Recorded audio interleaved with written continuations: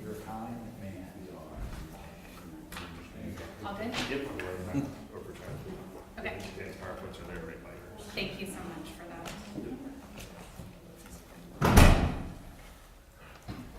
Pat, are you doing it? What? Are you doing it? No, Jim is. But he needs help with technology. I'll help it. I'm sure you will. Jim and I are the same guy. I get it. Jim. You should shred. But you forgot the Russo, so don't want to have a relationship about it. You get reagreed. Rhonda knows Paul real well. She worked his case. She wants us to refile too. She probably. And she worked on that. He knows, she knows that that's like a 6-figure payday for her. Oh, it's coming. It's not.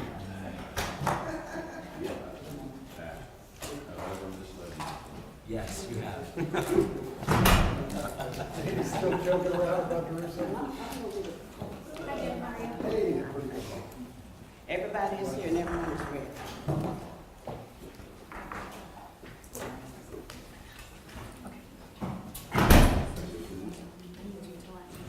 Jim. That's way too close to the first. What do you mean? Jim, I'm gonna put the Canamore video clips on that computer.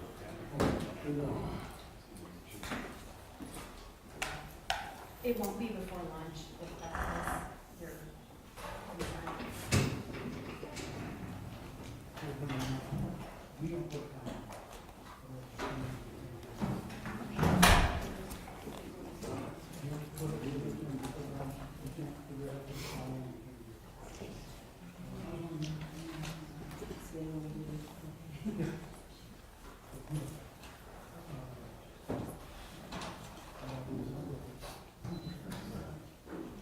This is for him. I didn't do that.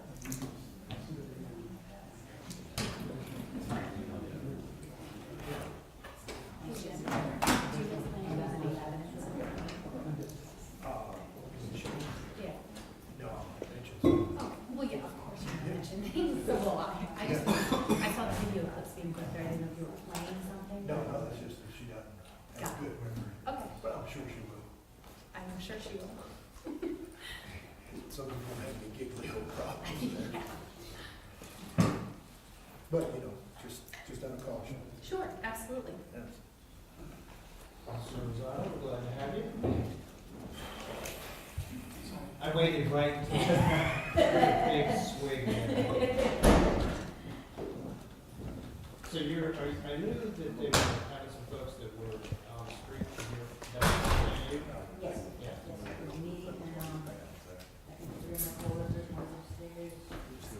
Yeah, so you actually think it's good. They used to do that all the time. Okay, I didn't know if it was just. A lot of times people brand it like just out of the academy or whatever, so. And it's good, it's good. I think it gives you, I think it'll make you better.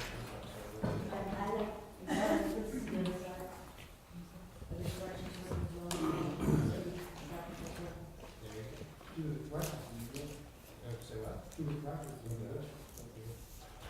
not gonna see anything here.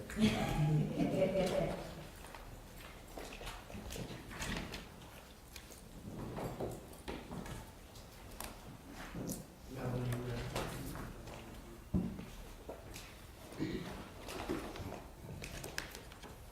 okay, let's go on the record. Mr. Harris is present. He's off to the side, finishing getting dressed with a couple issues I wanted to talk about before we bring the jury out. One of the bailiffs advised me that one of our jurors approached him last night or this morning. I don't know whether it was last night or this morning.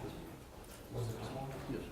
And remember, it was juror number two, Ms. Charles, apparently has a relative that she forgot to disclose, who was a prosecutor in Massachusetts. Is that right? That's it. May still be. Yeah. So, however you all want to handle that, if you're fine with just leaving it as it is, if you want me to bring her out and ask her about it, and then of course the parties can inquire if they want. Mr. Hernandez, Mr. Peru. Judge, for sake of the record, I think we need to bring her out and just get some clarification as to what exactly the issue is. Okay. Say, you agree? Yes, Your Honor. Okay, and Mr. Harris is now present at council table. So, you guys ready to do that now? Yes, Your Honor. All right, I said a couple issues. Oh, I know the other one. The, four.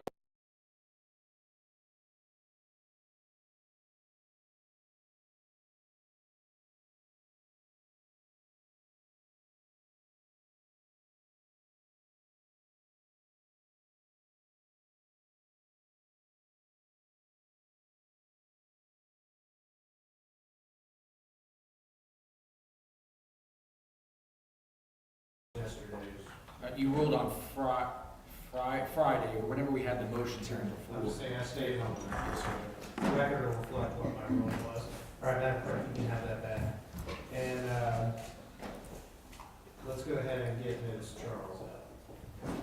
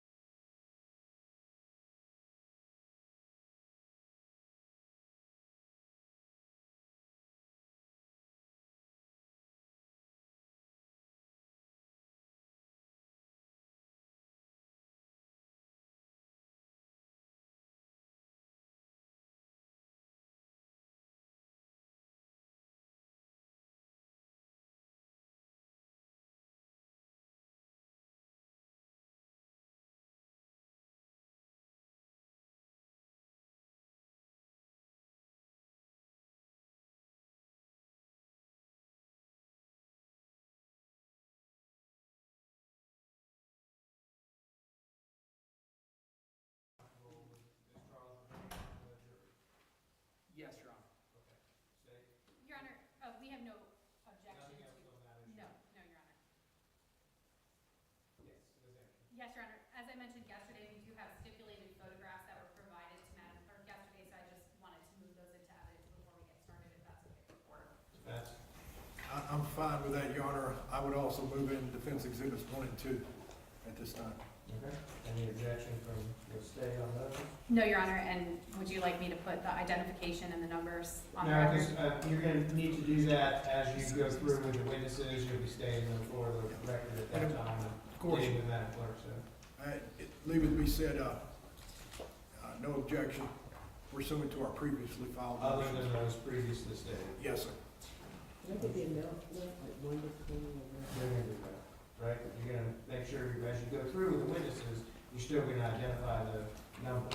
Yes, Your Honor. I just didn't know if the court wanted me to say previously, before we do all of that, what the numbers are now. I don't think you need to do it, but Yes, Your Honor. you need it? All right, Ms. Simpkins wants to say you do. Yes, Your Honor. You didn't have to say each one individually. I won't say that, yes, correct, not individually. So they are marked for identification as states A through 8A, and they'll be moved into evidence as states 1 through 183.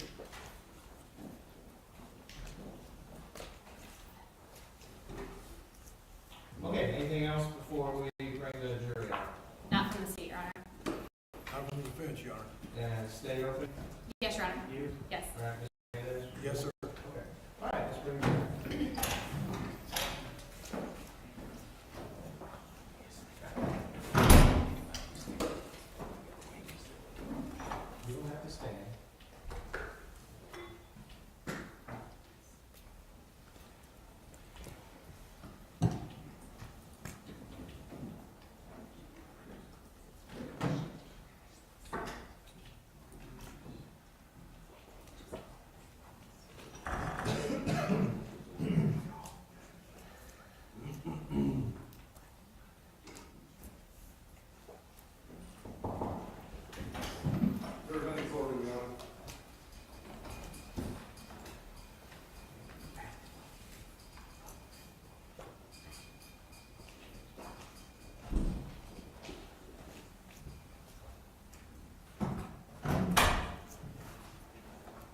And members of the jury, just take your seats when you come in. The parties are going to stand as a show of respect whenever you come in, but you can just take your seats as you come into the courtroom.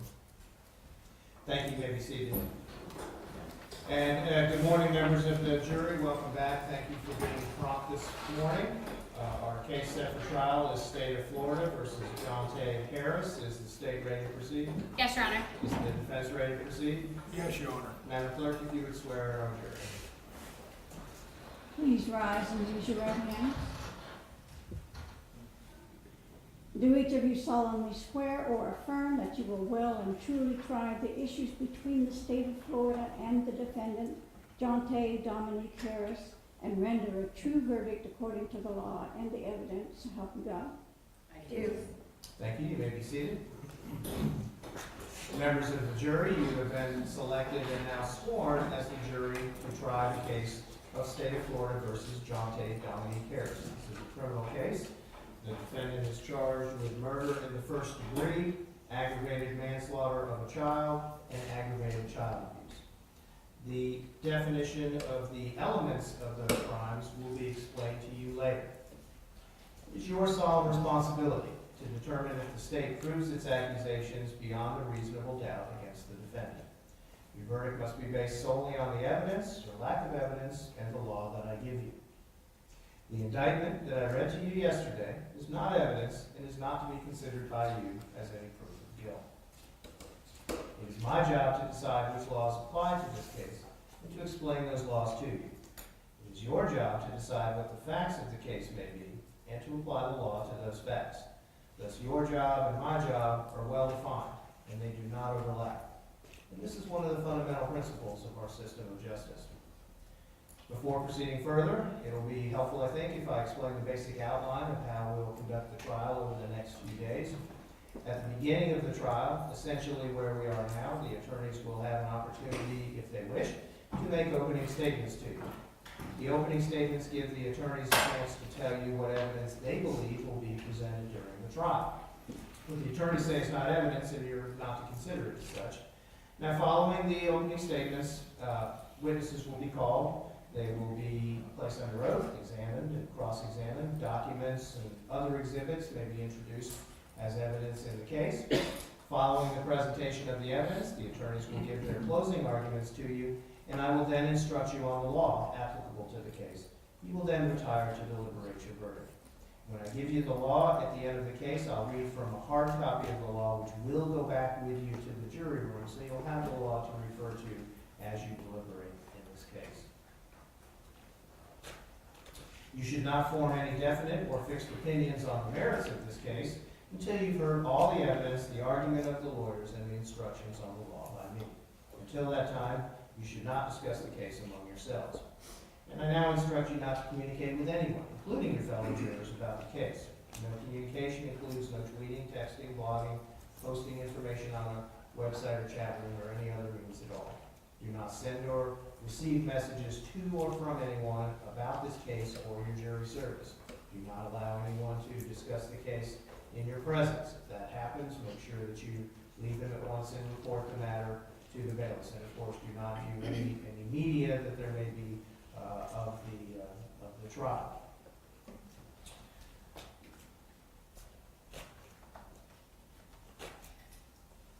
In every criminal proceeding, the defendant has the absolute right to remain silent. At no time is it the duty of the defendant to prove his innocence. From the exercise of the defendant's right to remain silent, the jury is not permitted to draw any inference of guilt, and the fact that the defendant did not take the witness stand must not influence your verdict in any manner whatsoever. The attorneys are trained in the rules of evidence and trial procedure, and it's their duty to make all objections that they feel are proper. When an objection is made, you should not speculate on the reason why it is made. Likewise, when an objection is sustained or upheld by me, you must not speculate on what might have occurred had the objection not been sustained, nor what a witness might have said had he or she been permitted to answer. During the trial, it may be necessary for me to confer with the attorneys out of your hearing to discuss matters of law and other matters that require consideration by me alone. It's impossible to predict when such a conference might be required. When we do that, we'll try to do it in a way that consumes as little of your time as is necessary for a fair and orderly trial.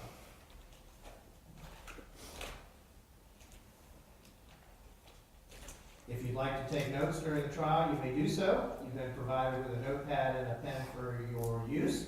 Try not to write on the cover page. That'll keep your notes from being accidentally read as they're collected. If you've done that, that's fine. Just flip over to the next page. Do not take the notes with you from the courtroom during any recess. Just leave them face down on your pads or on your chairs, and they'll be there when you return.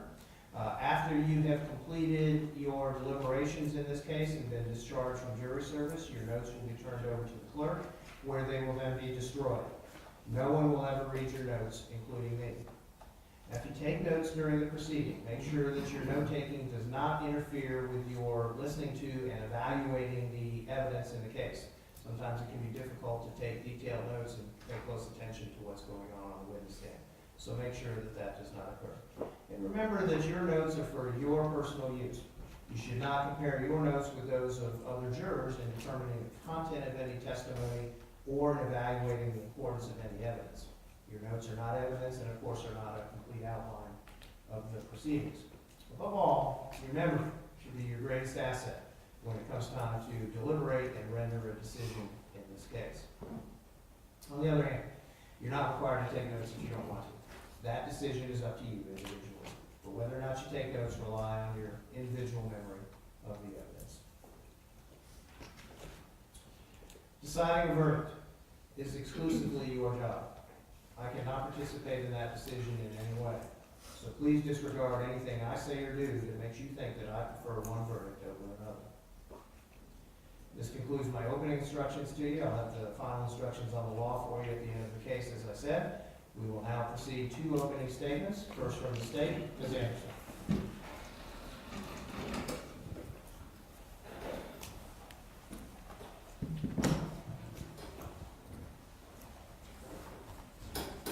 May it please the court, Yes, ma'am.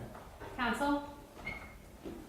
I hit her ass across the head, so she knows not to play with me. She's gonna learn. His words. Jonte Harris's words about 5-year-old Zykerria Robinson. I cannot deal with Kiri bad behavior. She knows nothing or how to do nothing. It's embarrassing. I can't lie. It's like we have an idiot child on our hands. I don't like her. She is corrupt. Words, albeit harsh words, that pale in comparison to the malicious punishment and torture that he inflicted upon that 5-year-old. It is with heavy hearts and the sincerest apologies that the state of Florida presents to you this tragic case of Zykerria Robinson. She was 5 years old, 3 foot, 7 inches, and 39 pounds when she suffered over 30 separate injuries to her body, from her head to her toes, at the hands of this man. The truth about this case is the state of Florida's job, our job, is to keep each and every one of you from the mind-numbing anger that will fill you as you look at photographs of bite marks on her arms, her legs, her buttocks, old healing wounds, new bleeding wounds, the purple pattern of bruising covering her chest, her side, and her back, and her blackened eyes and forehead. The facts of this case are easy to understand, but hard to listen to. Michelle Canamore, at 26 years old, was the mother to 2 young girls, Anaya and Zykerria, 6 and 5 respectively. In April of 2018, she and her girls moved to apartment 204 at the Oak Tree Apartments off Lakeshore Boulevard on the west side of Jacksonville. At the time, Michelle had split from the girls' father, but they maintained a time-sharing system.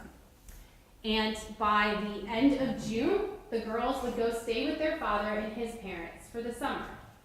Around that same time, the defendant, her boyfriend at the time, Jonte Harris, needed a place to live. So he too moved into apartment 204. Michelle's sister was also living there, but that would quickly change by July. Her sister moved out, leaving just the two of them.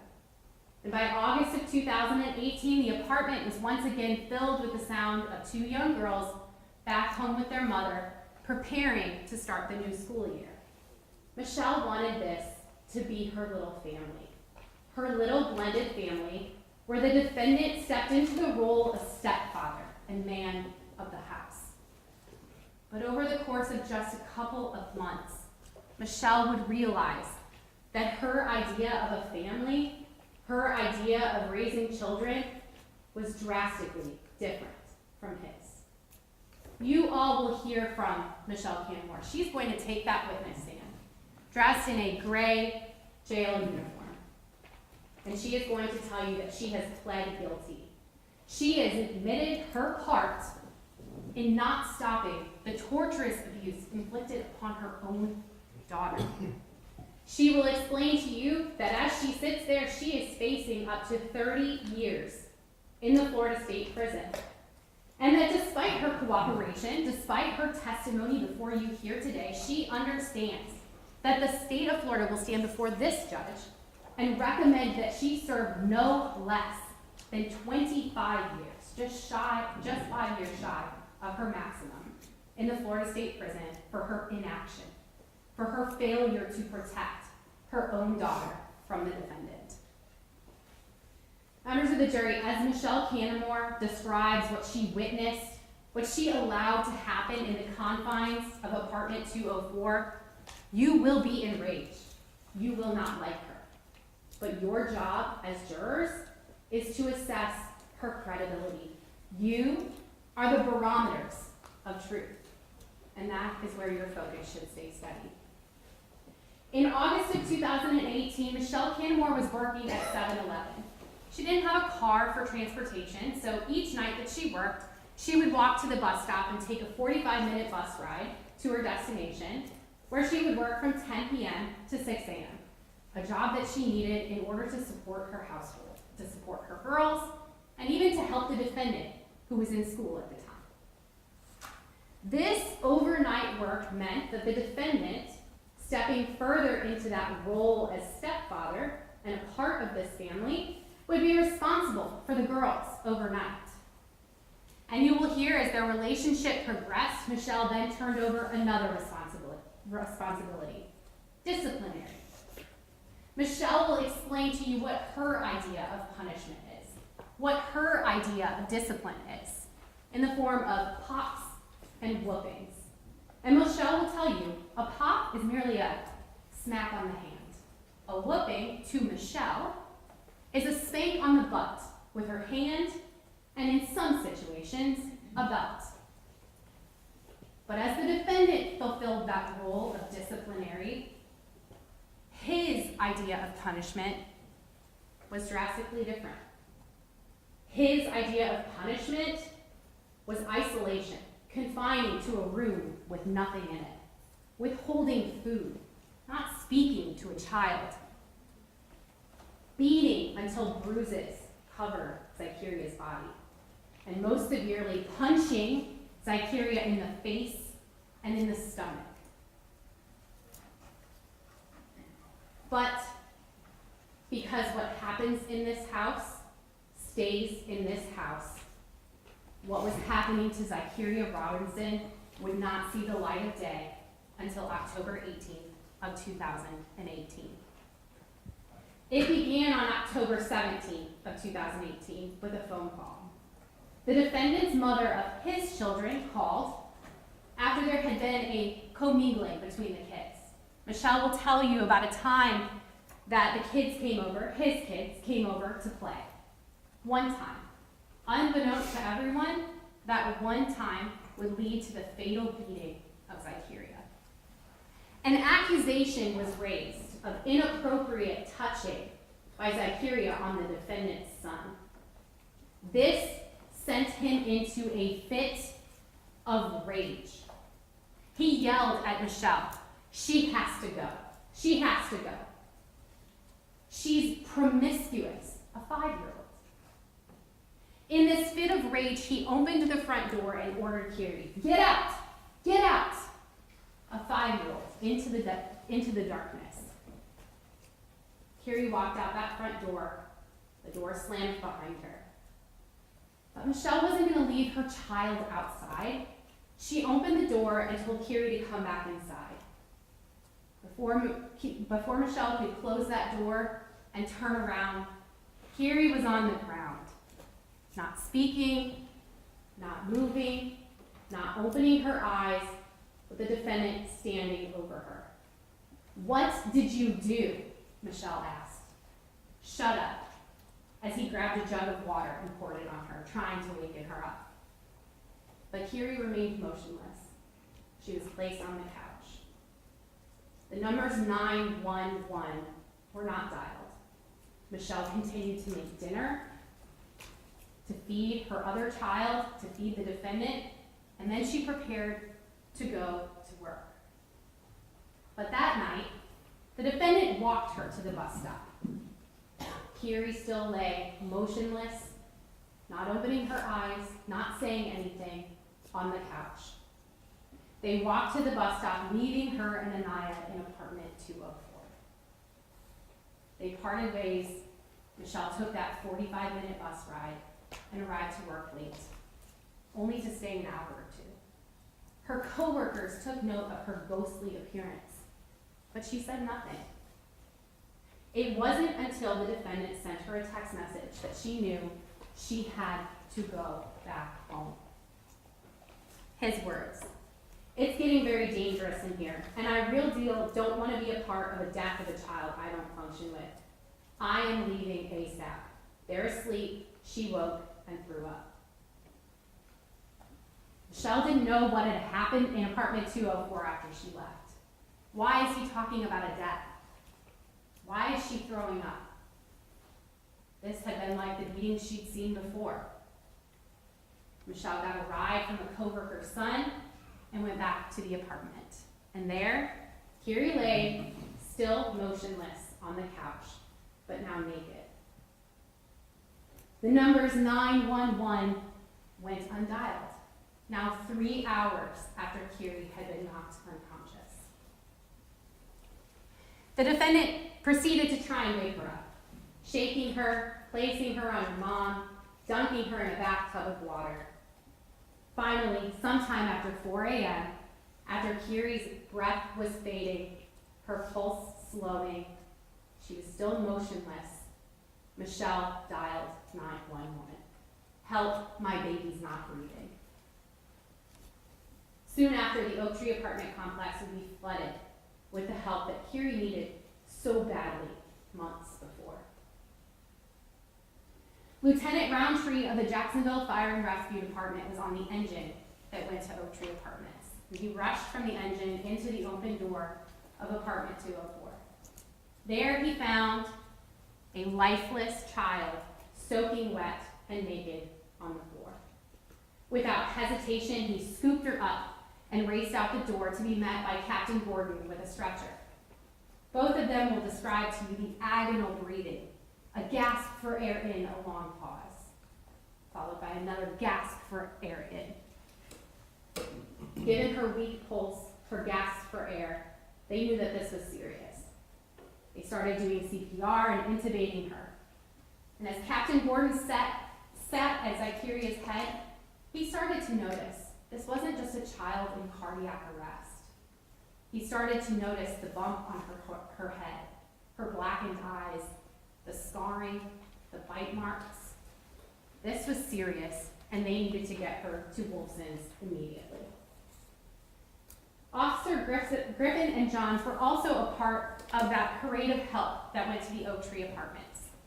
And you'll hear from Officer Johns, who observed after the fire engine and the ambulance left, Michelle Canamore, the defendant, and a young child standing on a sidewalk next to a red car that his police cruiser was parked behind. Thinking that that was their car, he said, "I'll get out of your way so you guys can be on your way to the hospital to be with your child." In that moment, he learned that they didn't actually have transportation. So he took Michelle and her daughter. Officer Griffin took the defendant to drive them to Wolfson's to be with Zykerria. A very brief interaction, but one that will forever remain in the minds of Officer Griffin and Officer Johns. The defendant's flat, emotionless demeanor was simply unforgettable. Dr. Saldahano and a critical care team of doctors were awaiting Zykerria's arrival at Wolfson's.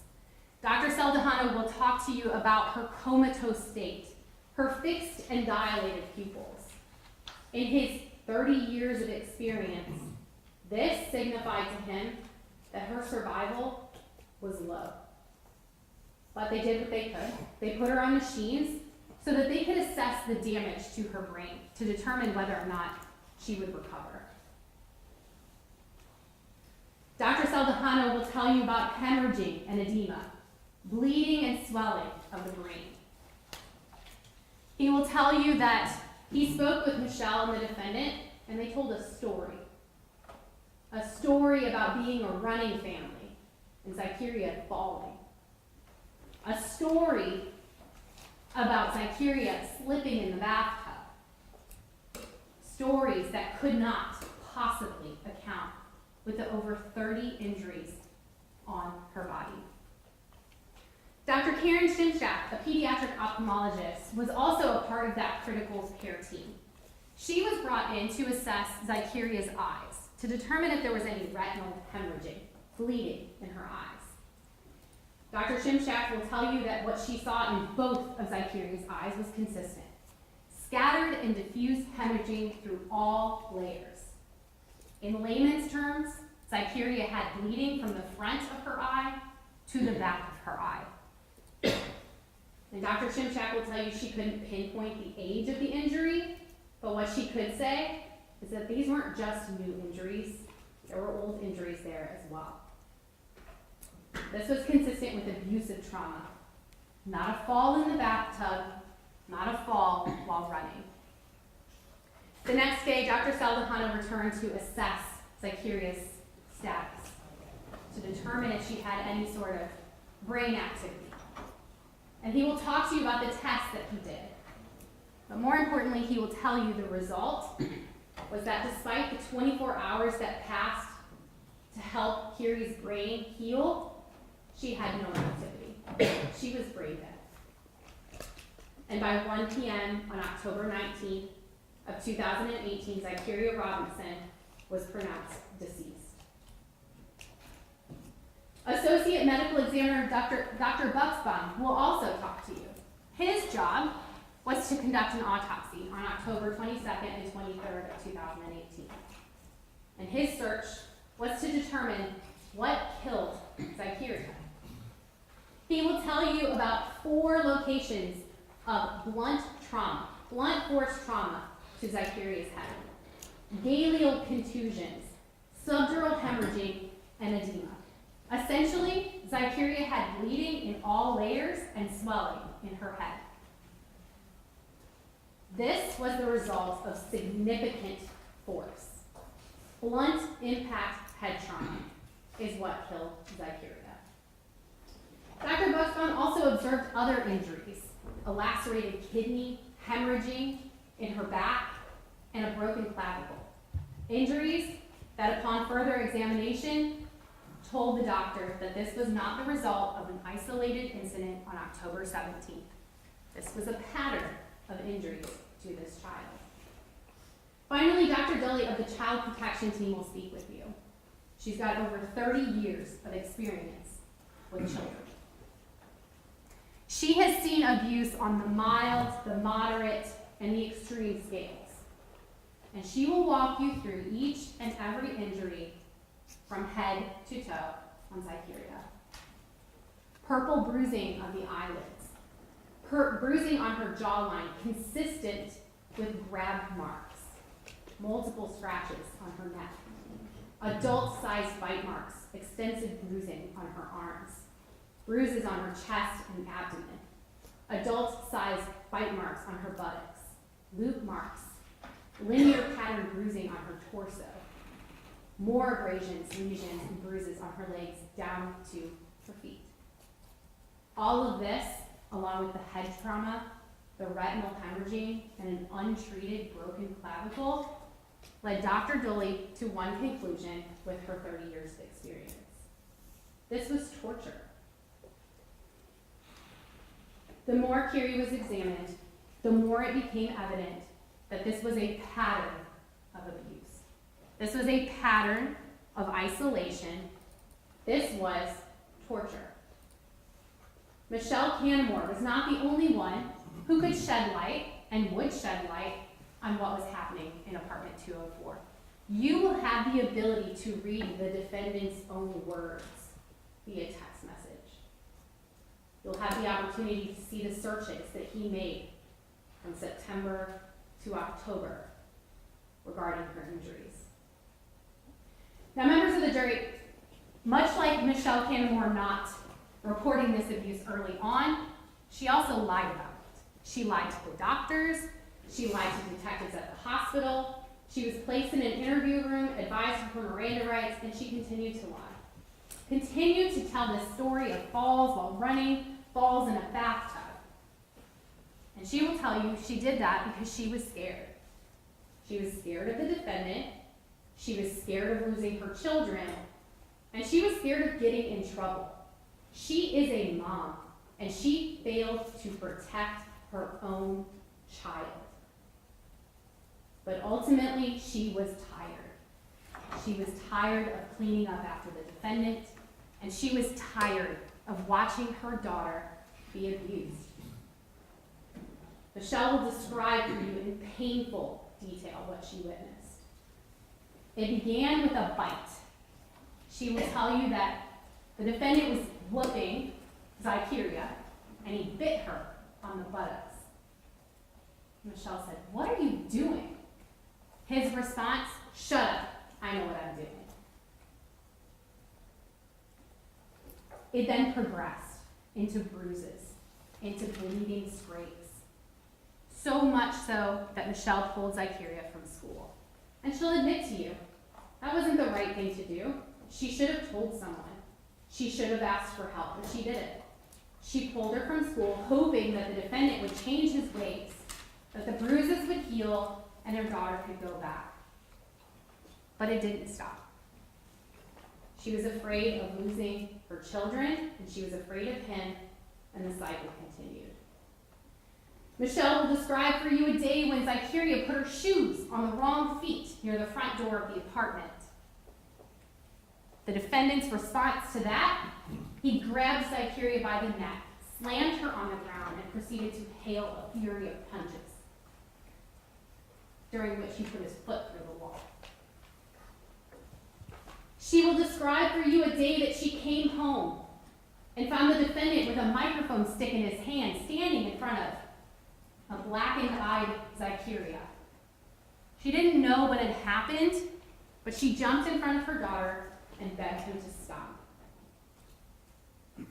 She will describe for you a time when Zykerria was in the bathtub, not listening to what she was being told to do. And again, the defendant grabbed her by the neck and slammed her against the wall. You won't be left to rely solely on Michelle Canamore's recountance of these events. You'll see text messages, his words. "I'm leaving, you is Aggie." Michelle's reply, "I ain't do nothing to you but make you stop hurting my daughter, because you was taking it too far. She already bruised enough, then you put a hole in the shower." His reply, "So, keep her away from me then. Y'all ass is slow as fuck." One exchange in a 50-page packet of messages that you all will get to see. These messages demonstrate a relationship of power and control. A relationship of power and control where the defendant wanted all the power and all the control. His words, "Her little girl pissed, so I beat her. Don't feed her, keep her in her room, door closed. She doesn't get snacks or drinks unless it's water. I told you not to talk to her. She gives us the silent treatment, then she gets nothing. She has a backward spirit. The devil don't be around us or nobody. I need you to discipline like me. watching her every move. And tell her to stop being so mad. It's not a secret. Gonna have her killed with too much anger. Not only did he want to control Zykerria and how Michelle treated Zykerria, he wanted to control Michelle. I have to be around someone who learns and wants to learn for rewards. His words to Michelle. Michelle will tell you that she wanted this little family so badly that she chose a man over her children. Something I'm sure is painful to admit. But she didn't stop trying to stop the beatings. She says to him, "You gotta stop hitting her ASAP. She looks bad, and I don't need you behind bars or them taken away from me. You have to find something else to hit when you get mad. Please, I'm begging you." His reply.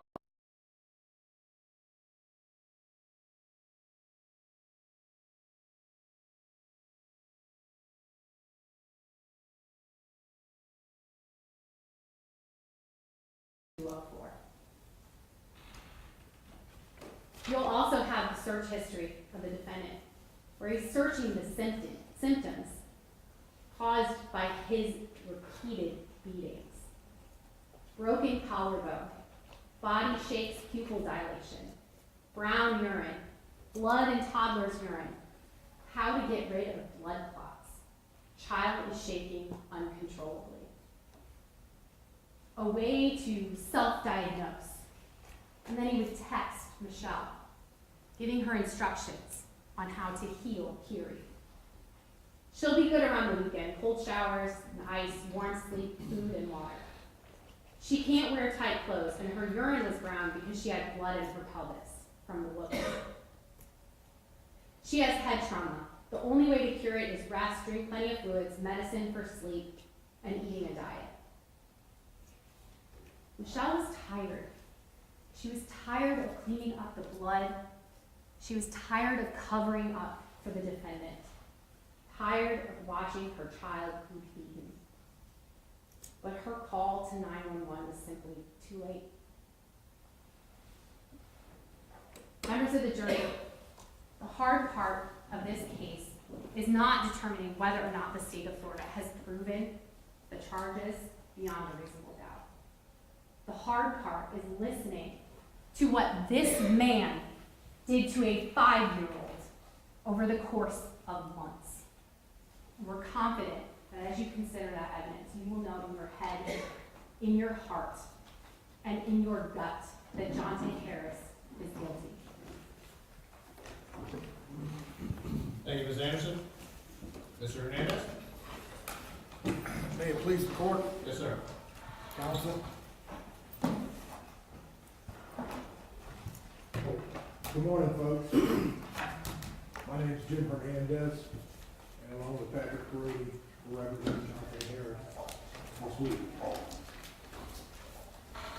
The evidence in this case will show that only 2 adults had access to Zykerria at her home, Jonte Harris and Michelle Canamore, through the months of August to October.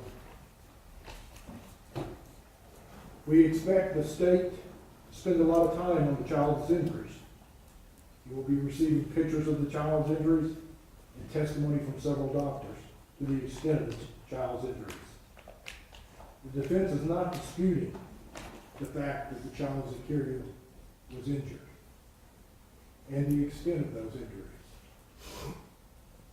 However, the pictures and the doctor's testimony cannot tell you who inflicted those injuries. The defense believes the evidence will show that Michelle Canamore injured and killed her child. The reasonable doubt standard is the highest standard in our nation of laws. It is that way because a man or a woman's liberty is at stake instead of monies in a civil case. At the end of this case, you will have a reasonable doubt that Jonte Harris inflicted the injuries on the child's Zykerria and caused her death. The evidence in this case will show And this will be through the state's own exhibit, that 51-page document of text messages, that Michelle Canamore wrote this message to Jonte Harris. The message was written on September 24th, 2018 by Michelle Canamore at approximately 1:30 p.m. 50 seconds. I believe it will be message 353 on document page number 41 of the state's exhibit. These words were written by Miss Canamore. We gone and walk all the way home because little baby got an attitude because I took away the popcorn. The store clerk bought her. She thought she was gonna get a snack, and I'm gonna beat her red ass.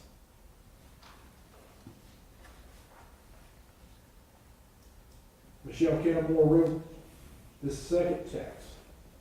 I believe this is going to be in the state's exhibit, text number 347. And I believe it's going to be located at page 40 after it's introduced to y'all, that y'all get a chance to read.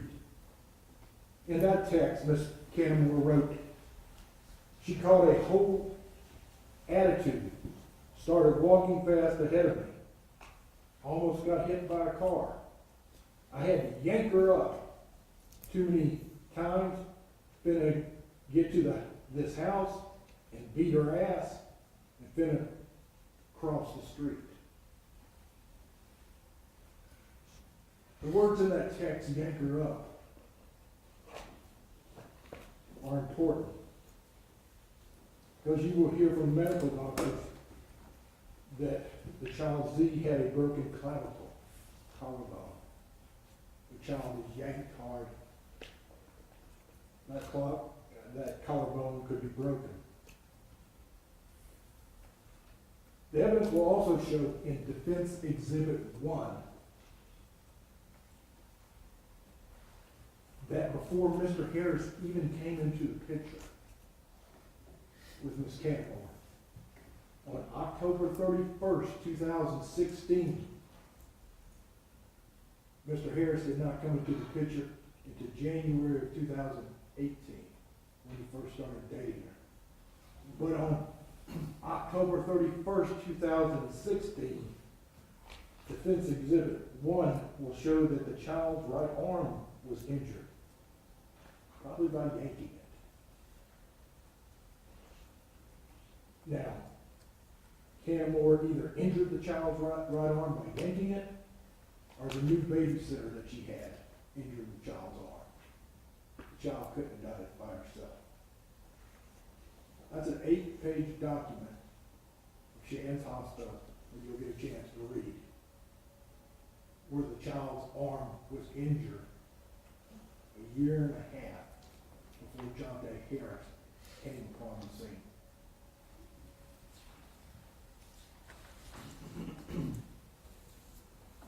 Michelle Canamore put Jonte Harris before her own children.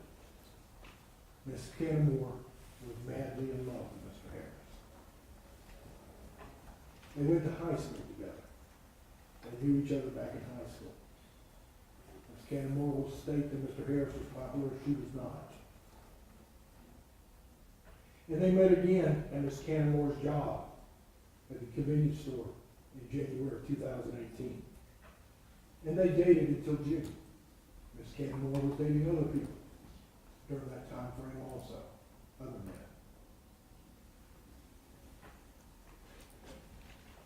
Jonte Harris moved into her apartment in June of 2018. Miss Canamore's older sister was living in the apartment. At the end of June into July of 2018. The two children at that time, in the summer of 2018, were staying with their father, Zykerria Robinson. Now, Zykerria, the father, would have them Mondays through Fridays during the summer, and the children would come back to Miss Canamore a couple days on the weekends during the summer. father did not have contact with the children between August of 2018 to October of 2018. Ms. Canamore did not permit him to have contact.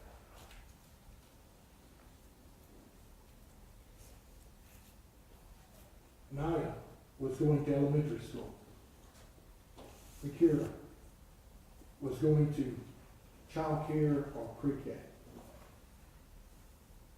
Zykerria went to child care in August and September of 2018.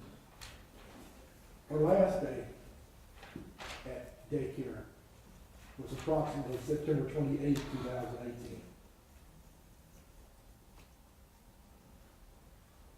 You'll hear in the defense's case the child care workers, the teacher and the worker come in and testify before y'all. They will testify that they did not notice any bruises or any cuts in Zykerria. However, the children went to school in long pants and long sleeve shirts. And they have a policy at that child care place that no clothing will be removed to inspect for marks for the child.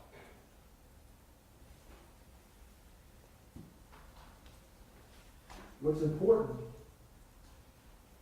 and what you need to remember is that my client was going to Tulsa welding school in the morning,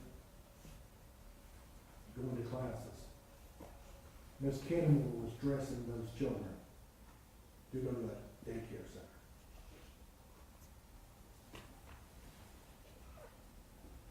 If she would have wanted to get up from underneath in a situation, all she had to do was place the child's Zykerria in a short sleeve shirt or short pants. It was her own self-interest that she was protecting by putting those children in long sleeve pants and a long sleeve shirt.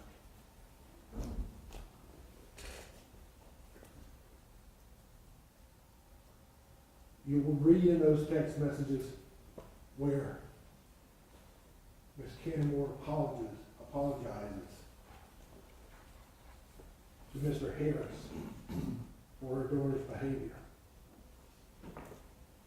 She was angry at her daughter Zykerria because it was causing a rift between herself and Mr. Harris.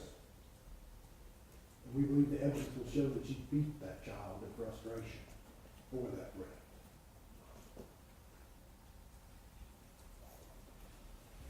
Ms. Canamore even considered giving the child back to the father in a custody relationship.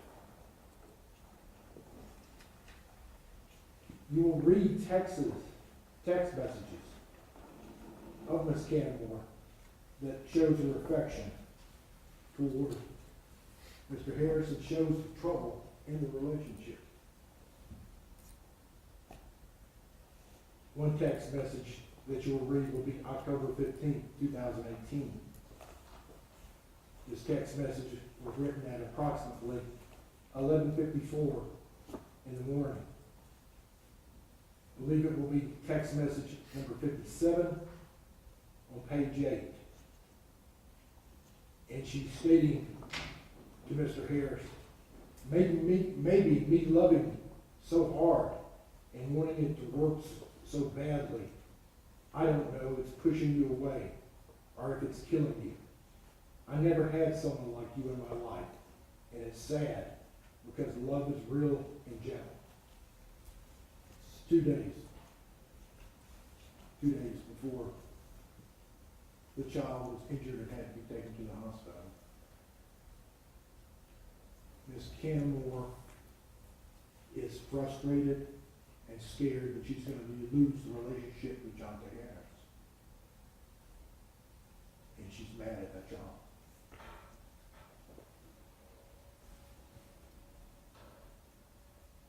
I expect you will hear from Detective Devereaux, who took part in the interrogation or interview of Ms. Canamore. And in the initial part of the interview, Ms. Canamore states to the detectives And she is the one that disciplines her children. Same way she was disciplined when she was younger. She whips those children, and she whips them with a belt.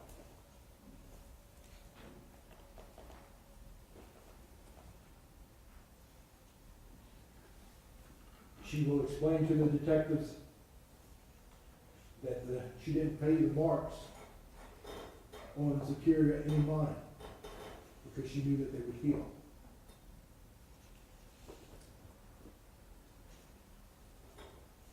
She stated in the initial hours of her interview that Jonte Harris does not want to discipline the young female daughter because that daughter is not his biological.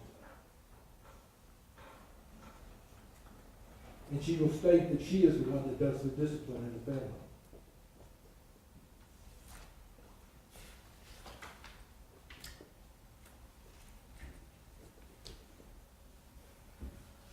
Mr. Harris, on occasions, did spank that child.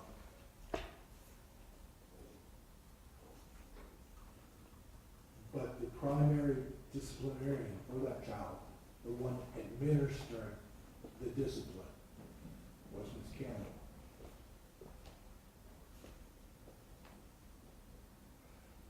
And you will get a picture in a frame of mind through the text messages of what Mr. Harris stated.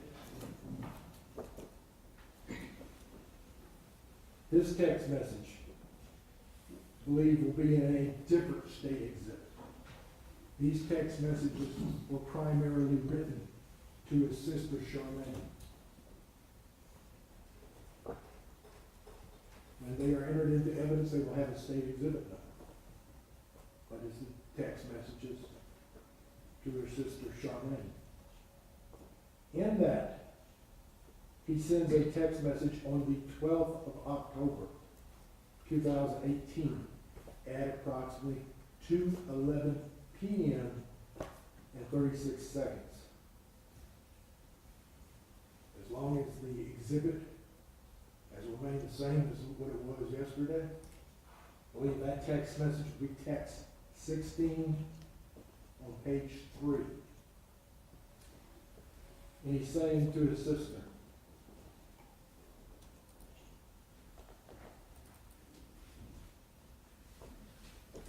but when she's older, I'm going to tear that ad's up. The word ad's, I believe it should have ass up. Now, what does that text message tell you? It states that he recognized the child was not old enough to spank and to tear up or to use a belt and continuously spank the child. That was written on 10/12/2018 to his sister. But when she's older, I'm going to tear that ad's up. That was his frame of mind on October 12th, 2018. Mr. Harris was perplexed by this Zykerria's misbehavior and her slow learning. He took it on himself to try to do research, to try to figure out why the child was having problems. He would research whether the child was autistic. He would research why a 5-year-old child was not talking, why a 5-year-old child would have seizures, why a 5-year-old child would throw temper tantrums, why a child might have cerebral palsy. He was doing the research himself to educate himself on why the child was slow.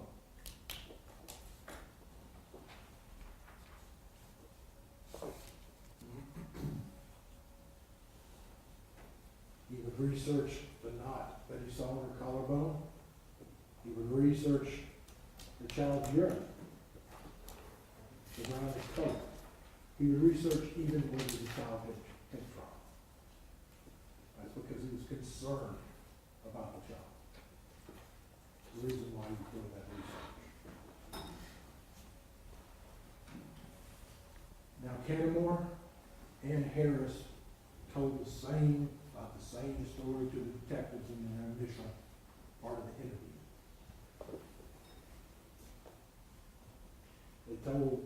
Ms. Canamore told the story that she woke up out of her bed at 3 o'clock in the morning. And that she has a habit of going to check on her children, which is what she's telling the detectives. And that she noticed that Zykerria had peed in her bed. And she got her up to take a shower. The water was running, and the drain didn't work that well, so water was accumulating. She was back in her bedroom because Zykerria at 3 o'clock in the morning was standing up in the shower. And then she heard a large, loud thump. And when she came back in, the child was face down in the tub. And the child was not breathing. And Jonte Harris told her to call 911. She told a similar story. And Jonte Harris told a similar story to the detectives in the initial part of the interview. But we expect later that when she, through cross-examination and through direct examination, that Ms. Canamore will admit that that was a fabrication. She will admit that she went to work that night and that she came home slightly after midnight. And Jonte Harris was still trying to care for the child, still holding the child and trying to wake the child up. She will admit that the child was put on top of her. The child was put in the child's bathtub, had water splash on her face, and then put in the adult bathtub after the child was laid upon her. And that when Jonte Harris took her out of the tub, the child was balancing on him. And then when he went to turn off the water, the child fell and hit her head on the bathtub. This is after she came home. And then the child stopped breathing.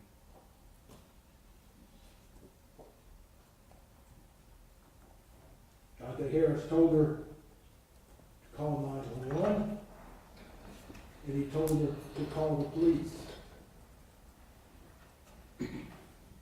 Jonte Harris started administering CPR to the child on the directions of 911.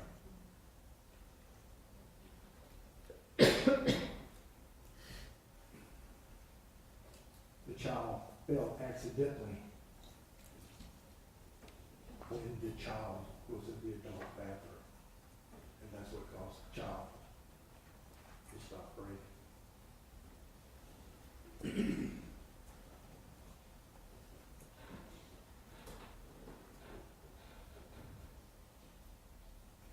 What is troubling about this case, and what will be troubling to y'all, is that Jonte Harris gave a false confession to the police officer during his interrogation. He did that for one reason, and that was to protect Michelle Canamore. Because you see, he's in love with Michelle Canamore also. Where will you get evidence of that? We expect it will also be in the text message, the state's exhibit that will be given to you whenever the text messages between Jonte Harris and his sister.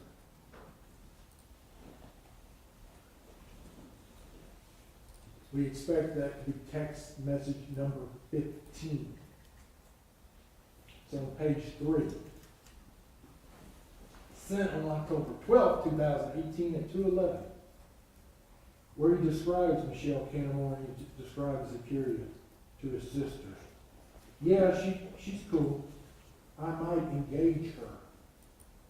But her child is a devil in design. He's talking about asking Miss Canamore to marry him, to be engaged to him. And this is on October 12th, 2018.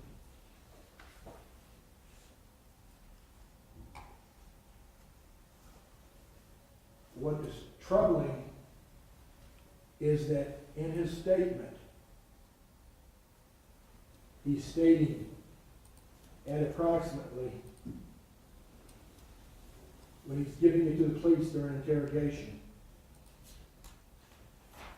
he's stating at approximately 7 minutes after noon, or 12:07, you'll see a time reader in the upper left-hand portion of the interview tape.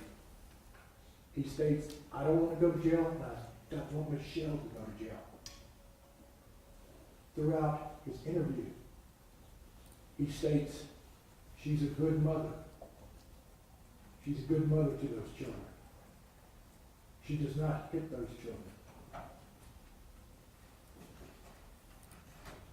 He's trying to protect her. As a matter of fact, he's trying to protect her so much that you'll see the detectives become concerned. You need to look out for yourself. Those detectives are telling him. You need to think about yourself. You don't need to be telling us anything to protect someone. You'll listen to the detectives in their interview. Because these are two really good detectives. With good homicide experience. They are so good at interrogation methods that the defense believes the evidence will show that they have drawn a confession from an innocent man.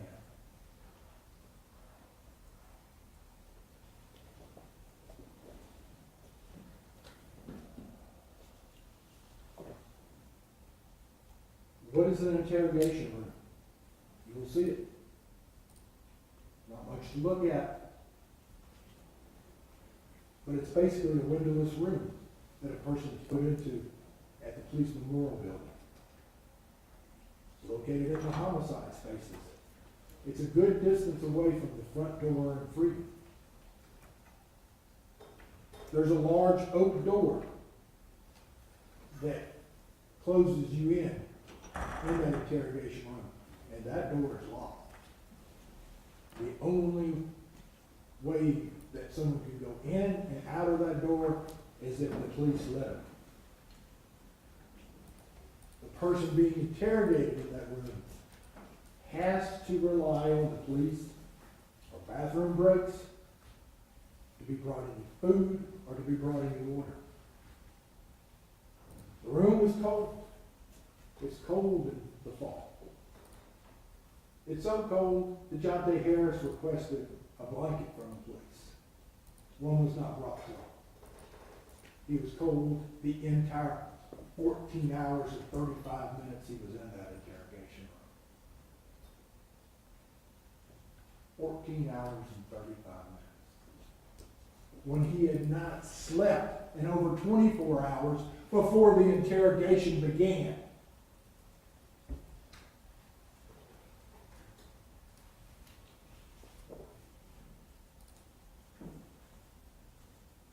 What are some of the methods?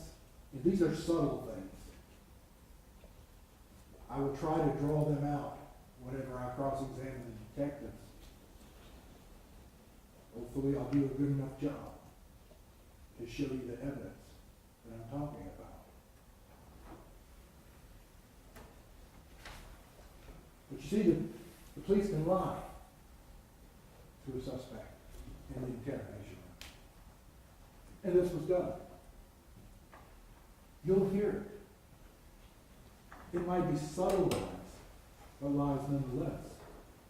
You'll hear Detective Russell state, when he's going over Miranda, that everyone that is interviewed in these rooms have to go over this, has to go over Miranda. Well, that's not quite exactly true.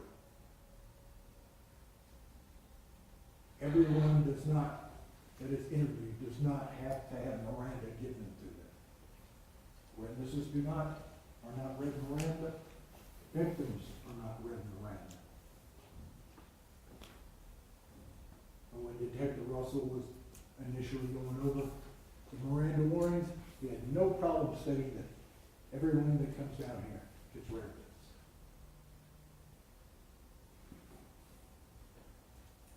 Detective Duvrak. Later in the interview would state bite marks are like fingerprints. Well, fingerprints are very specific. A fingerprint is unique to an individual. The ridges, the islands, the bifurcations are unique to the individual. Bite marks are not. But Detective Duvrak compares them to fingerprints. And what is interesting is that no one ever took the measurements of those bite marks. No one ever took measurements of Michelle Canamore's mouth. No one ever took measurements of Jonte Harris' mouth. They are not like fingerprints. The police can trick a person that's in the interrogation room. You don't see that. Detective Devereaux is the assisting detective to Detective Russell, who's the lead detective, who's basically in charge of the investigation. Detective Devereaux, during that time frame, was taking notes. In the 11th hour that Jonte Harris was in that room, Detective Devereaux has this notepad, reaches in, grabs a blank sheet of paper, and basically wads it up and says, your previous story is forgotten. It doesn't exist anymore. He wasn't tearing up his notes from what he wrote. He was tearing up and blotting up a blank sheet of paper. What's interesting is that Jonte Harris, about 2.5 minutes after that trick, gives his false confession.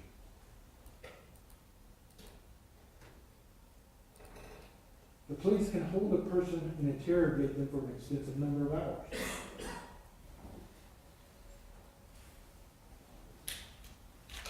$14 and 35 minutes. Don't get me wrong, he was not interrogated the entire 14 hours and 35 minutes. He was in a room for 14 hours and 35 minutes. Yes, Canamore was interrogated first. After about 2 to 3 hours, the detectives came in the room with Jonte Harris and interrogated him for about an hour and a half. About 8 hours after that first interrogation, they came back in the second time and interrogated him for a couple hours. The entire time, for 14 hours and 35 minutes, he was under control of the police.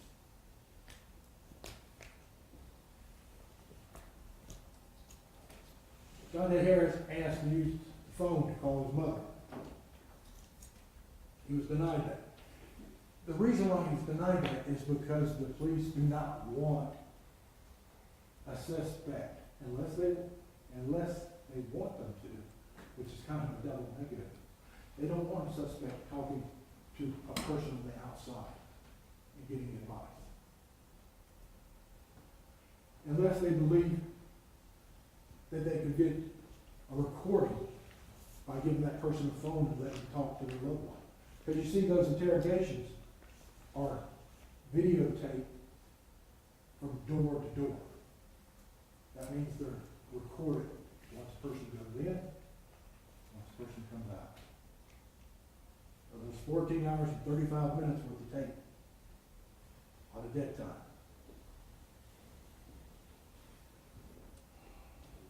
But he was not allowed to call his mother. Sometimes in situations they use this interrogation technique of letting a person call their loved one and hoping to get an admission out of them that way while the tape is running. They did not do that in this case. They used the other technique of not letting them talk to anyone. Of course, the place can be uncomfortable. At this particular time, the place was uncomfortable. For some reason or other, the homicide team did not have the blanket or blankets that they had. Or they chose not to give them a blanket.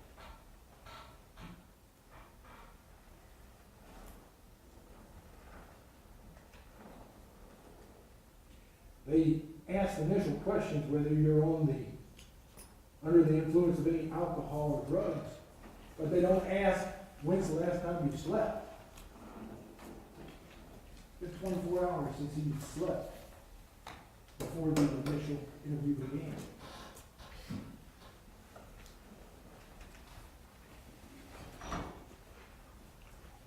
The police, it's responsibility to get the person food and water, especially in an extensive interview like this.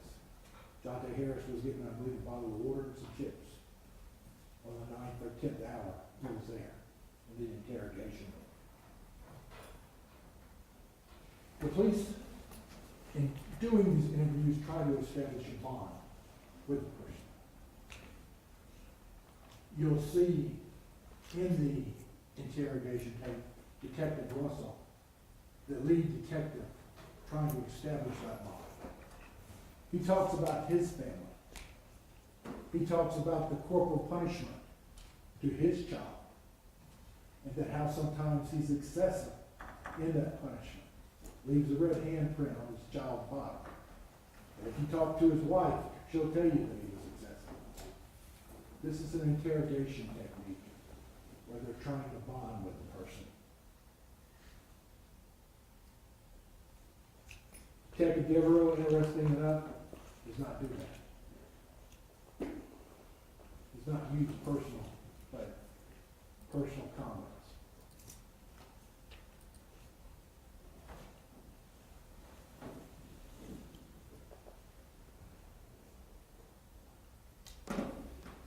The police will, and you'll see this in the interview, they'll give you rapid fire questions.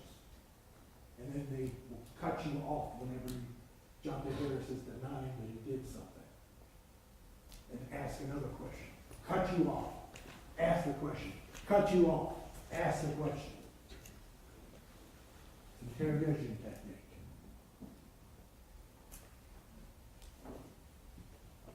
Another interrogation technique is they'll say, hey, you're a good guy. We know you're a good guy. We see your concern. We see that this is emotionally affecting you.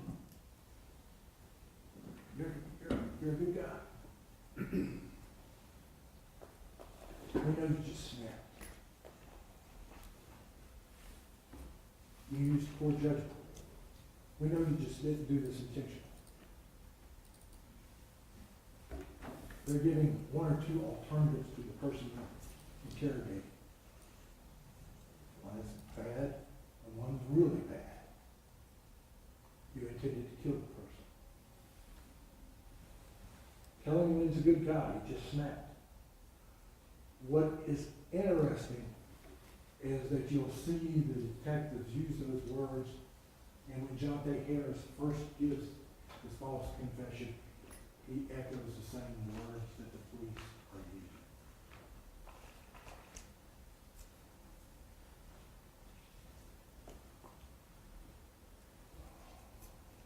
Body movement.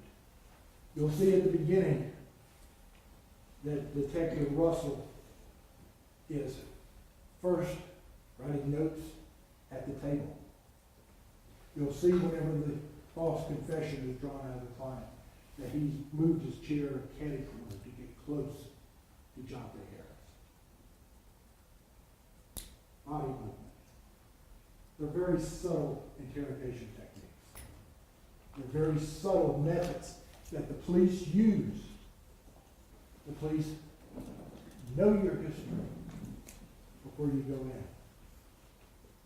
I expect Detective Devereaux to state that he knew that Jonte Harris had never been interrogated at the police memorial.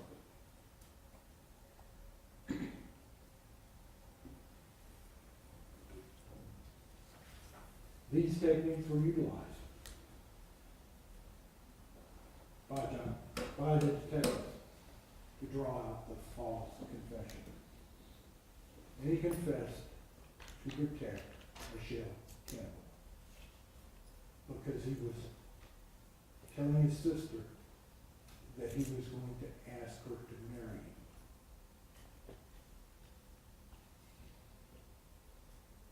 Michelle Canamore has pled guilty to aggravated manslaughter, which is count 2 for charging document. Michelle Canamore's guidelines are basically 156 months or 13 years. In the plea agreement, the state of Florida has stated that they will ask for no less than 25 years. The maximum for that offense is 30 years. Count 1, which is second-degree murder, and count 3, which is aggravated child abuse by Michelle Canamore. Those charges are still pending. I expect Ms. Canamore will tell you that she will expect that after she's sentenced, those charges will be dropped. Ms. Canamore, if those charges would have followed through with second-degree murder, that charge is punishable by life, and the aggravated child abuse is punishable by 15 years. That could be ran consecutive. Yes, she has self-interest in this case. Yes, she's getting benefit in that plea agreement.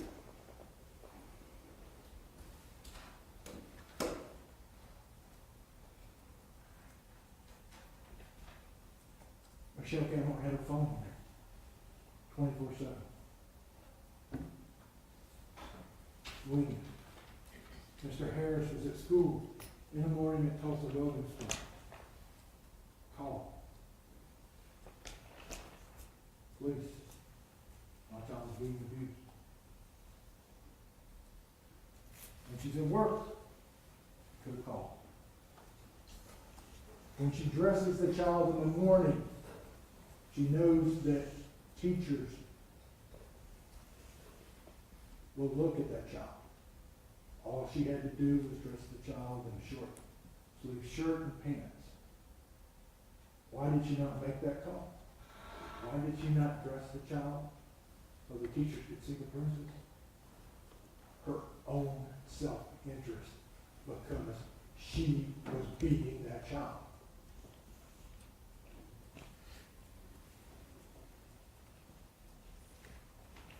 I expect that's what the evidence will show. And at the end of this case, the defense will be asking to return a verdict of not guilty on all 3 counts. Thank you, Mr. Hernandez. Members of the jury, we'll take a brief morning stretch break, comfort break. Remember, during this break, as with all of our breaks, do not discuss the case with each other or with anyone else. Just leave your pads on your chair. Before you leave, just want to notify you of a couple things. You may have noticed there is some media coverage of the case. So 2 things about that. One, the media is under orders from the court not to ever identify jurors or show your faces or any identifications for you, so you don't need to worry about that. And of course, I will advise you, as I have advised you before, not to watch any media coverage of the case during any breaks, either during the day or during the evening. So with that, we'll see you back in just a few moments. Leave your pads on your chair.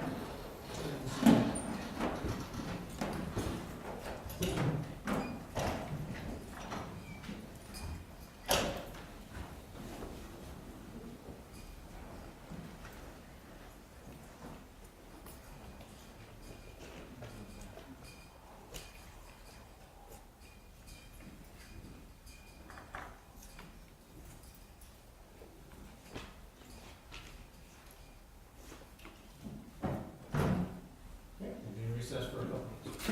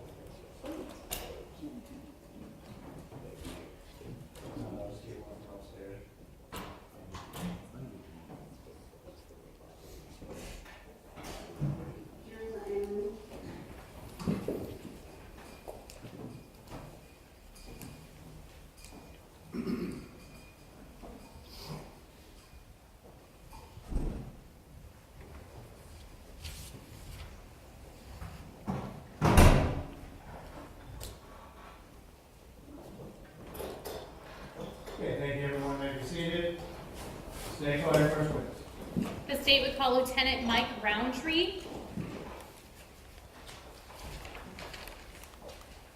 And members of the jury, while he's coming in, Officer Zykerria is with us today, so we're glad to have her with us today. She was not here yesterday, and I don't think I introduced you to Officer Miller, who's not with us yesterday. Sir, if you'll come forward, please.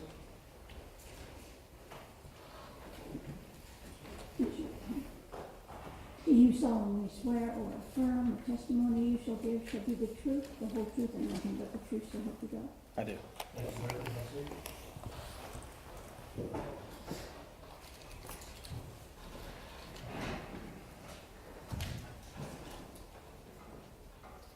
Good morning. Good morning. Can you please introduce yourself to the jury? Lieutenant Michael Roundtree with Jacksonville Fire and Rescue. How long have you been with the Jacksonville Fire and Rescue? 9.5 years. And what is your current title? Currently, I'm a lieutenant. What are your duties as a lieutenant? My duties as a lieutenant is I'm responsible for my engine company on my given shift. Back in October of 2018, what was your position? I was an engineer on engine 22. And what does an engineer do? An engineer is responsible for the apparatus and the safe arrival of the crew. Within the Jacksonville Fire and Rescue Department, are you assigned to different areas in the city? Correct. What side were you assigned to in October of 2018? I was assigned on the west side of Jacksonville at Station 22. Okay. And what types of calls do you respond to? We respond to all types of calls, from medical incidents to structure fires to any unknown. All right. Are the Oak Tree Apartments located at 1701 Lakeshore Boulevard within the area that you would service? Yes, ma'am. And did you respond to a call at those apartments on October 18th of 2018? Correct. What time were you dispatched? The initial dispatch, I believe, was 4:30 in the morning. And what was the nature of the call? The nature of the call was an unconscious person. Were you directed to apartment 204? Correct. When you arrived to the apartment, can you explain to the jury what you observed?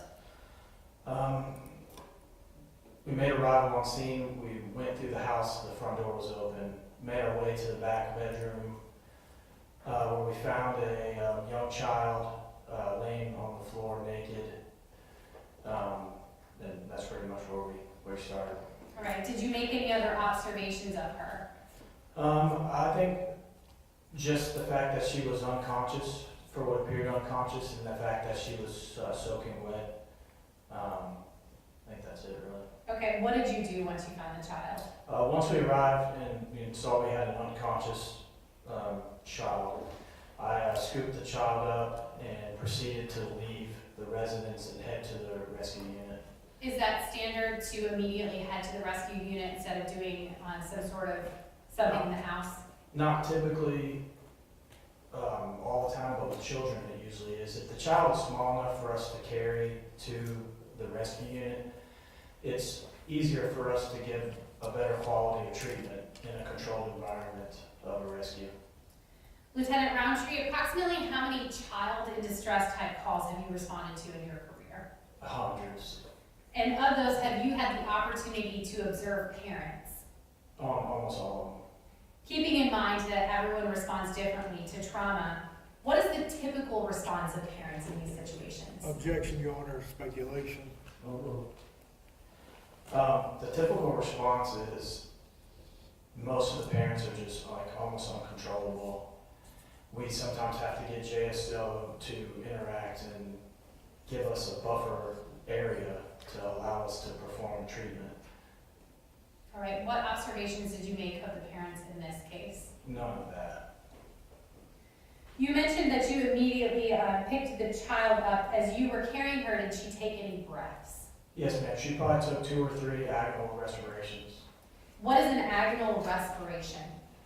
An agonal respiration is the brain's response to a lack of oxygen. It's essentially just a gasp for air, and it's usually an indication that death is imminent. Once you had the child in the back of the rescue unit, who worked on treating her? Both Engine 22 and Rescue 22 initialized treatment, and then I proceeded to pick everybody up at the hospital. So you return to your duties of driving the engine. Yes, ma'am. Now, we often see on TV and in movies where people ride in the back of a rescue unit. Is that real life? Parents do not typically ride in the back if it's for an unconscious person, because there's already going to be 4 or 5 grown men or women that are trying to help treat, and it takes up a lot of space. So only on very minor incidents where the child is awake and, mother or father can be an assistance for us. But we like to leave that space open in cardiac arrest. Did the Jacksonville Sheriff's Office also respond to the complex 50 call? Correct. And did you ask them to give the parents a ride? I did. After speaking with the parents and realizing they didn't have a vehicle, I asked JSO if they could maybe assist in providing transportation.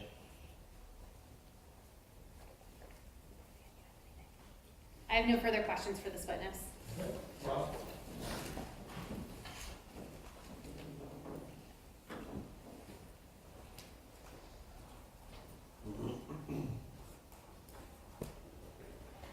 Good morning, Lieutenant. Good morning. When you scooped the child up, how were you carrying the child? Just one hand under her neck and one hand under her knee. Okay, did you run the child out to your engine? No, I didn't. I wouldn't say ran, and I didn't run her to the engine. We ran her to the rescue unit. Okay. All right. When you were you walking, wrestling with the child? Yes, sir. And you felt like it wasn't necessary to put the child on a stretcher or to try to make the neck stationary with the brain sitting? No, not at that point in time. The treatment was just, the fact that she didn't have a pulse at that point was the most important thing. You wanted to get her to the rescue unit as soon as possible to Yes, sir. get treatment. Is that right? Yes, sir. No further questions, Your Honor. Anything else on the witness? No, Your Honor. Thank you, sir, you're pretty good.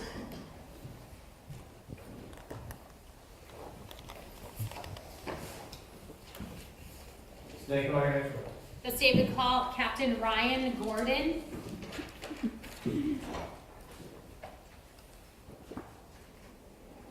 Captain Gordon?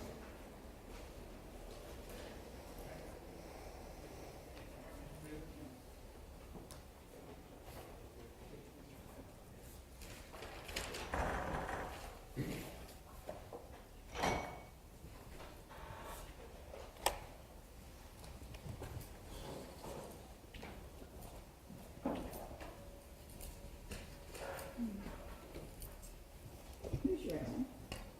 Do you solemnly swear or affirm the testimony you shall give shall be the truth, the whole truth, and nothing but the truth, so help you God? Yes, ma'am.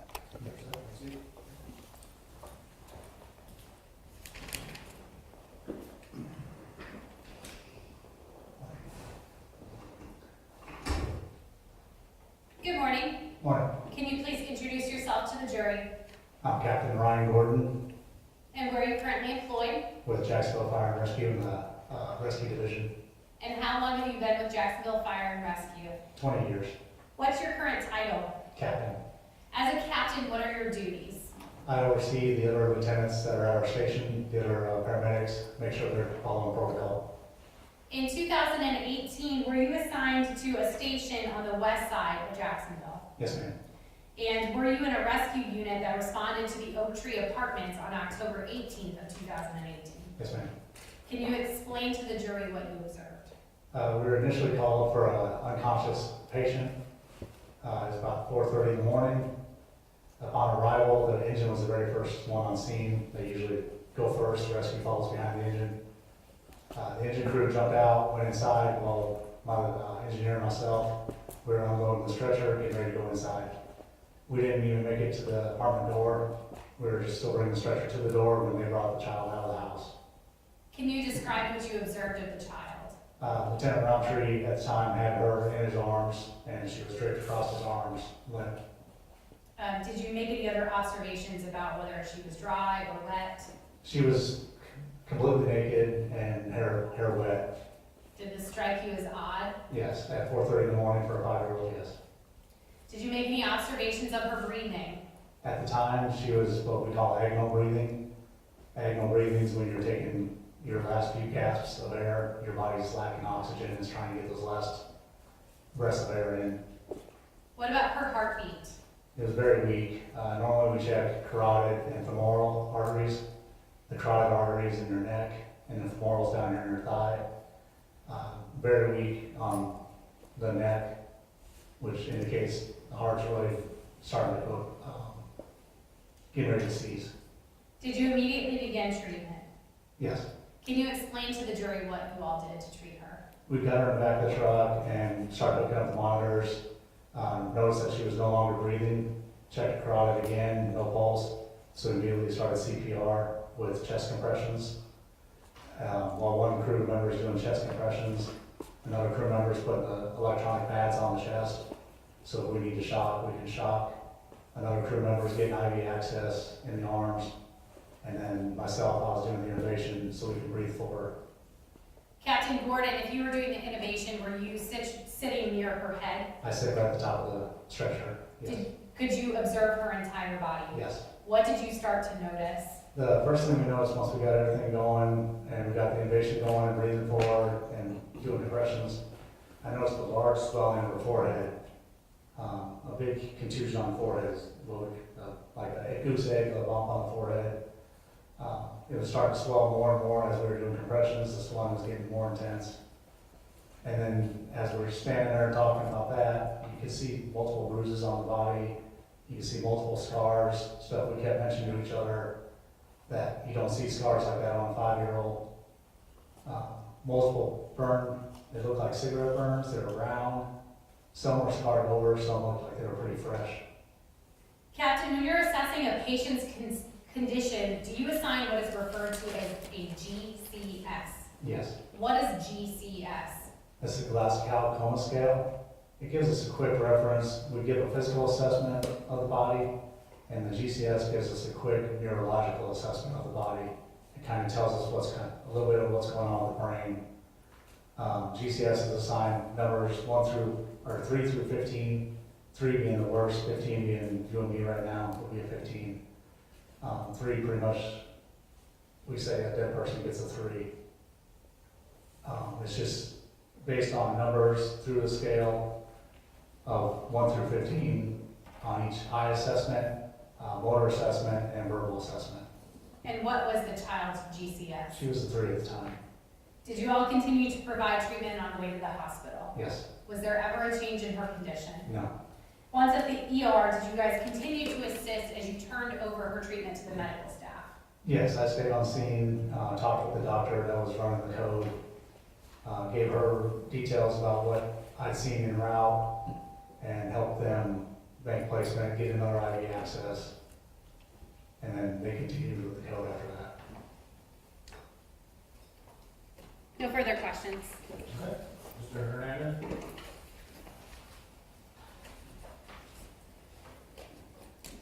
The child was wet, is that correct? Yes. The child was found in the back bedroom in the adult's bedroom, is that right? I have no idea. I didn't make it into the house. I just went off what I was told when they brought the child to me. Okay. If Lieutenant Roundtree said it was found in the back bedroom. He said bathroom, that she was on the bathroom floor, I believe. He did not say the back bedroom floor? I don't think so. Not to me. Okay. All right. No further questions, Your Honor. Okay. Anything else? No, Your Honor. Thank you, sir.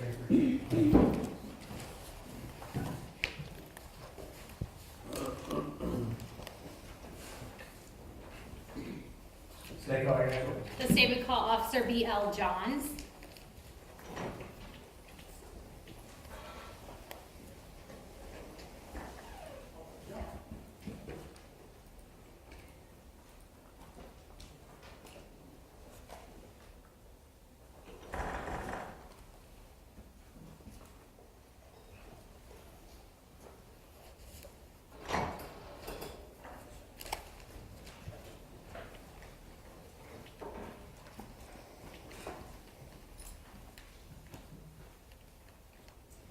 you solemnly swear or affirm the testimony you shall give shall be the truth, the whole truth, and nothing but the truth, so help you God? I do, ma'am.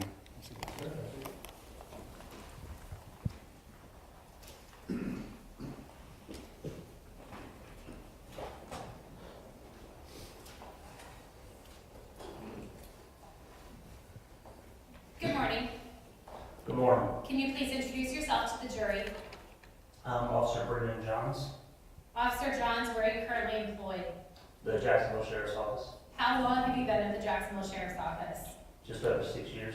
What's your current assignment? I'm on JSO's DUI unit, And how long have you been on the DUI unit? about 2 years. In 2018, where were you assigned? I was assigned to Zone 4, which is on the west side of Jacksonville. Were you just regular patrol? Yes, ma'am. What types of calls would you respond to as a patrol officer? Typical calls for service, anything ranging from vehicle thefts to domestic disputes, arguments, anything like that. Are the Oak Tree Apartments, which are located at 1701 Lakeshore Boulevard, within the zone that you were patrolling back then? Yes, ma'am. And on October 18th, 2018, did you become involved in a call for service that would later develop into a homicide investigation? Yes, ma'am. Did you respond to 1701 Lakeshore Boulevard? Yes, ma'am. Is that in Duval County? Yes, ma'am. Approximately what time were you dispatched? It's around 4 o'clock, maybe 4:30 in the morning. And what was the nature of the call? We were dispatched to, it was in reference to a girl that was in cardiac arrest. Is that typical for you to respond to seemingly non-criminal activity? Yes, ma'am. This call in particular was with JFRD. We go to help with that all the time. We have some medical training and first aid, and sometimes we can get there quicker than they can if they're close by, so we do that often. What apartment number were you asked to respond to? I don't recall the exact apartment number. Would 204 sound correct? Yes, ma'am. Can you describe for the jury how that complex is set up? The entrance, if you're driving northbound on Lakeshore Boulevard, the entrance would be on my right, which would be facing east. And are you just asking how the complex itself is set up, or how? Are there rows of apartment buildings with parking? Yes, ma'am. Where did you park? I parked, as soon as I came in, I made a right and parked in front of, or behind a vehicle that was in one of the parking spaces. So I didn't park in a parking space, but in the roadway. How would you have accessed the apartment that you were responding to? As soon as I got out of my vehicle, I essentially walked forward, which I believe was south, but I don't recall for sure. And then I had to walk through a little, a throughway between two separate apartment buildings. Was the Jacksonville Fire and Rescue Department already there when you got there? Yes, ma'am. How'd you know that? They were wheeling out a little girl on a gurney as I was walking up to the apartment complex.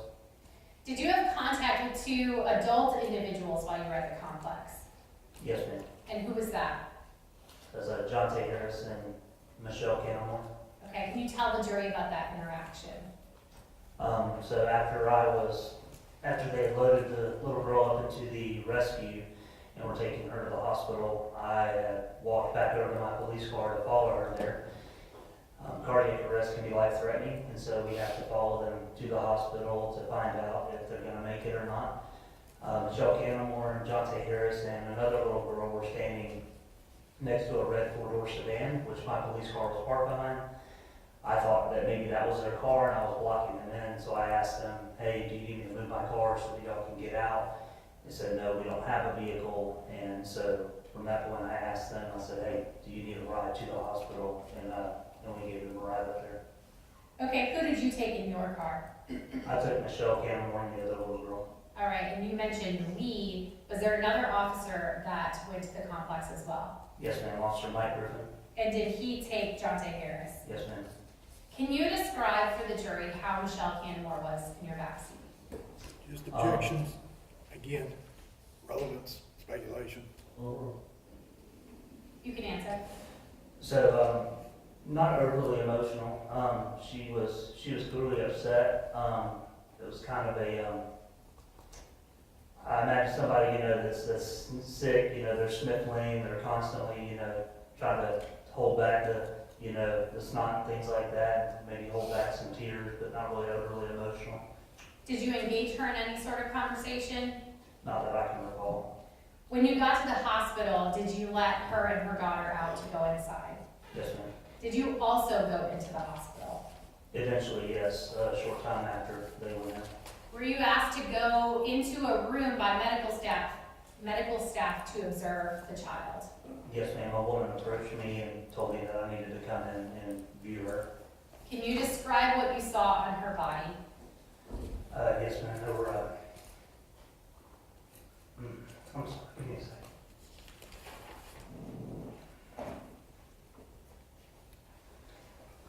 I didn't think I would do this. There were 4 adult bite marks that she showed me on her body. There were burn marks. I probably counted 7 or 8 or more all over her body, and those were clearly in different stages of healing. And then on top of that, I very distinctly remember seeing one side of her face. It was just really bruised, really swollen, so bad so that if she even could have, if she even had the ability and was awake to open her eyes, I don't think she probably could have. So. Officer Johns, was this investigation ultimately passed to the homicide unit? Yes, ma'am. I have no further questions for this witness. Okay, Ross?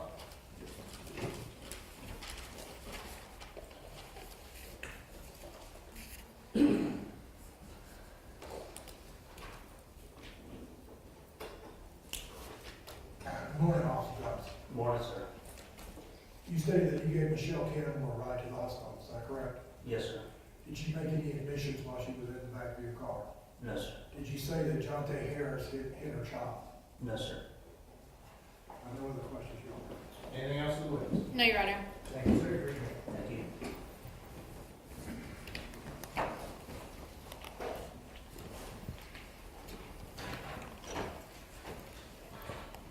Stay fire name. Officer M. Griffin.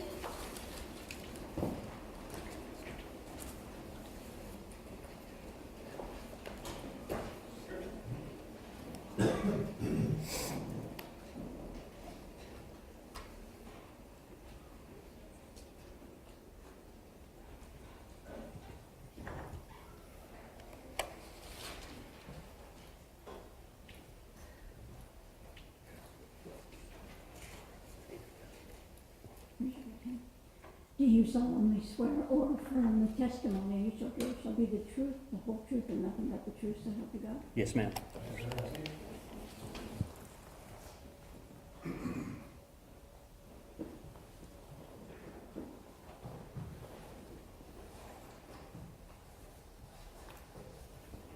Good morning. Good morning, ma'am. Can you please introduce yourself to the jury? Yes, my name is Michael Griffin, Officer Griffin, where are you currently employed? Jacksonville Sheriff's Office. How long have you been with the Jacksonville Sheriff's Office? 6 years full-time, 9 years as a reserve officer. And prior to your employment with the Jacksonville Sheriff's Office, did you work for the Jacksonville Fire and Rescue Department? Yes, ma'am. For how long? 15 years. What is your current assignment? I'm assigned to patrol the city's west side, And how long have you held that position? entire career. On October 18th of 2018, did you become involved with a call that later turned into a homicide investigation? Yes, ma'am. Did you respond to the Oak Tree Apartments? Yes, ma'am. Are those on Lakeshore Boulevard? Yes, ma'am. Approximately what time did you go to the complex? Around 4 o'clock in the morning.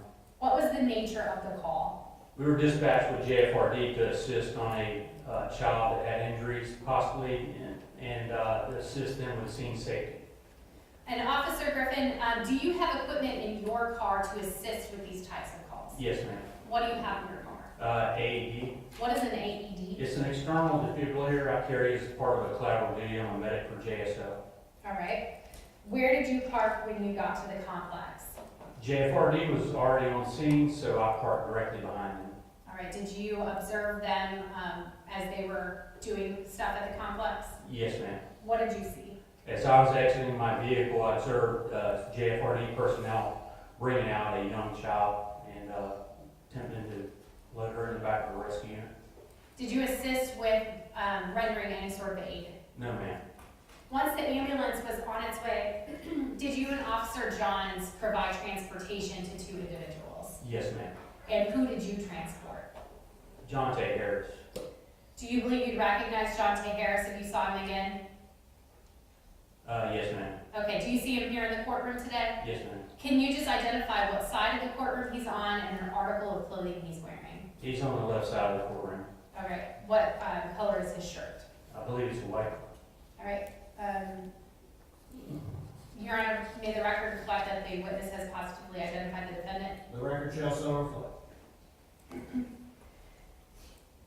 Did Officer Johns transport Michelle Canamore and her daughter? Yes, ma'am. Why would you guys keep them separate?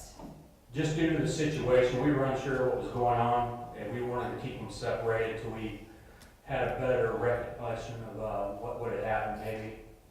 Okay, can you describe for the jury what the defendant's demeanor was like? Objection, Your Honor. Speculation. His demeanor was very calm, non-emotional, kind of quiet. Okay. Did you engage him in any sort of conversation? I didn't engage him in any conversation. Was he making statements? Yes, ma'am. What were those statements? 2 statements I remember was, I can't believe this happened. She fell in the shower. Okay. When you got to the hospital, did you let him go inside the hospital? I did. And were you asked to go into a room by medical staff? Yes, ma'am. Where you were at in the room, could you see the child? I could not really get a good observation of her due to all the medical staff that was around her. Okay. Your Honor, I have no further questions for this witness. Ross, Mr. Brady? Yes, Your Honor.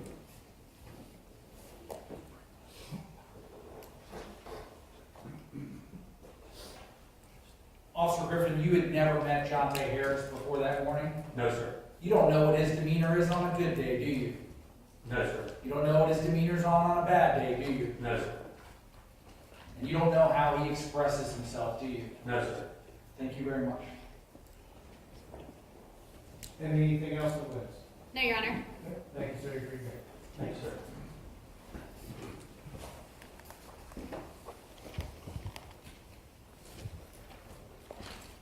State call your next witness. Thank you very much, Your Honor. Dr. Salo, please.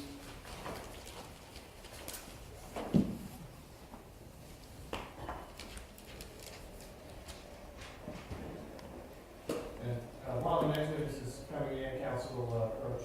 Yes, sir.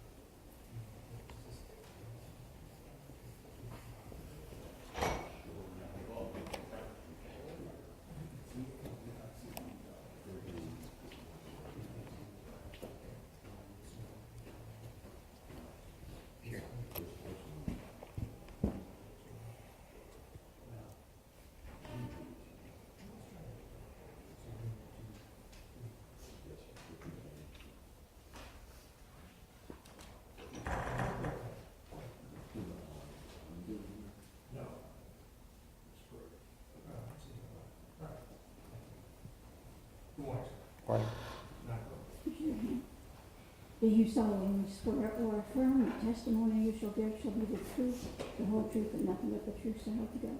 I do swear. Mr.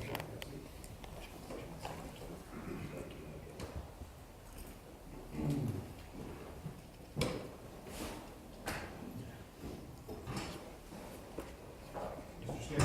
Thank you, Your Honor. Please support. Yes, sir. Good morning, doctor. Would you please introduce yourself by stating your name for our jury? Yes, my name is Dr. Virgilio Saldajeno. I'm a pediatrician who works in the intensive care unit at Children's Hospital. Thank you, sir. And for Madam Court Reporter, if you would mind spelling your full name, please. V-I-R-G, as in golf, I-L-I-O. Last name spelled as S-A-L. D as in dog, A-J as in Juliet, E-N-O. And it's pronounced Dr. Saldajeno, is that correct, sir? Yes, sir. Thank you, sir. Now, what is your occupation, doctor? I'm a pediatric intensivist or a pediatric ICU physician at the Wilson Children's Hospital downtown.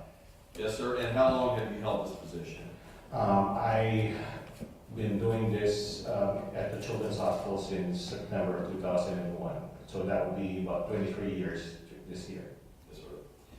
Are you a duly licensed physician in the state of Florida? Yes, I am. Are you also a duly licensed physician in other states? And if so, please state which ones that. Yes, I hold active license in the states of Georgia and Montana. Can you give our jury an understanding of how long you've held a license here in the state of Florida? I've had a license since 1992 after my first year of training in pediatrics. And as you testify here today, sir, are you still engaged in the practice of your profession as you just described? Yes. Could you give the jury an understanding of your medical training and education, sir, please? Yes, so I went to a medical school in the Philippines, University of the Philippines, graduated in 1990, then came to the United States for my training. I did 3 years in pediatric residency at the University of Florida program here in Jacksonville, and then I spent the next 3 years as chief resident, and then 3 more years in additional training in pediatric critical care, also at the program here in Jacksonville at University of Florida. And was your pediatric residency from the years of 1991 through 1994? Yes. And the fellowship or the additional training in critical care is from 1995 to 1998. And was that done here in Jacksonville at UF Health as well? Yes. Yes, sir. Now, can you give Dr. Saladino, the court, and our jury an idea of the types of patients that you care for within the pediatric ICU, the intensive care unit? Yes, the pediatric ICU at the Children's Hospital downtown at the time of this incident was a 20-bed unit in which we care for critically ill children with medical conditions, including those who came out of surgery in a critical state, and also those patients who had critical injuries as a result of accidents or whatever mechanism. And have you had an occasion to see hundreds of children that have had traumatic injuries? Yes. Can you give the jury an understanding, sir, of your primary purpose and your function as a physician in pediatric critical care? We have assigned duties at the pediatric ICU. I am the physician who oversees the care of all the children in the PICU, and I'm assisted by specially trained nurses, respiratory therapists, physician assistants, and nurse practitioners, superb backgrounds. And also rotating with us are people, physicians and other medical professionals in training who also assist us in the care of these patients. And doctor, was that a simple way of putting that you work on a critical care team that Yes. deals with each individual patient? Yeah, there is a team taking care of all these patients, of each patient. Dr. Saladino, are you board certified in pediatric critical care? Yes, I've been board certified in pediatric critical care medicine since 2001. And are you also board certified in the general practice of pediatrics? Yes, I have been board certified in pediatrics since 1994. Can you give the jury what entails becoming board certified? First of all, you have to go through what we call an accredited training. And then after you will go through that and you become eligible to take the boards. And you sit for the boards, it's usually about 2 days. And after submitting all of the requirements, the respective boards grant you a certification recognizing that you have had adequate training experience to practice as such. And have you been continuously board certified since you first became such? Yes, each individual board has its own requirements to maintain certification, which include keeping up to date in your medical knowledge. Now, who is your employer, Dr. Saladino? I work for the University of Florida College of Medicine here in Jacksonville. All right. And will you explain, if true, how you are serviced and or contracted also through Wolfson's Children's Hospital? Wilson's Children's Hospital is under the umbrella of Baptist Health, and University of Florida Department of Pediatrics provides contracted services to the Children's Hospital in many fields, and one of them is the pediatric intensive care unit. And have you had the occasion many times to work and provide services through Wilson's Children's Hospital? Yes. Well, Yes, I'm sorry, that would be where I work exclusively. okay. Yes. But your employer is UF Health? Yes. Thank you.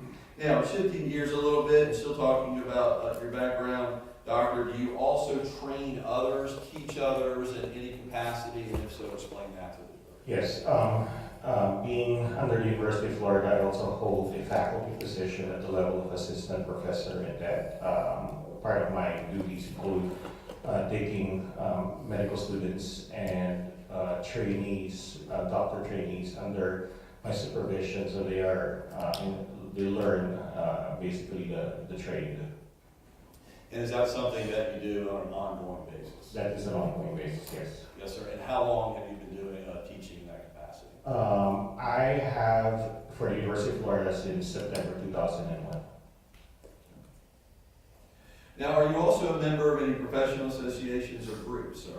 Yes, I am a member of the American Association of Pediatrics, AAP, and I also hold membership in the Society of Critical Care Medicine.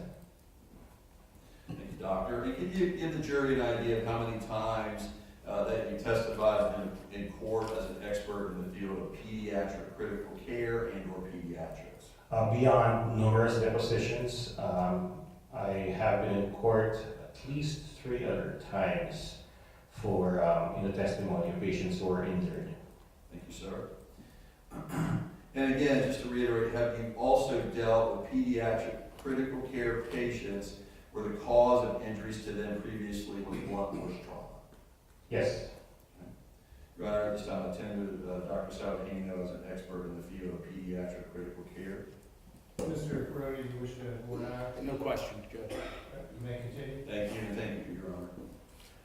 Dr. Salahino, I now want to direct your attention to why you're here today and talk to you about your care and eventual death of Zykerria Robinson on October 18, 2018 through the afternoon of October 19 of 2018. Dr. Salahino, on that first day of October 18th, were you the on-duty pediatric physician at Children's Wilson's Hospital that morning? Yes, I was. And did you arrive at the hospital that morning? Yes, that morning I assumed the post as the attending physician, the ICU physician on duty.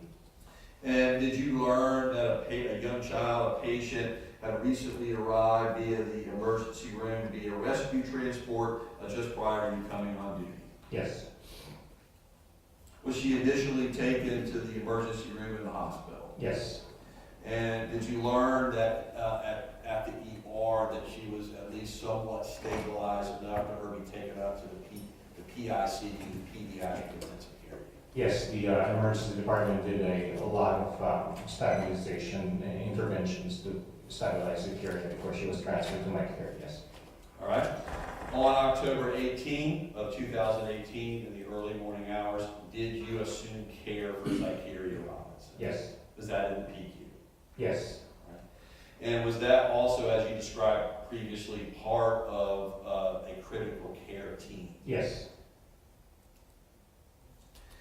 As such, doctor, when she arrived in the PQ, did you have access to not only the patient herself, but any and all records affiliated with her care upon arrival? Yes, I was given first-hand information by the treating physician in the emergency department, and I also looked at existing laboratory tests and images done by the X-ray department. All right. Was your care from the morning of October 18th until the afternoon of October 19, 2018? Yes. At the time when she was pronounced deceased? Yes. All right. And we'll talk about that, but I want to maintain at this point the focus over about that 24-hour period of your care. Have you had a chance, doctor, prior to coming to court today to review the hospital file, photographs, child protection team photographs, any charts, any CT scans, any and all data regarding the care you and your team provided to Zykerria Robinson on those 2 dates? Yes, I had a chance to do so.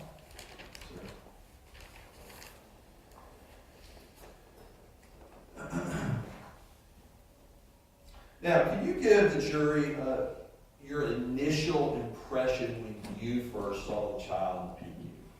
Yes, going back to the first day, my focus obviously was to take care of the patient.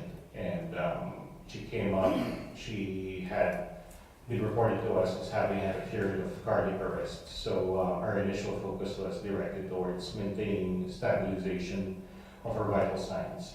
And after which we tried to find out what happened so we can better decide a plan of action. Yes, sir.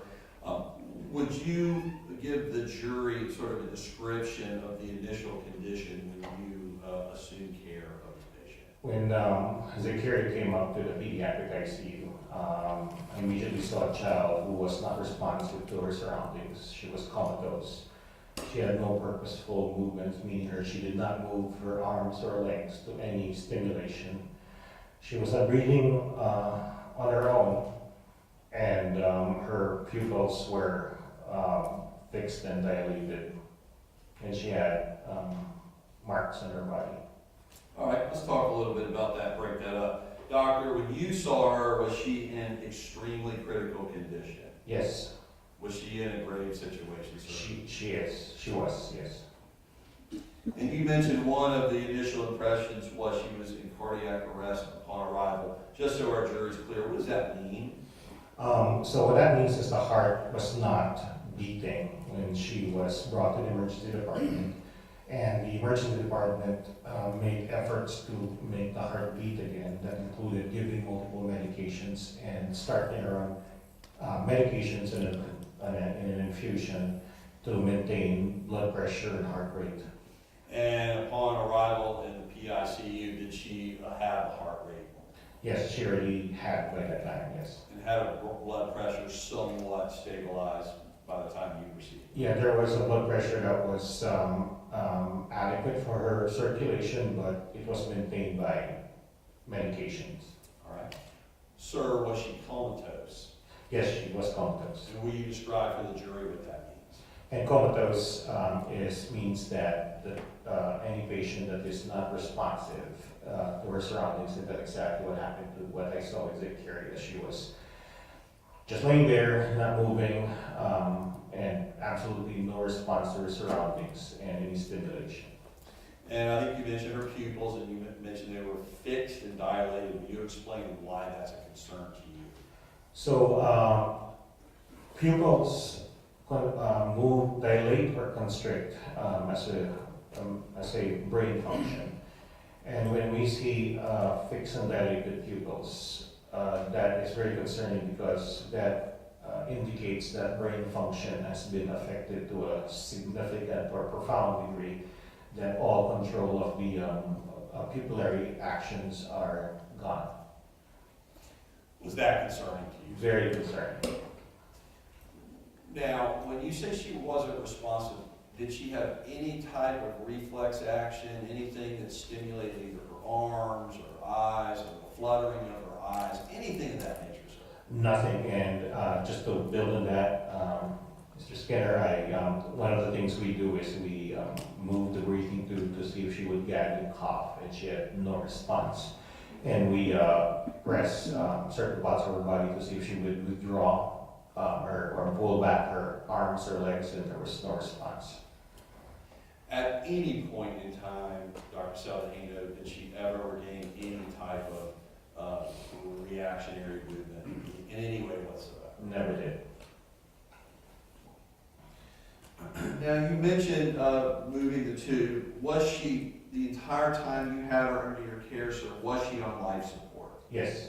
Does that mean she was on a ventilator or respirator? Yeah, she was on a respirator or ventilator, as we call it in our field of practice. And does that indicate that she had the inability to breathe on her own in any way whatsoever? That is correct. Now, Was testing being done on her certainly on that first day of October 18, 2018? Yes, testing for function, reaction to her surroundings were being done on a regular basis, at least every hour, to see if there's any recovery. Now, I want to focus regarding some tests, what I call CT scans. Will you first explain to the jury what is a CT scan? So a CT scan is a device that is used to take multiple pictures of the brain using x-rays, and the computer puts them all, compiles them together in a series of images that allows us to look at the brain and other structures in 3 dimensions.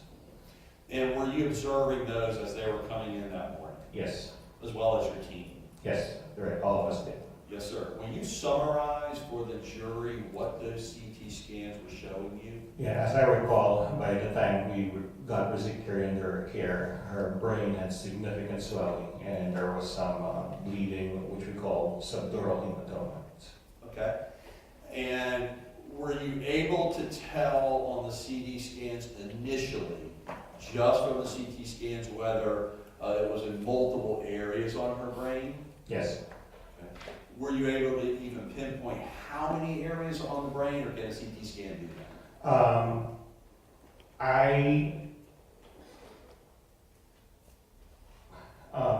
It's really diffuse, so it's not like just one point.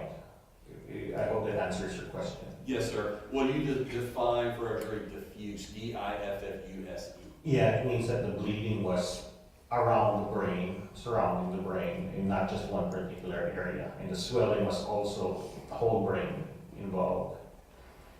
Tell the jury why swelling is a major concern to you with this 5-year-old child. Yes, any swelling of the brain is very serious and critical, because that means that the brain is becoming very tight within the skull, and that creates problems with eventual blood flow to the rest of the brain, if it hasn't happened already. And does that potentially lead to her demise? Yes, that will eventually lead to a complete loss of all brain functions or brain death. Yes, sir. Now, you also mentioned, I think you looked at her eyes, and I think your initial impressions were they were fixed and dilated. Did you notice any bleeding, either behind her eyes, upon her eyes, within her eyes, anything of that nature? Yes. So when she arrived, her pupils were very dilated, so you could actually look into the pupils, into the back of her eyes, and you could see blood spots or hemorrhages behind her eyes. And is that inside her eyes? I'm sorry. Yes, sir. Is that concerning to you? Yes, that means that that you only see that in severe, high-impact injuries. And when you say severe, high-impact injuries, would that include blunt force trauma? Yes. Now, I think lastly, regarding your initial observations, you also noticed some external injuries about her person. Will you sort of summarize, if you can, what you saw that morning, sir? Yes. When we examined Zykerria on her arrival, after we ascertained that she was stable enough, we took an account of what we could see on examination.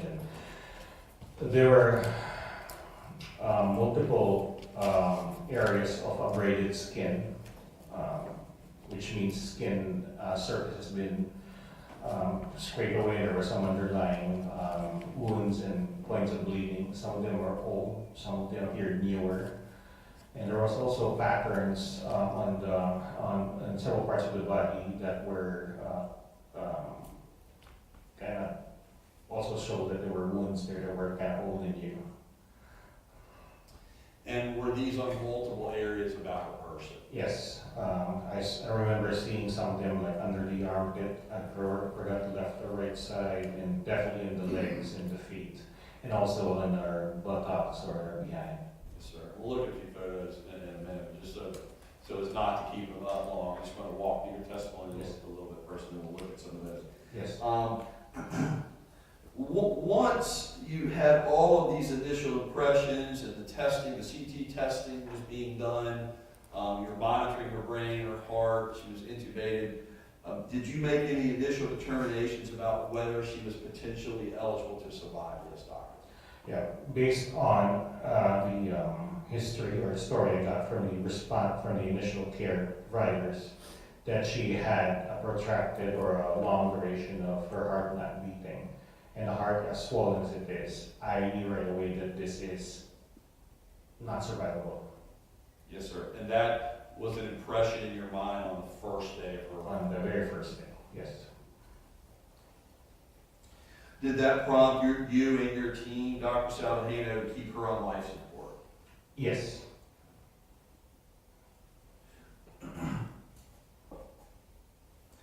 At any point on the 18th, was there any improvement whatsoever in those conditions? No. Moving to her second day at Wolfson's Children's Hospital, was there any improvement of her condition in any way whatsoever on October 19th, 2018? No, nothing at all. No improvement.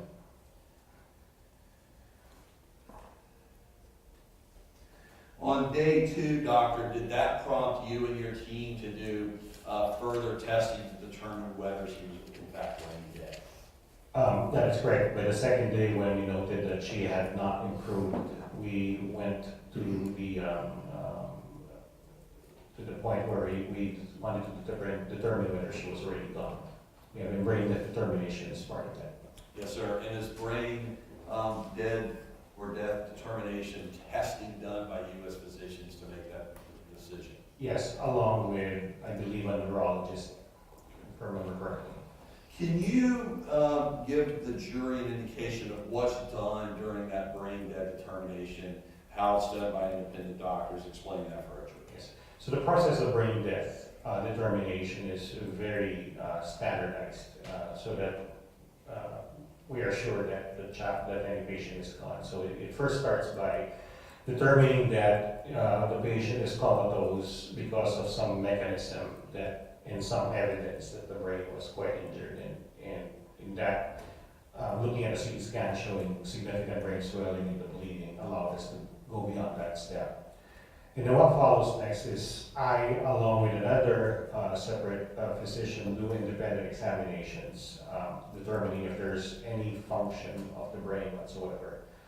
And then the examinations are directed towards looking for any remaining function of the brain, whether it's there or it's not. Are these tests commonly referred to as either the ancillary test and or the apnea, APNEA test? Yes, those two tests are certainly part of the process, but before we go to doing the apnea test and the ancillary tests, we examine the patient first to see if there's indeed coma or no function to her surroundings, and we also look for other functions of the parts of the brain, including inability to breathe on their own.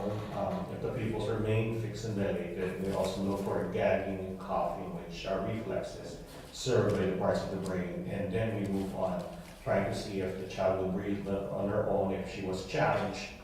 And the ancillary test is done to complement those examinations if needed.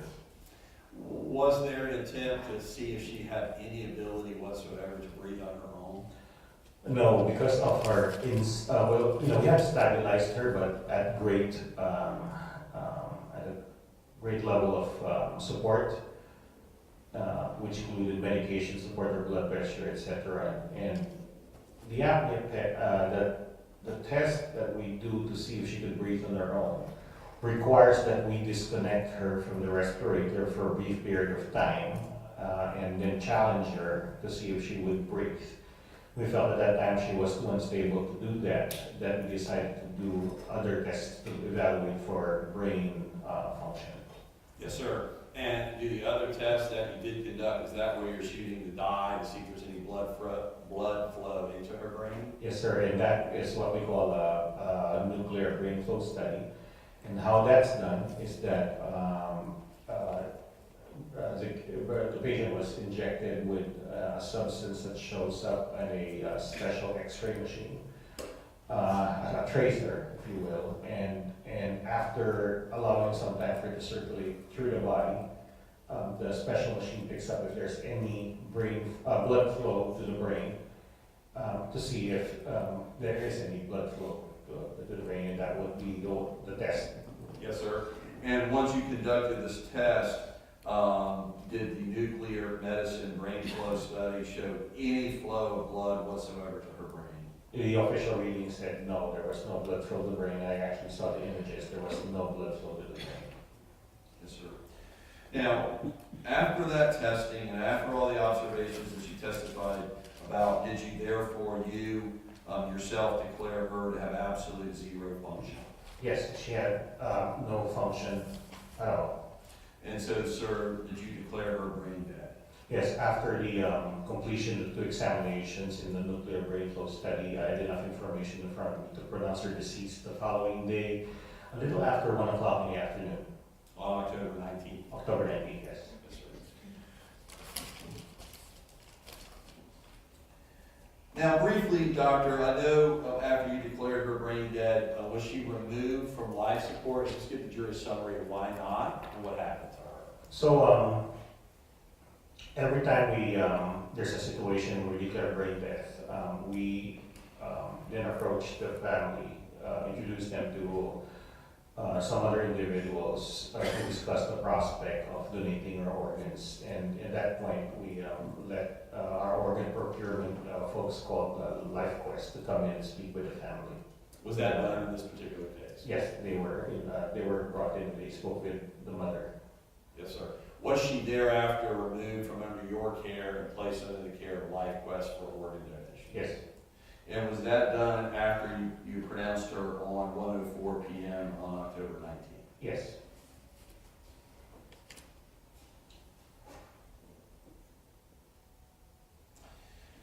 Now, doctor, we're just going to walk through a few of the photographs of how you saw her. Have you had a chance to review each and every one of these prior to coming to court today? Yes, I did have a chance, and I brought back a lot of memories too. Yes, sir. And do each of these photographs fairly and accurately depict Zykerria Robinson on the 2 days of your care of her? Yes. There are no pictures yet, but yes, the ones that I've seen. Yes. Okay. Should turn to just a second. Okay, I'm now showing you what's been marked as State's Exhibit 112.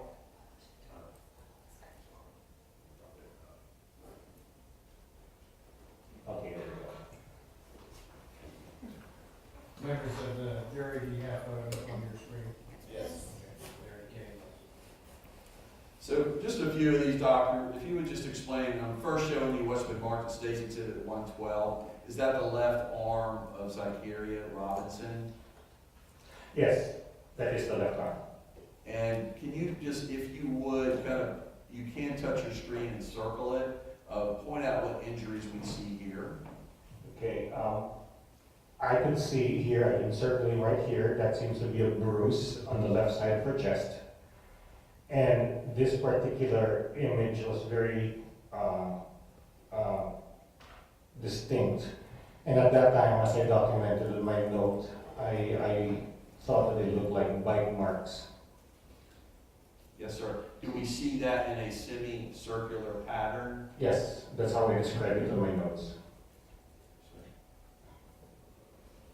I now show you what's been marked as State's Exhibit 113. That's 113. What do we see on Zykerria Robinson's right arm?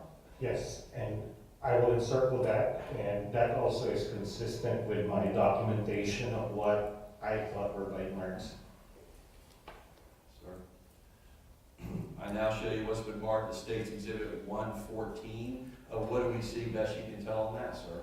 Yes, and then this is another pink pattern that I documented in my note, which I thought looked like bite marks.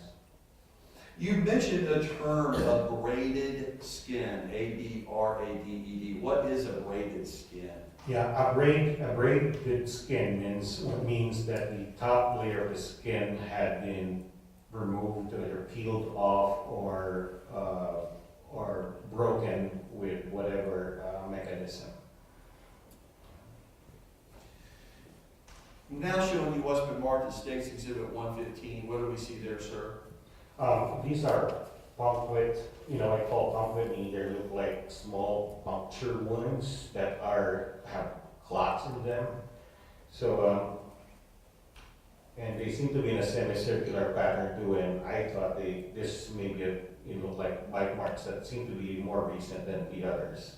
Yes, sir. The difference in coloration of each of these injuries we're looking at, is that why you're opining that these injuries were over different time periods? Yes. I'm now showing you what's been marked as State's Exhibit 116. What do we see there, sir? Okay, take your time. I'm sorry. Yes, sir.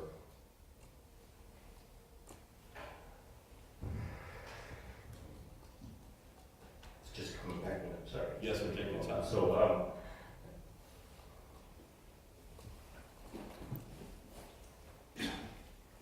we thought it was supposed to, old wood sink to the lights. Okay. Would this be something that would, in common term vogue, be bruising to her left side, sir? Yes.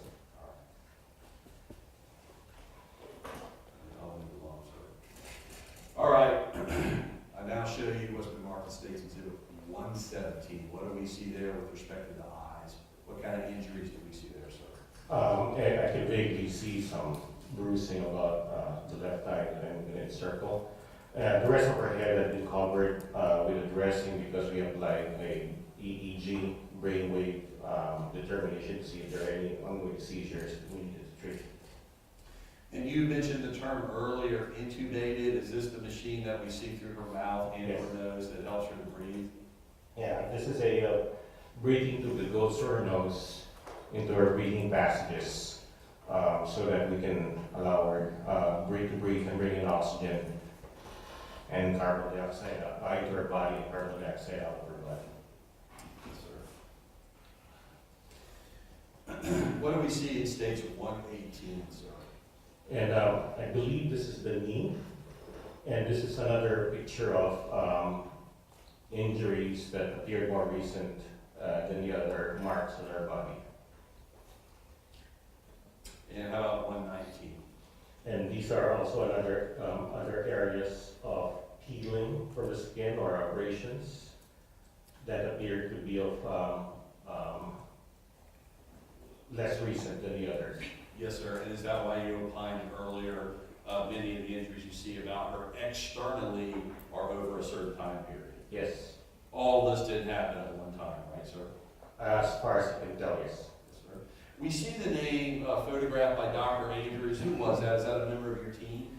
Dr. Andrews, if I remember correctly, that being a common name, I believe she was a physician in training with the child protection team at that time. Doctor, what do we see in stage 121? And I see a discoloration of the thigh there that we thought represented bruising. Yes, sir.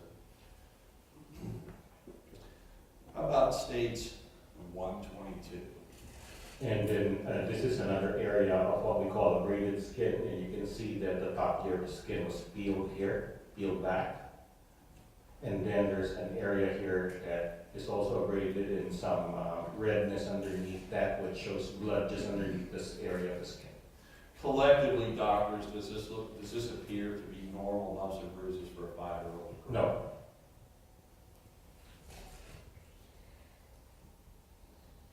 And stage 123, just a few more, doctor. Yes. And these are, again, marks on the body that reflect injuries that have been, or wounds that have happened less recently.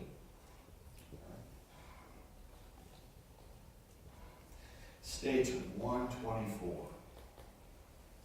And again, this is, shows also some bruising. And also here, with an arrow, what appears to be like, again, abraded skin. Yes, sir.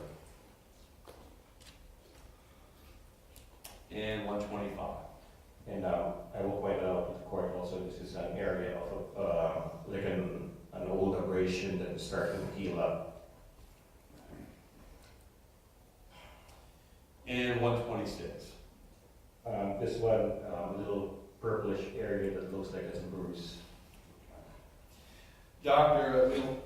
Dr. Deli will be here tomorrow to kind of walk through more of these. I want to ask you, did you find these types of injuries throughout or most of her external body? Yes.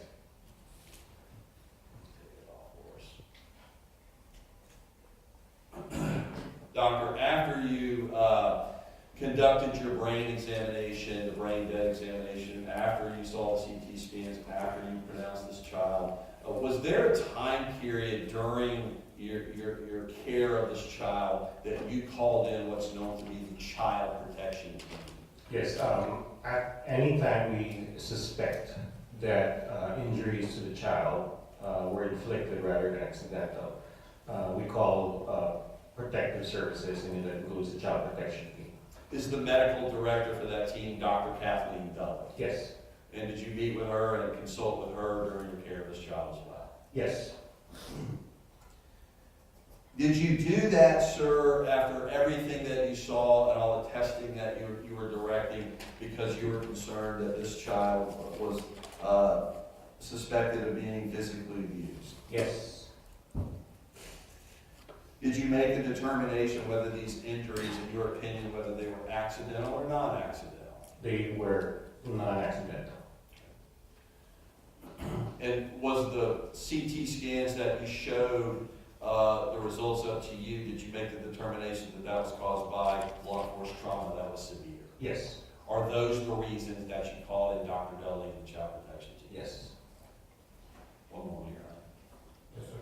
Your Honor, nothing further. Okay. Ready?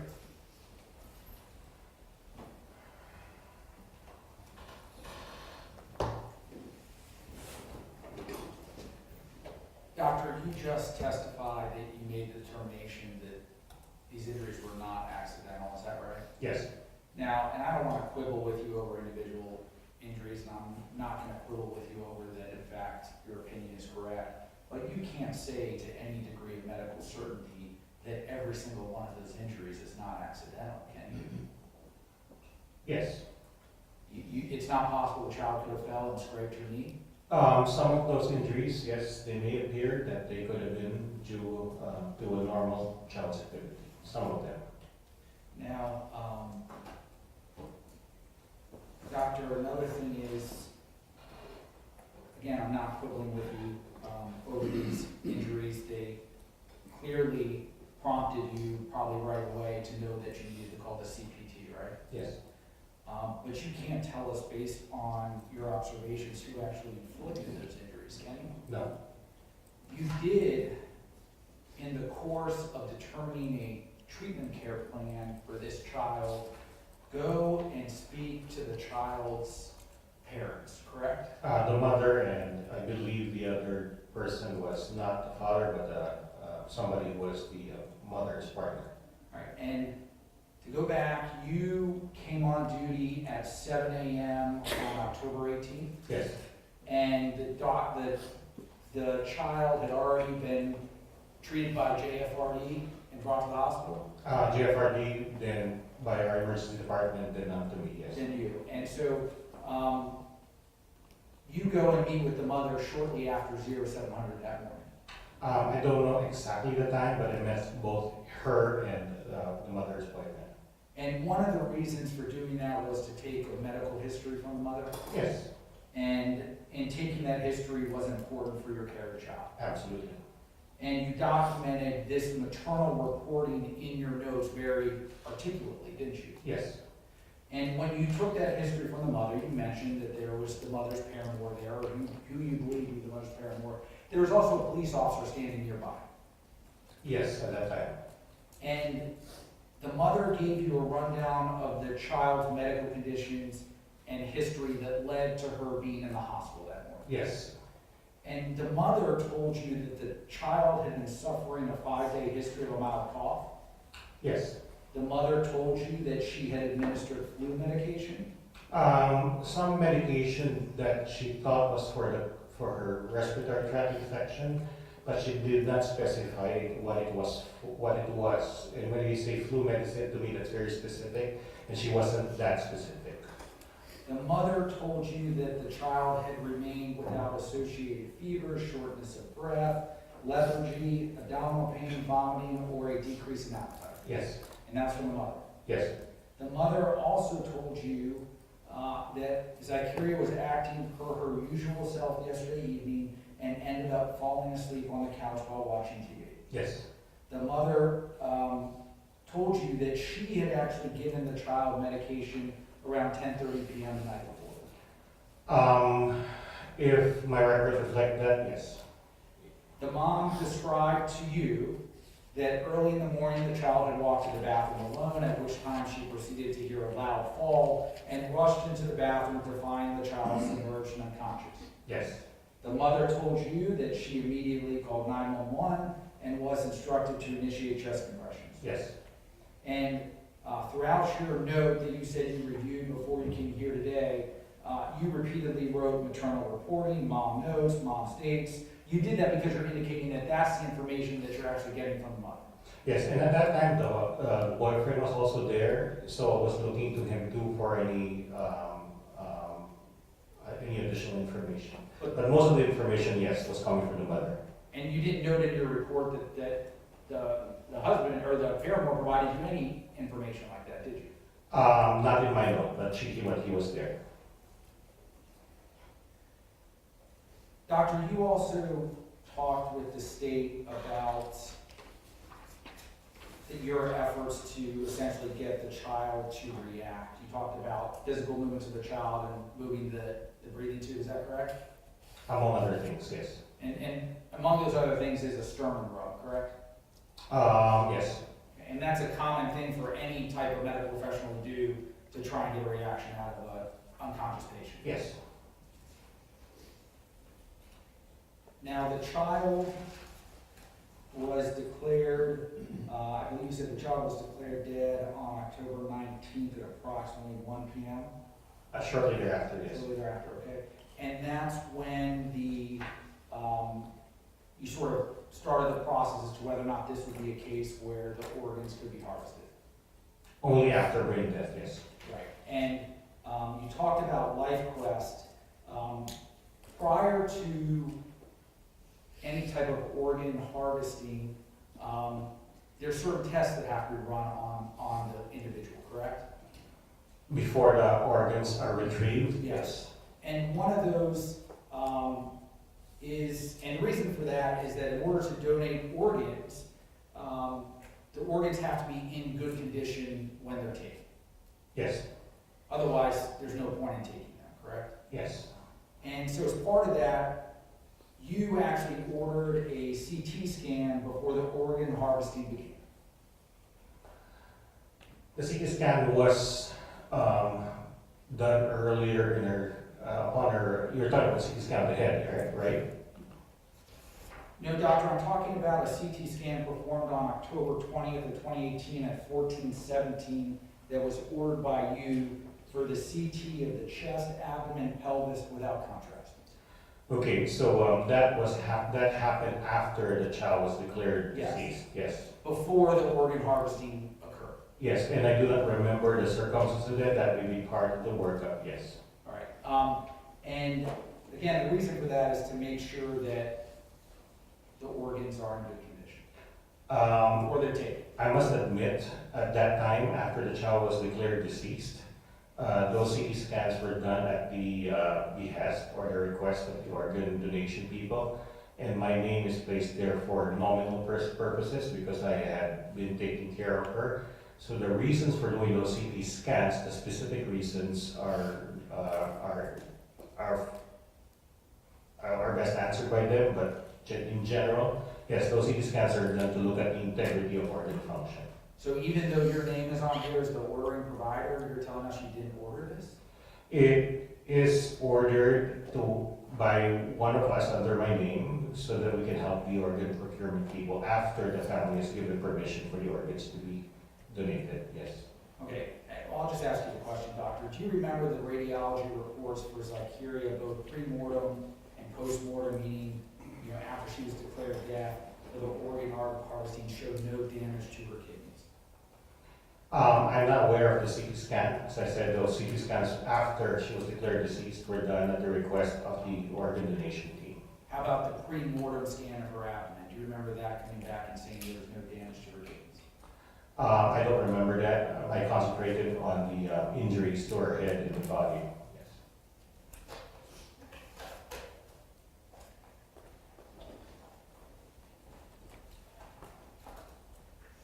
So is it your testimony that you never would have reviewed the CT results from her abdomen?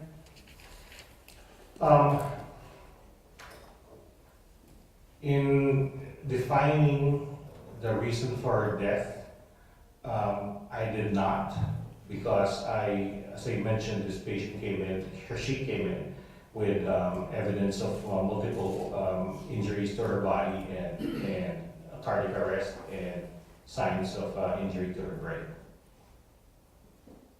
But you would agree with me that an organ donation team would not take an organ that had been shown to be damaged on a Oh, case? yes, yes. Doctor, you testified about a lot of the injuries that you observed. Some are more recent than others. Is that Yes, correct? yes. You agree with me that there's no scientific or medical way to actually date exactly when the injuries occurred, other than to say some are newer or fresher than others? Yes. Now, the child was kept on life support until October 21st of 2018. Is that correct? Until the time where her organs were removed for donation, yes. And when a child is kept on life support, blood is still flowing, the body is still breathing. In fact, the body can continue to change. I don't know exactly what you're asking. When you say we didn't turn, what do you mean by change? The body's function, the body continues to function as a body. That is correct. One moment, Your Honor. Yes, sir.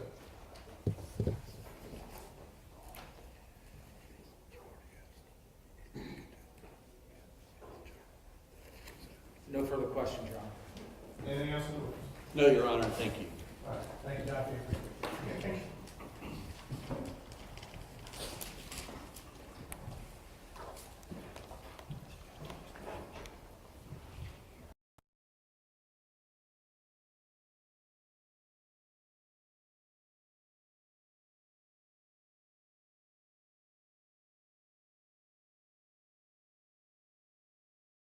Whether you're together or apart, as always, do not look up anything about the case, do not discuss it with each other or with anyone else. Don't allow anybody to discuss the case in your presence. Leave your pads face down on the chair, and we'll see you back at 1:45.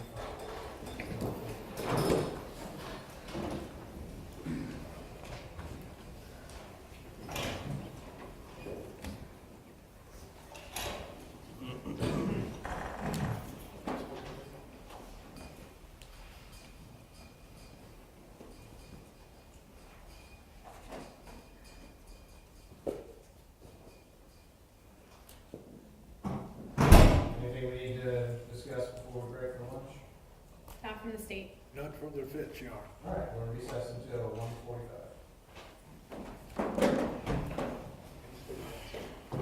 Yeah, sorry, we didn't get to the second.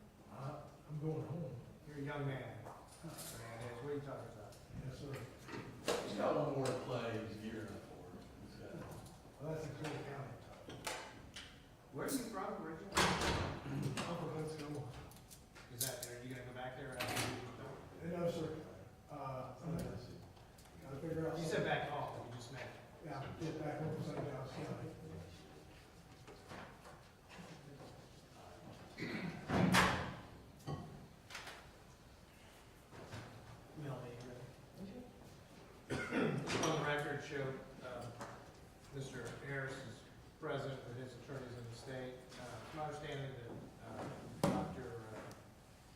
doctor that just testified wants to come out and rest of the trial this afternoon. The rule hadn't been invoked. I don't know if he's excused or if anybody has any objection. I'm fine with it. We're fine with it also. Okay. Stay here. We agree with this. All right. Tell me.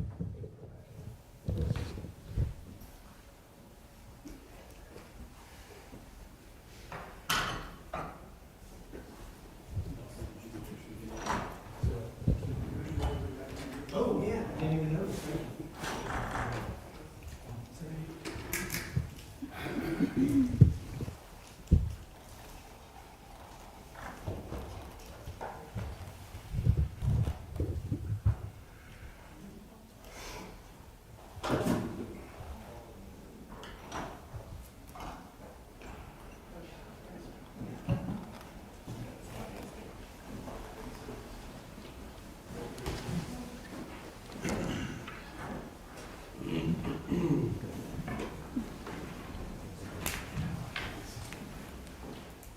Everybody ready?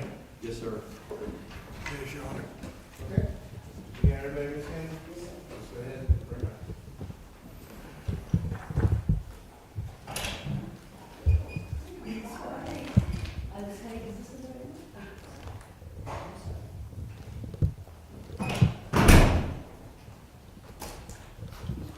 Are they still picking upstairs?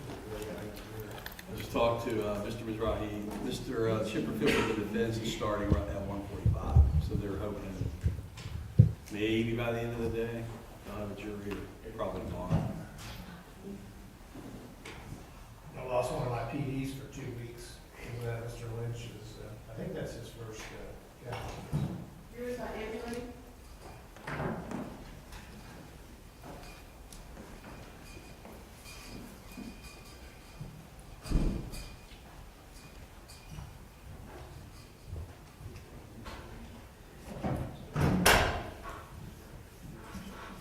Okay, thank you, everyone. May be seated. Welcome back, members of the jury. We're ready to proceed with the trial. Mr. Skinner, call your next witness. Thank you very much, Your Honor. Dr. Karen Shimshack.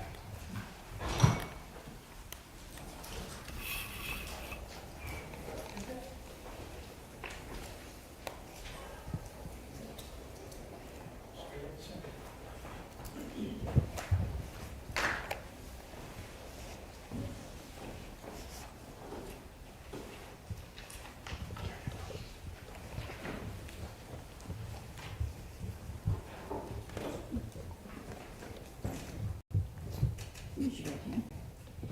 Do you solemnly swear or affirm the testimony you shall give shall be the truth, the whole truth, and nothing but the truth so help you God? I do.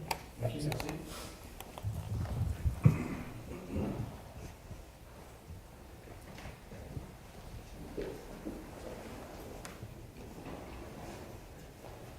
I proceed, Your Honor. Yes, sir. Thank you. Good afternoon, Doctor. Will you please state your name and spell it for medical report? Karen Schultz Shimshack, K-A-R-E-N, Schultz, S-C-H-U-L-T-Z, Shimshack, S-H-I-M-S-H-A-K. Doctor, please go ahead and move the microphone, move your chair and then you can adjust that. Just get the- Thank you. Thank you, Your Honor. Doctor, will you give us your occupation currently, please? I am an ophthalmologist, currently working at Mayo Clinic in Jacksonville. And how long have you held that position? I've worked there since 2019. How long have you been an ophthalmologist, a pediatric ophthalmologist in your career? Since 1990, Is that approximately 34 years? yes. Thank you. Now, can you give our jury an understanding of your duties as a pediatric ophthalmologist? As a pediatric ophthalmologist, we are responsible for the comprehensive health of the eyes from newborn age on upward, including systemic diseases and ocular health and ocular diseases, genetic eye diseases. Okay, Responsible for on-call. And responsible for on-call responsibilities. Great, thank you. And currently, are you a duly licensed physician here in the state of Florida? Yes, And for how long? since 2015. All right. Are you also a duly licensed physician in other states? Yes, I, do you need? Yes, to- tell us. Yes, currently in Montana as well, and I have been in multiple other states. Does that include Wisconsin, Indiana, Kansas, Missouri, Ohio, and Maryland? Yes, Thank you. Are you currently engaged today as you testify in the current practice of your profession? yes, On a day-to-day basis, I think you mentioned you're employed at the Mayo Clinic. yes. In October of 2018, where were you working? I was full-time with Canamore. Is that here in Jackson? Yes. With the Children's The Wolf? children's health, yes. Now, Dr. Shimshack, if you would you walk the jury briefly through your education and training and preparation for your career, please? After 4 years of medical school, I took a 4-year residency in ophthalmology with 1-year fellowship training in pediatric ophthalmology and adult strabismus or eye movement disorders. And did you attend medical school at the College of Wisconsin? Medical College of Wisconsin, yes. Thank you. And did you do your fellowship training at the University of Indiana? Yes, in Indianapolis. Thank you. And in 1990, did you do what's called a preceptorship? And if so, where? Yes, that was in ocular genetics at the Wilmer Eye Institute at Johns Hopkins in Baltimore. Thank you, Doctor. Now, shifting gears to the number of patients first that you think you either consulted about or treated in the area of ophthalmology, can you give the jury an estimate of the number of patients that you've seen? Over 30 plus years, many thousands, probably over 15,000 or so, 20,000. Now, when conducting an eye consult or doing an eye examination, can you give the jury an idea of what that entails, just in general? As an eye examination, we're responsible for examining the health of the eye from the area surrounding the eye to the eyeball, or we call it the globe, inside and out, with its connection to the brain via the optic nerve. And have you done eye exams and or eye consults for every age patient, from infant to all the way to an even adult patient? Yes, from newborns, premature babies, through elderly patients. All right. Have you also had, in your career, done consults or eye exams with patients in the age group of 0 to, let's say, 6 years of age? Yes, many. Would that be in the Thousands. In the thousands? Yes, that's the bulk of my career. Yes, ma'am. Thank you. Now, do you specialize in any particular branch specifically related to your field? Pediatric ophthalmology and adult eye muscle movement disorders. Okay. And does that part of your practice generally entail younger patients? Is that more? Yes, that's the pediatric ophthalmology portion, Okay. which is what I practice with at Nemours. Thank you, Doctor. Now, you explained to the jury, we heard a little bit about board certification through Dr. Salo. Are you also board certified in the field of pediatric ophthalmology? We're board certified in ophthalmology by the American Board of Ophthalmology, and then as a fellowship trained board certified ophthalmologist, we are members of the American Association of Pediatric Ophthalmology and Strabismus. There's no separate board certification per se. Great, thank you for that. And can you tell us how long you have been board certified in ophthalmology? Since 1990, Would that be approximately 34 years? yes. Now, to be board certified in the area of ophthalmology, what does that entail? You complete your residency training and have a series of written examinations over that period, as well as an oral examination in person through the American Board of Ophthalmology. Does being board certified also require ongoing education and/or examinations? Yes, we're required to have continuing medical education credits each year to maintain state licensure. And as you testify here today, Dr. Shimshack, have you maintained that? Yes.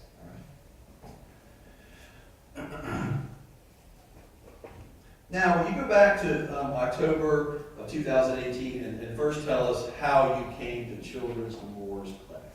Where were you prior to that? Prior to that, I was working with Nemours in Orlando from 2016 to 2018. And then I was recruited for the position of division chief here at Nemours Children's Health in Jacksonville in 2018. And does division chief mean that you're supervising others? Yes. And approximately how many? We had 5 ophthalmologists and 2 optometrists in our division. And did you do that for a term of years? 3 years. And then at the end of that 3-year period, where did you go for your next employment after that? After that period, I then went to Mayo Clinic and am working in the area of adult eye movement disorders. All right, thank you very much.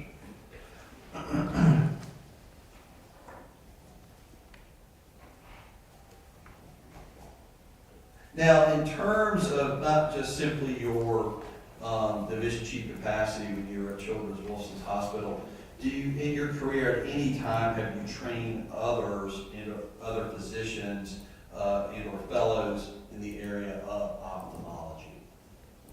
Yes, I've been involved with teaching fellow ophthalmologists, residents, medical students,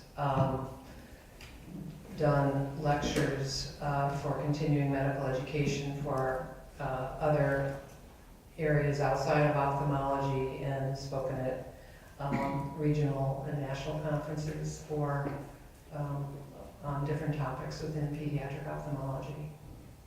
Thank you, ma'am. And as a member, or are you a member of any professional organizations, professional groups within your area of practice, and if so, what? Yes, the American Academy of Ophthalmology, American Association of Pediatric Ophthalmology and Strabismus, and the American Board of Ophthalmology. Thank you, doctor. And if you would, briefly, just tell our jury approximately how many times that you testified as an expert in the field of pediatric ophthalmology. I testified as an examining fact witness, not a paid expert witness, about 3 or 4 times. Thank you.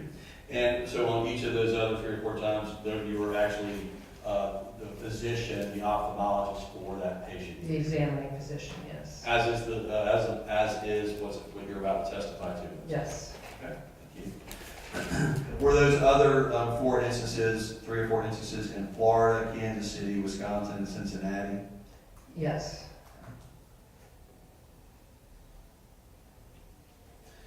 Your Honor, at this time I would tender Dr. Shimshack as an expert in the field of pediatric ophthalmology. Any questions for Dr. Mr. Pruitt? No, Your Honor. Thank you. You may continue. Thank you very much, Your Honor. Doctor, I now want to direct your attention back to the case that you're here to testify about today. That is involving a patient by the name of Zykerria Robinson and your care of her briefly on October 18 of 2018. Do you recall your care of her in that case? Yes. In this case, okay.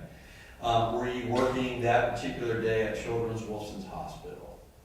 Yes, I was the on-call physician that week. All right. Did you learn that this patient, Zykerria Robinson, had recently arrived through the ER that morning when you were coming on duty as an on-call physician? A consultation request was placed for ophthalmic examination based upon her coming in through the emergency room and then to the ICU. Okay. Explain to the jury as how are you summoned to that particular care of that particular patient, just in the normal course of your work? We're paged with a consultation request based upon the nature of the issue with the child as they come in through the emergency room or in the ICU. And have you been paged in that capacity hundreds of times in your career? Yes. Right.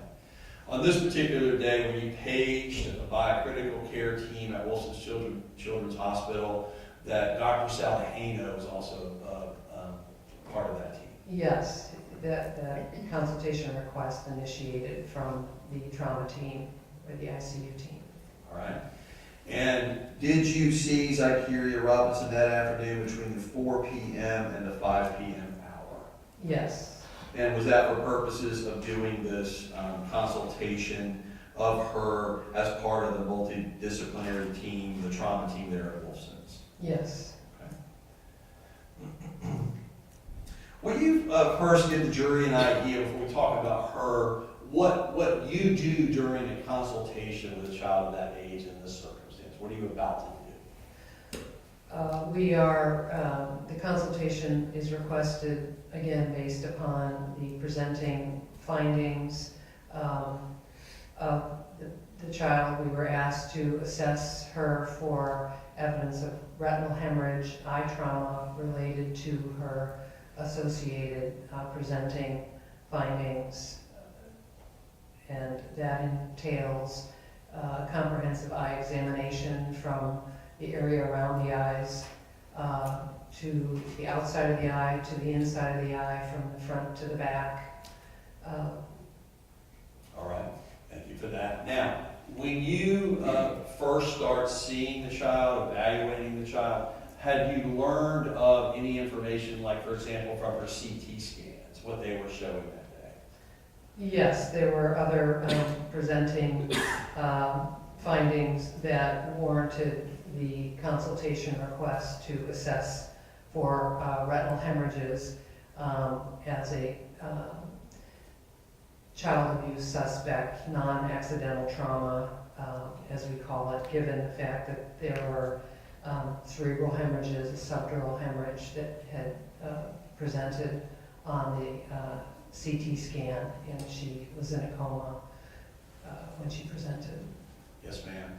Now, when a patient that young presents with a subdural hematoma that was showing on those CT scans, is that somebody that you would expect to find retinal hemorrhaging in both eyes? That the subdural hemorrhage has a high association with retinal hemorrhages, and thus the classification of non-accidental trauma or suspected abusive head trauma. All right. In general, does retinal hemorrhaging is it generally caused by blunt force trauma or force or shaken baby syndrome or anything of the sort? Yes, the retinal hemorrhage is a result of trauma to the head, which can occur with a back and forth movement of the head. It requires a firm, severe shaking movement of the head, hence the term shaken baby syndrome. It used to be called, and the new terminology is abusive head trauma or non-accidental trauma.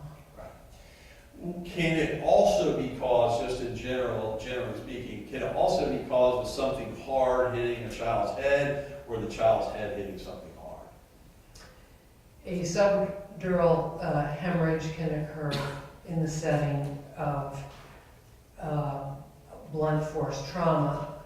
However, you would typically may not see the extent of the retinal hemorrhaging that was noted in this patient. It requires more severe force. Okay, and we'll get to her in just a moment. So we're clear, and our jury's clear. Is it your testimony then, as an expert in this field, that the more severe of the sort of the brain hitting the inside of the skull multiple times, is that what causes the retinal hemorrhaging? There's the back and forth movement of the head causes what we call shearing or contracoup force, which causes tearing of the fine blood vessels in and around the eyes, and tearing of the retina potentially itself, and that causes bleeding into the eye and in different layers of the retina. And so we are asked to assess for retinal hemorrhages accordingly. If you see retinal hemorrhaging, again, just generally speaking, in multiple layers of the retina, does that mean the force is more severe? The force being the back and forth abusive head trauma noted with the retinal hemorrhaging that occurs as reported in the consultation report, where you see it extensively throughout the retina, all layers of the retina.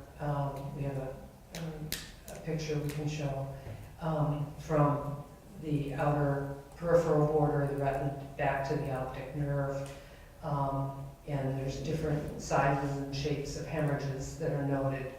And you can also date the hemorrhages to some degree, new and old. Great, and we'll talk about that when we get to her evaluation. When you first saw Zykerria Robinson, did you externally evaluate and examine her eyes? Yes, there was noted to be some bruising on the, I believe it's the right temple and below the left eye. Okay. And that's externally? Externally. That has nothing to do with the Yeah. eyeballs? Yeah. Okay. Yes. Now, will you give, turning now to the internal part of your eye exam into the retina and the optic nerve that you're talking about, how is it that you're able to observe what you're about to testify? We'll pull the pictures up in a second, but how is it, how's that conducted, how's that examination done? We may have to use eye drops to dilate the pupil, but her pupils were already fixed and dilated related to her severe injury, brain injury. We have an instrument called a binocular ophthalmoscope we wear on our head, and a lens in our hand, and then we can look into the eye like a telescope or a camera and view all areas of the retina. And when you're doing that examination, are you able to capture that with a photograph of the retina? Yes, after the binocular indirect ophthalmoscopy, as we call it, we use a instrument called a RET-cam, which allows us to take photographic evidence in addition to our drawings to validate and confirm findings. Would it benefit our jury for you to talk about sort of the layers of the retina that you're about to describe? Yes, this.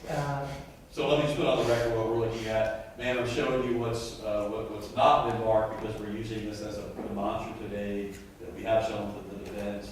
What I would ask you first is just explain to the jury what we see in this labeled graph of what appears to be the eyeball. The upper left-hand picture is a cross-sectional view of the eye, showing the front of the eye being at the left with the cornea. The lens of the eye is the oval, white, opaque,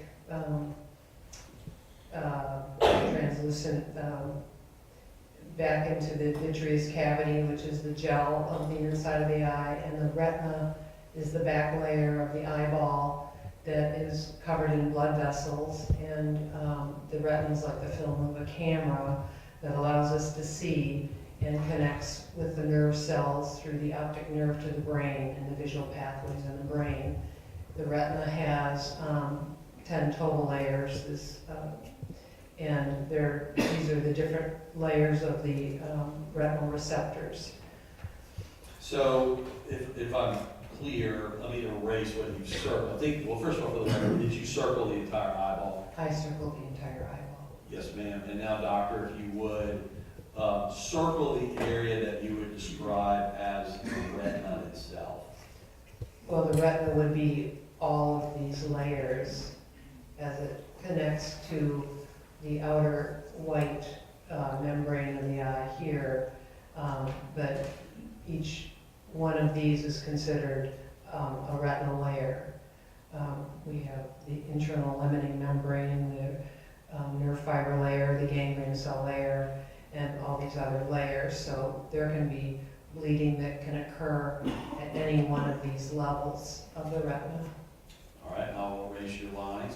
At the top of this diagram, there's the word light with 3 arrows pointing down. Will you describe what that means for our jury? That is the light or the image that enters into the eye and then is focused on the retina, again, with a lens, a camera, and the light coming into the camera lens and then focusing on the film of the camera or the retina at the back of the eye.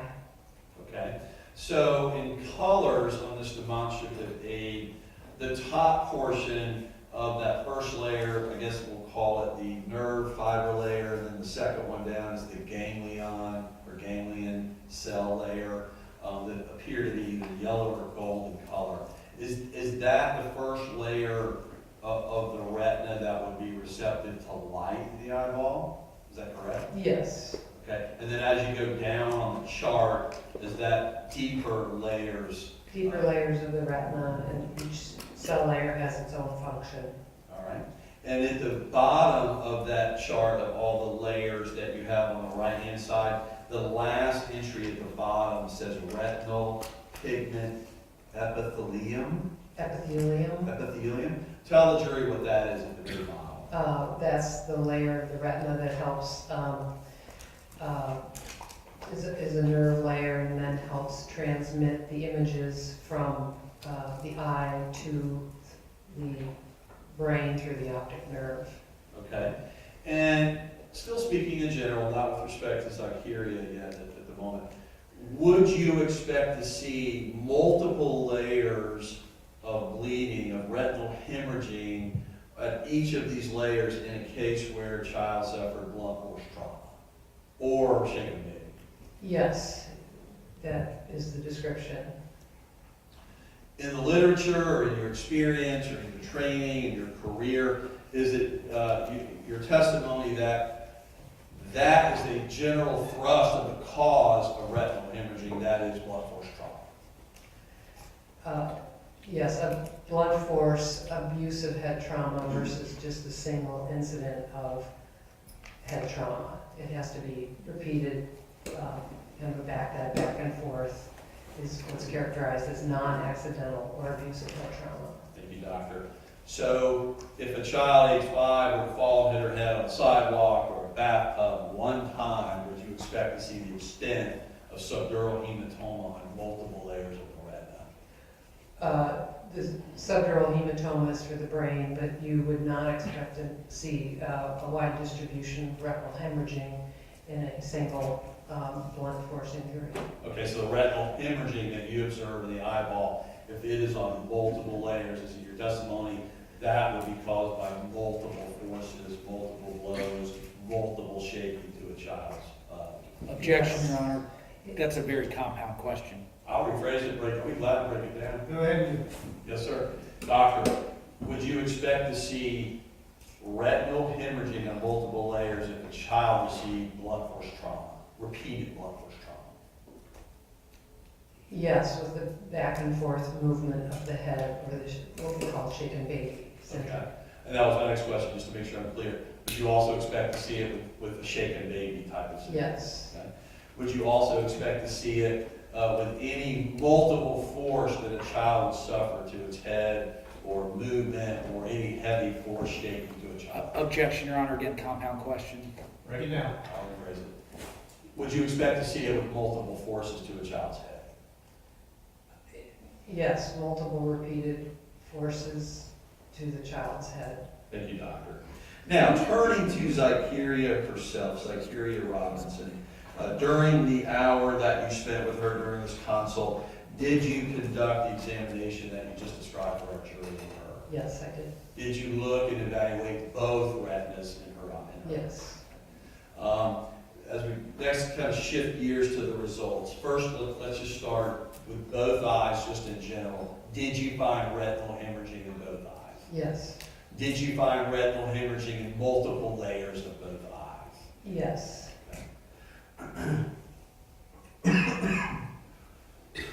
Now, just starting with the left eye, if you would, if you have to, I know you have your report in front of me, if you have to refer to it, no problem. Would you kind of give the jury an idea of how far the left eye retinal hemorrhaging extended in the layers? In the left eye, there were scattered bleeding spots, considered pre-retinal, just before the layer of the retina, around the optic nerve, through all layers of the retina, and from the optic nerve to what we call the periphery, or the ora serrata is the medical term. So they were diffuse, widespread through all layers of the retina and at the optic nerve. All right. So if you would, in the demonstrative aid in front of you, let me erase your previous drawing. Would you kind of show the jury the depth of the retinal hemorrhaging that you just described in the left eye? Yes, there were, again, layered hemorrhages on top of the retina, and then intraretinal through all layers, all depths of the retina, and then from the outer peripheral area all the way back to the optic nerve. And again, that's the left eye, is that correct? Yes. Thank you. Now, Dr. Shimshack, erasing that, would you now tell the jury what you found with respect to the retinal hemorrhaging in her right eye? In the right eye, there were similar scattered bleeding spots, pre-retinal and retina, intraretinal, multiple layers extending from the optic nerve to the periphery, and of note were older, darker lesions and brighter red new blood and layered pre-retinal hemorrhage. Okay. So with the instrument that you're using, you just mentioned the next thing I want to introduce to our jury, the older and the newer retinal hemorrhaging. First and foremost, just talk about color. Is the older retinal hemorrhaging darker than a newer retinal hemorrhage? Those are older hemorrhages, and they typically have a white spot or dot in the middle, which is accumulation of white blood cells. That's how you can date the hemorrhages from acute to older. Okay. Did you see older retinal hemorrhaging in both eyes? Yes. All right. And does newer retinal hemorrhaging, I think you mentioned the color bright red, is that what you would see if you saw newer retinal? Yes. Did you see newer retinal hemorrhaging in both eyes? Yes.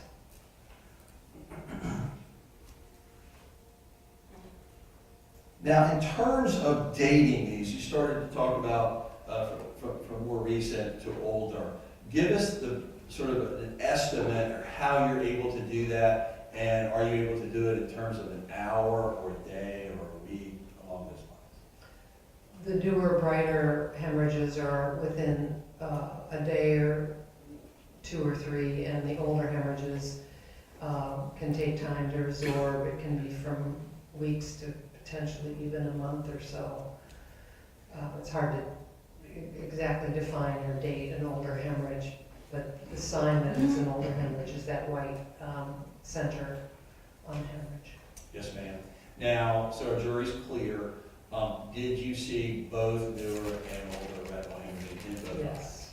eyes? Did this child have older retinal hemorrhaging that you are comfortable in testifying to a reasonable medical certainty is at least weeks to months old? Or somewhere in between? Yes. Are you also comfortable in testifying? Objection, Your Honor. You didn't give the witness a chance to answer that question. Thinks you did? Well, yeah, she did. Go ahead, ask the Thank you. next question. Is it your testimony, doctor, as an expert to reasonable medical certainty that this child also had recent retinal hemorrhaging? Yes. in both eyes. Bright red blood, yes. Okay. And is it your testimony that the recent retinal hemorrhaging that you saw in both eyes, you date within a day or two? Is that correct? Yes. And that's within a day or two of your observation. Is that correct, doctor? Yes. And just so we're clear and sort of narrowing that down, is it even possible to date, like, for example, that exact hour? No. And again, these are just estimates. Is that a yes? Yes. Now, you mentioned a word that I want to make sure the jury understands. The retinal hemorrhaging that you saw in both eyes extended out to the periphery, Peripher, I think E-Y. Why? Just a Y, okay. Could you show us on the demonstrative aid how far that extends? Where is the periphery?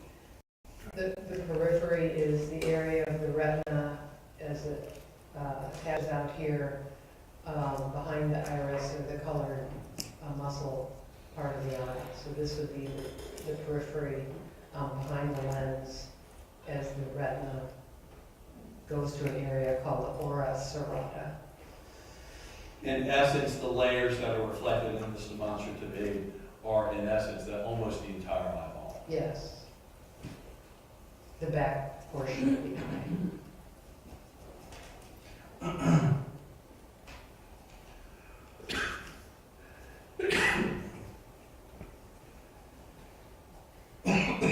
One moment, Your Honor.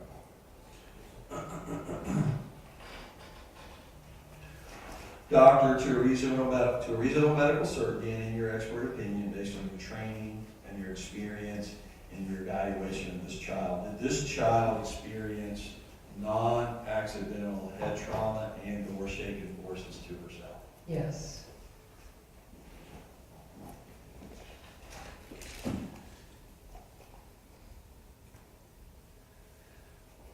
Now, the bleeding that we see at all levels, I just want to make sure, I think we touched on it, just to make sure our jury's clear. Does the more the layers that we see the retinal hemorrhaging in, does that mean the force was more or just simply severe? You understand my question?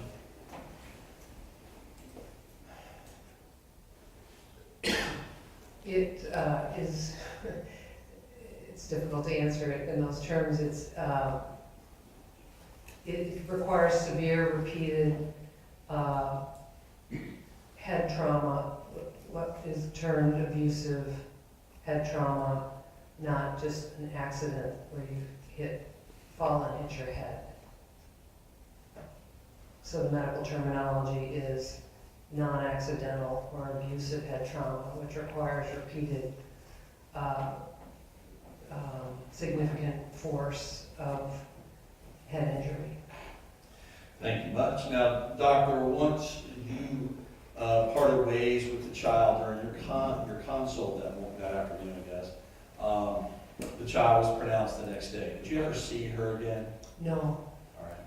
Did the eyeballs later get sent to an eye institute here in Florida for further examination to confirm your retinal hemorrhage finding?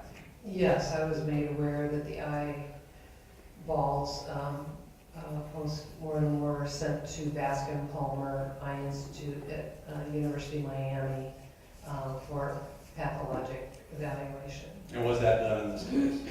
Yes. And Dr. Bucksbaum will be here tomorrow, I think, to speak a little bit about that, but did they confirm your findings of the retinal hemorrhage? Yes, the ocular pathology report did confirm the retinal hemorrhaging identified at what's called the ora serrata, which is that peripheral retina, mid-periphery, equator, posterior pole, and some of the retinal hemorrhages contain white centers, indicating the older hemorrhages, and there were pre-retinal hemorrhages, and optic nerve sheath hemorrhage was identified. I'm going to erase the demonstrative aid. Where is the optic nerve sheath? Will you circle that for our jury? It's the lining of, it's on the outer edge of the optic nerve, again, where the blood vessels are coming through the optic nerve. And so that the nerve sheath connects to the brain. And your description of what injury happened to the optic nerve sheath is what? That the associated head trauma with the subdural hemorrhage and other findings with the retinal findings indicated that hemorrhage was also significant enough to cause the hemorrhage around the optic nerve. Does that also give you the indication that the trauma suffered by the child was severe? Yes. Lastly, doctor, I want to show you just two photographs, and let me brief. What do we see in states 145 and 146? We'll first start, if you want to look at your screen, what are we seeing in states 145? We are seeing the left eye, and then we are seeing preretinal layered hemorrhages here, and we see intraretinal here, and then it's there's additional hemorrhages as you extend further outward. This is the optic nerve, which showed pallor or paleness at the time, as was noted on her CT report. And again, just extensive hemorrhages here, and then there were scattered hemorrhages throughout the retina. Thank you. And again, this is the actual image of the eyeball of the left eye of Zykerria Robinson. Yes, with the RETCAM Thank you. system. And then looking at states 146, are we looking at the now right eye of Zykerria Robinson? Yes, this is the right eye. And what do we see there? If you'd like to use your monitor, please do so. And here is the optic nerve, and you can see hemorrhaging coming off of the optic nerve. And again, pre-retinal hemorrhaging indicated here, kind of the circular area. Here, this is the center of the vision called the macula, which is the sharp, fine detail of vision, and there's swelling of the retina in that area. So there's not only bleeding, but there's swelling or edema of the retina. Does the word edema mean swelling? Yes. One moment, Your Honor. Yes. Nothing further, and thank you, sir. Okay. Mr. Brady? Yes, Your Honor.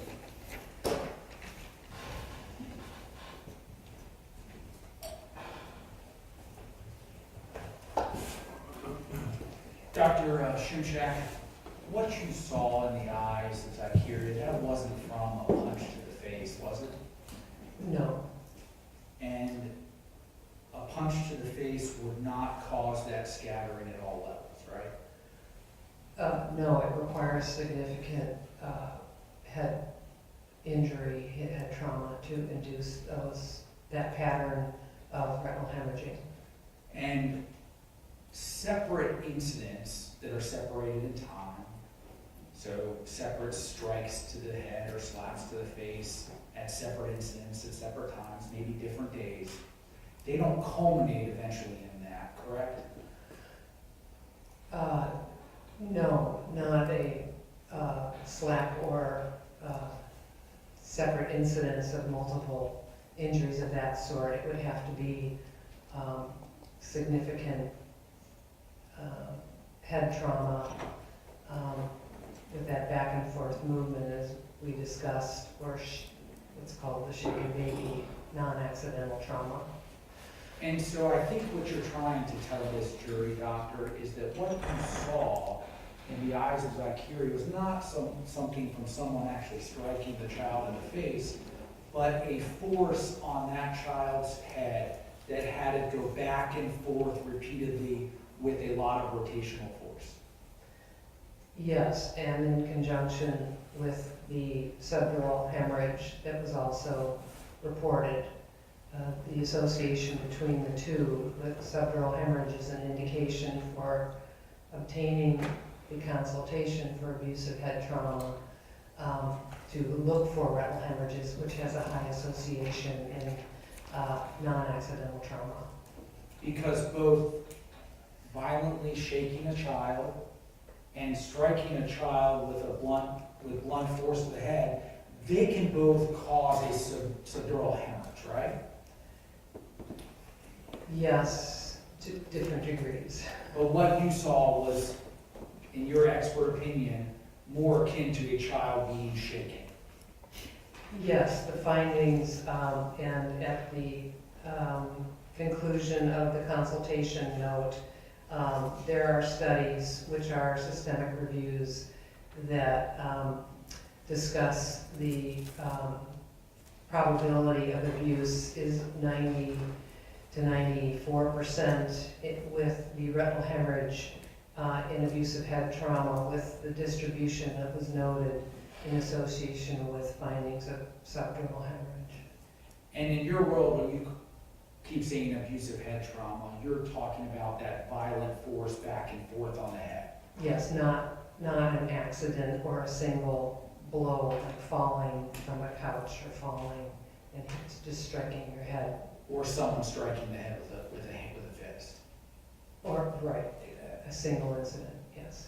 And finally, based on your review of this child and your examination, you cannot tell this jury exactly when this injury occurred that caused those retinal hemorrhages? There was evidence of older and newer hemorrhaging, which indicated repeated abusive head trauma. And you cannot say who caused that repeated head trauma, can you, doctor? I cannot. Thank you very much. Anything else? Louis? No, Your Honor, thank you very much. Thank you, Doctor.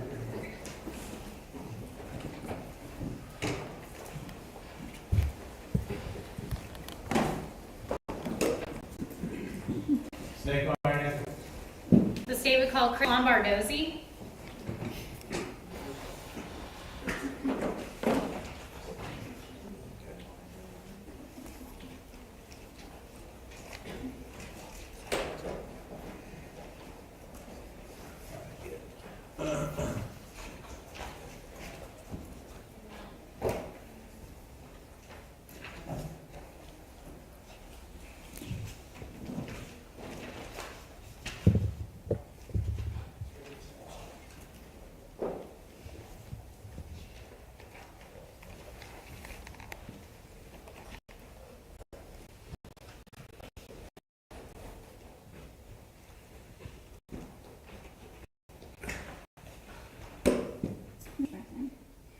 Do you solemnly swear or affirm the testimony you should give shall be the truth, the whole truth, and nothing but the truth, so help you God? I do.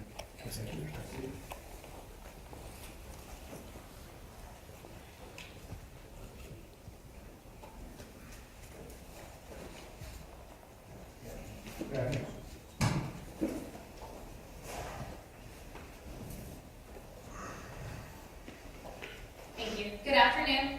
Good afternoon, ma'am. Can you please introduce yourself to the jury and spell your last name? My name is Chris Lombardozzi. My last name is Lombardozzi.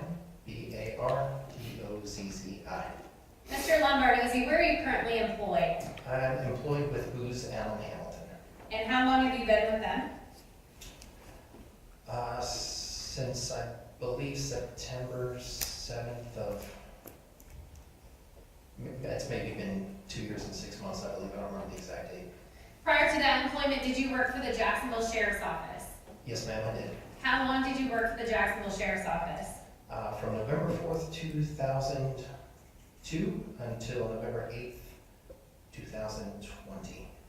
While working for the Jacksonville Sheriff's Office, were you assigned to the Criminal Forensics Unit? I was assigned to the Computer Forensics Unit, yes. I apologize, Computer Forensics Unit. And how long were you in that unit?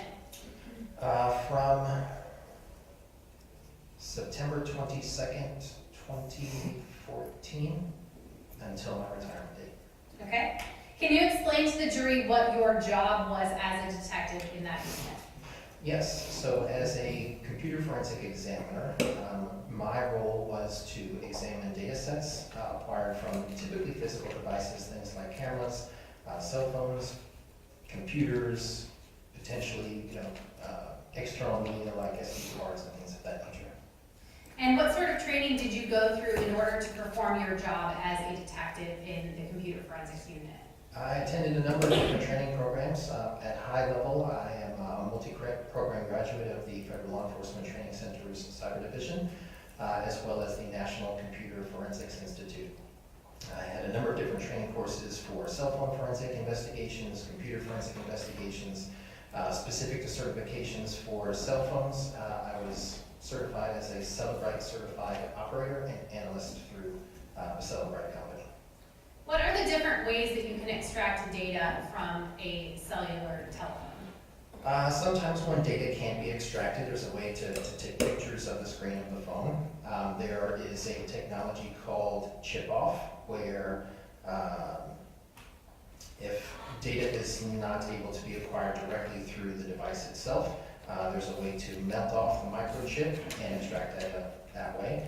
There are also other tools like the Celebrite UFED tool, where you can plug an external device up to the phone and extract data that way. During these different types of extractions, are you changing the data, like the text messages, usernames, things of that nature inside the phone? The forensic examiners are not changing the data. Okay. When you receive a device, are you informed of the facts of the case? To some degree, yes. Okay. When a phone is downloaded, are you tasked with going through to determine if there are items of evidentiary value? Typically, yes. Sometimes the detectives will ask for specific things, whether it's a particular type of artifact, or sometimes they'll just say, provide us everything that you have. In this case, were you provided a Samsung Galaxy J3 device to download? Yes, ma'am, I was. And did you receive that device on October 30th of 2018? I would have to check the date, but that does sound familiar, yes. Okay. Did you also receive a search warrant in order to download that device? I would have to look at the search warrant, but yes, I know there were search warrants associated with that investigation. Do you document the condition of the phone when you receive it? We do in the way of photographs, yes. Okay. Once the warrant was received and you documented the condition of the phone, did you attempt to conduct an extraction of the phone? I have to say I don't remember doing this particular piece of the investigation. It's been some time, but I did generate a report based on my work for that. Okay. So was data extracted from the phone? Yes, ma'am. And once the extraction was completed, you mentioned there is a report that is done. Correct. Prior to your testimony here today, have you had the opportunity to review the extraction report in its entirety? Yes, I did. Have you also had the opportunity to review PDFs that were generated from that extraction? Yes, I did. And were you able to determine if those PDFs actually came from the full extraction? I did.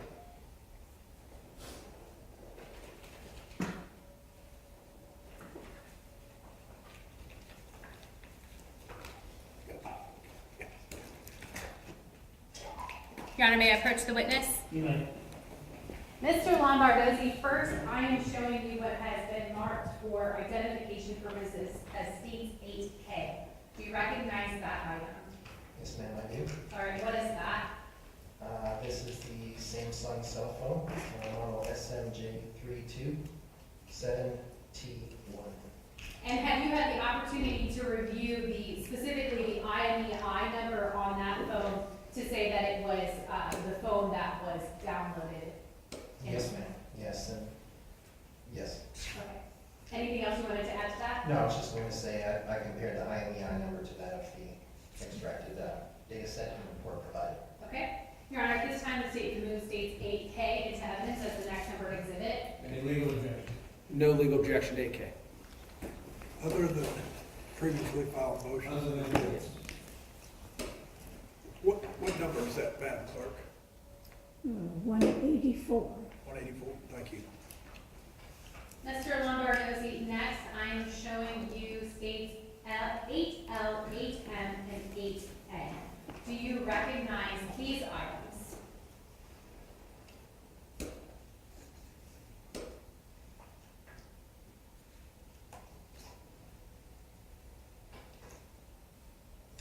Yes, ma'am. These are reports, extraction reports from the Celebrite generated data.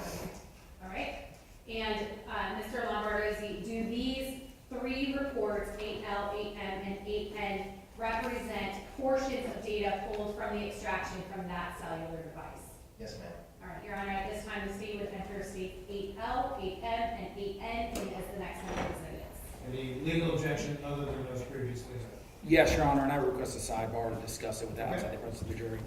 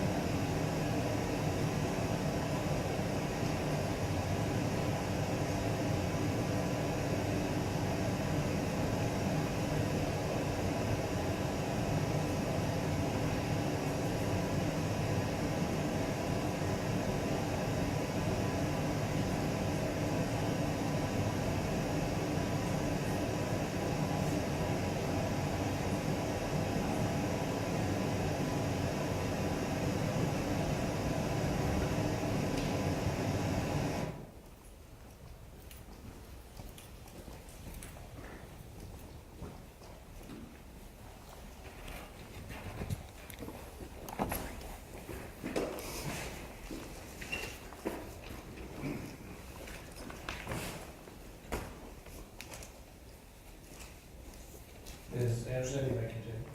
Your Honor, I was moving those into evidence. Have they been accepted Okay, into evidence? The objections overruled. Madam Clerk? And that's gonna be numbers what? 185, 186, and 187.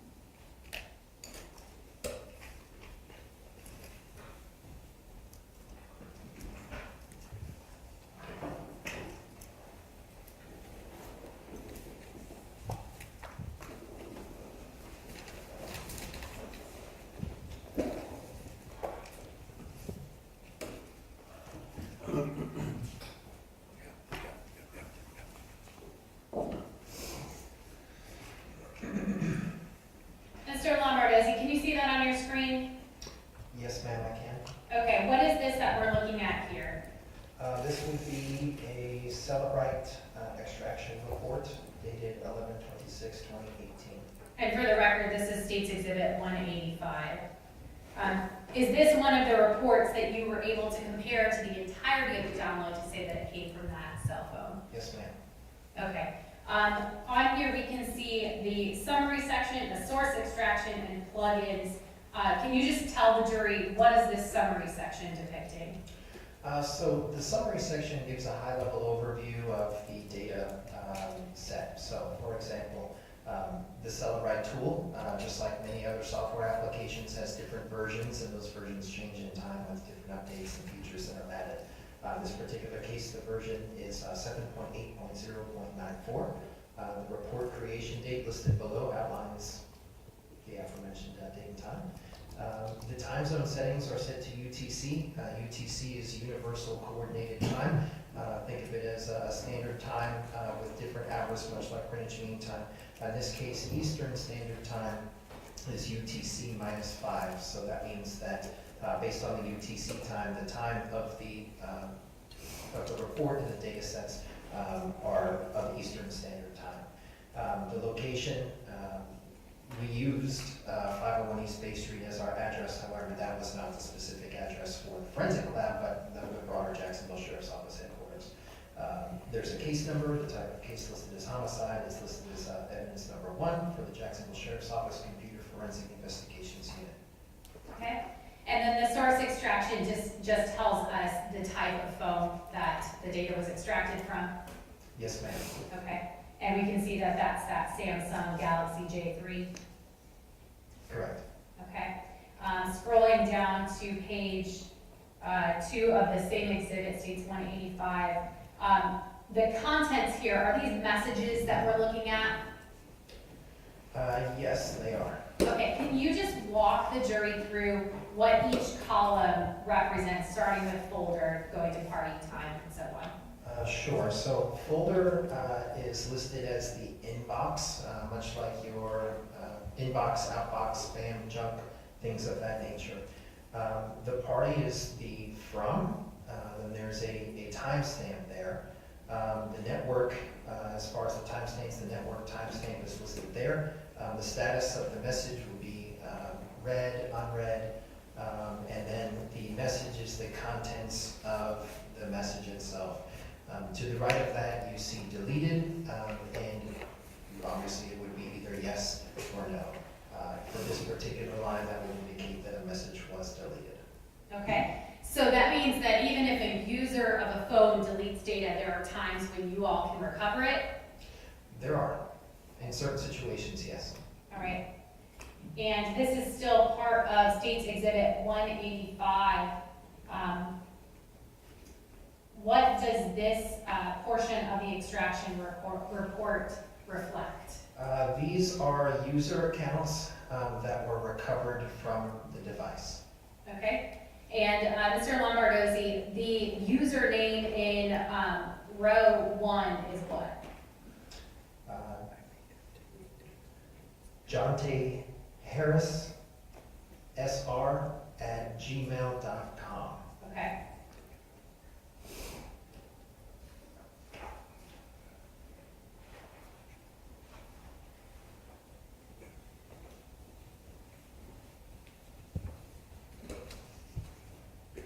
I have no further questions for this witness at this time.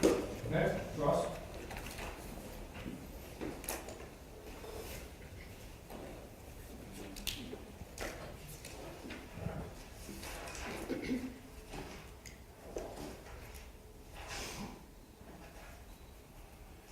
Sir, I just want to clear something up that may not have been clear to our jury during your direct. You actually were unable to perform the actual extraction of that phone, right? I believe that was the case. Again, I don't remember, but per the report that was submitted, there were specialized tools that were used to recover that data. Would seeing a copy of a Secret Service memo for Detective Hector Quintana dated November 27th of 2018 help you remember? Detective Quintana is an employee of the Jacksonville Sheriff's Office, just for the record. But yes, potentially, I don't know if it would help me. May I approach the witness, Your Honor? You may.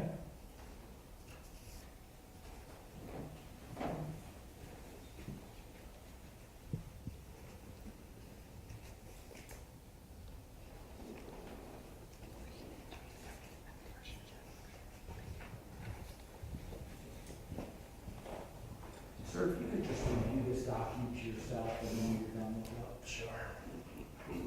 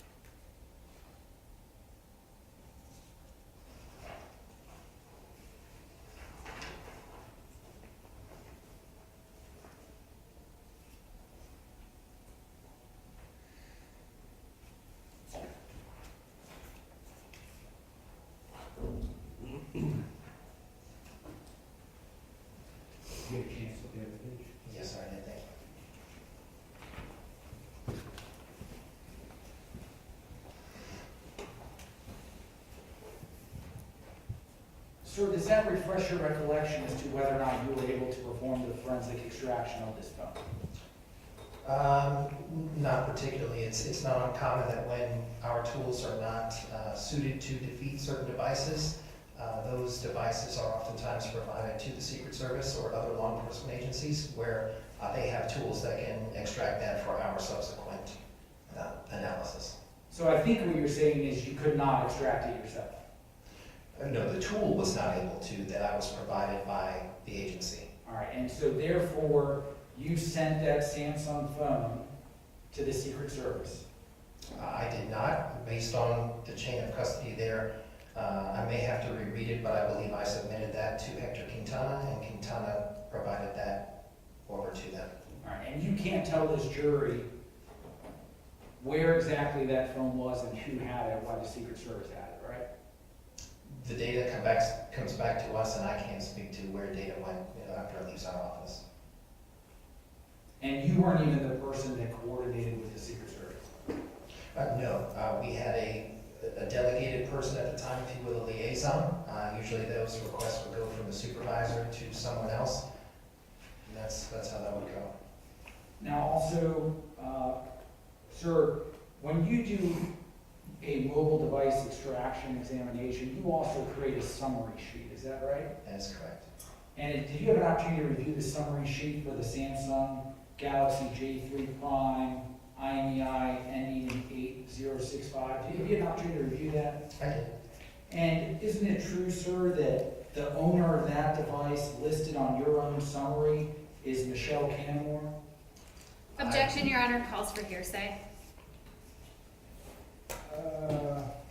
Council approach.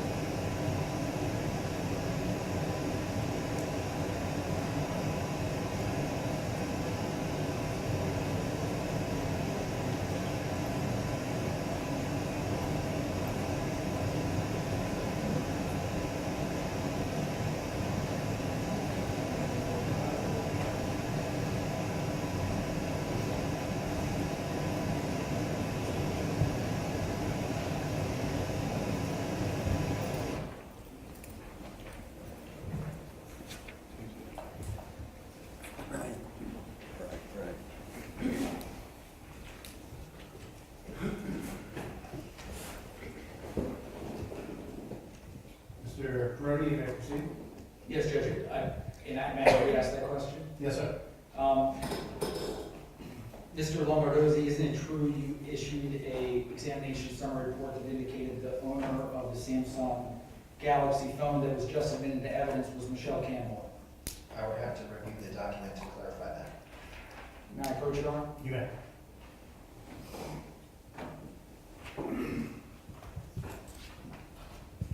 Sir, if you could just review the document and then again look like you're done reviewing it. Yes, sir, that is what is listed there.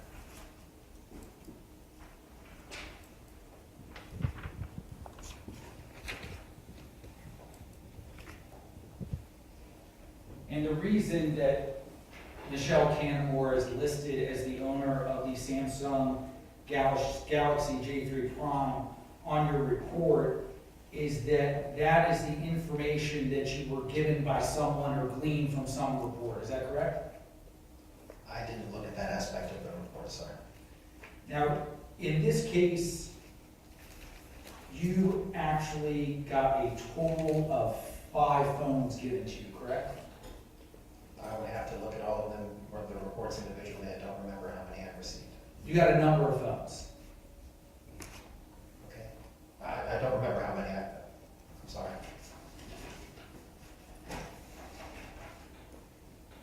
I may approach Your Honor. You may.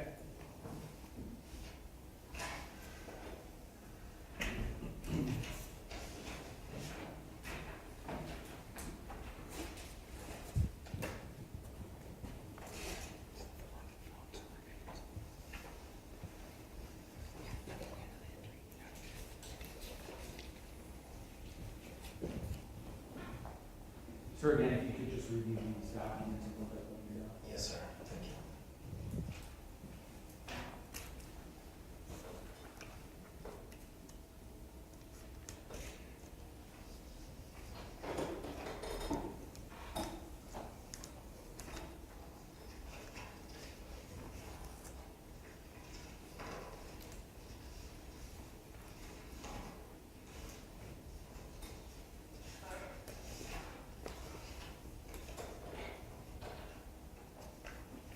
So there's 3 summaries here. And that's fine, sir. Oh, okay. Thank you. Probably missed one.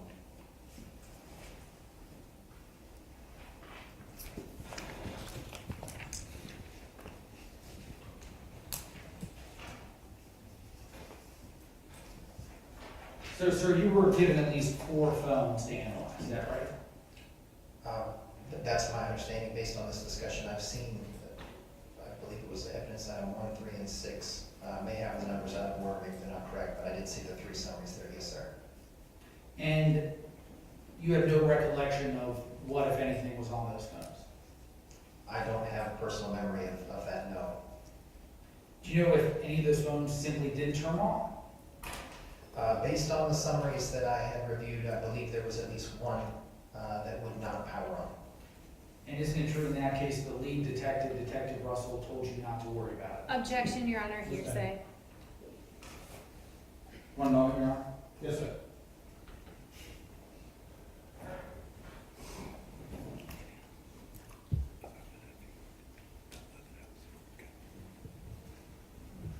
No further questions, Your Honor. Okay. Anything else for witness? No, Your Honor. Thank you, sir, for your Thank you, sir. And members of the jury, I think this would be a good time to take a brief afternoon recess. Remember, during this recess, as with all recesses, I'm not discussing the case, don't look up anything about it, leave the pads on the chair, and we'll see you back in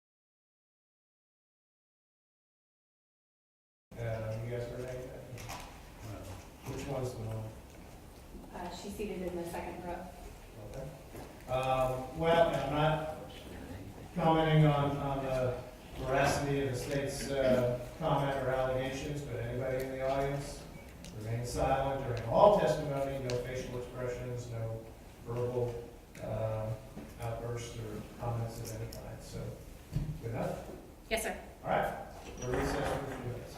Yes, sir.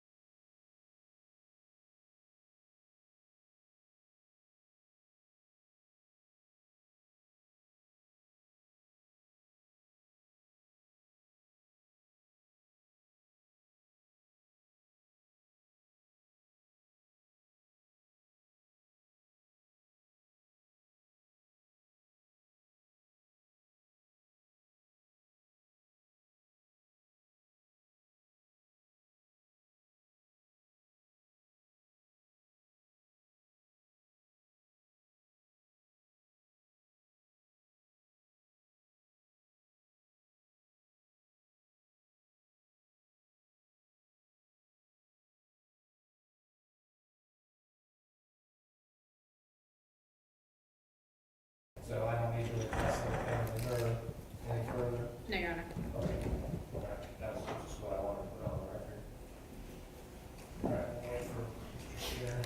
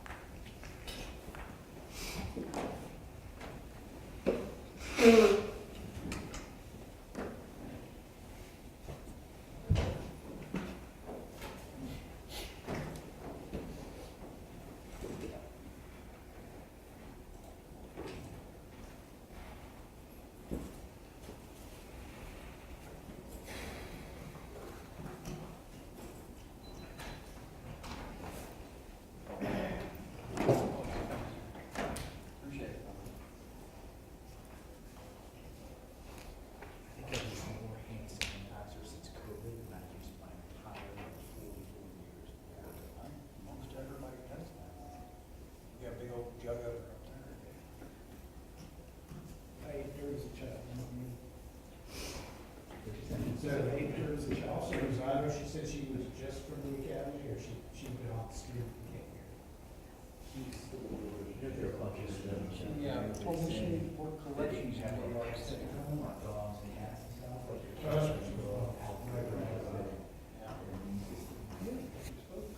what we talked about, I think it's good to have them in here.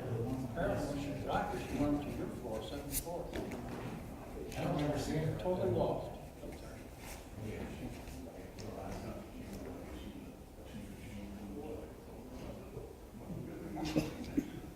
People have done that, I was back, I was actually not in March back then. And somebody came in. Even all.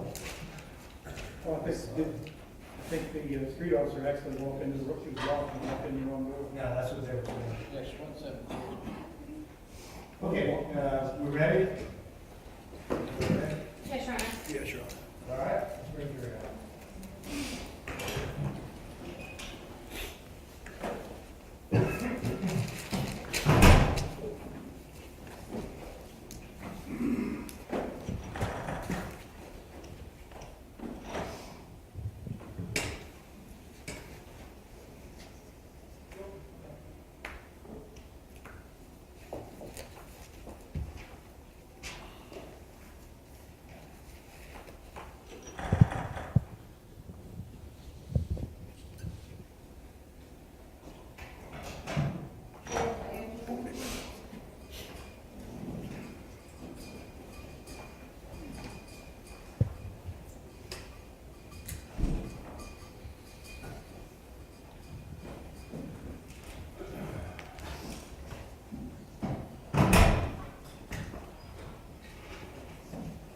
Thank you, everyone. May be seated. Stay quiet. The state would call Michelle Canamore.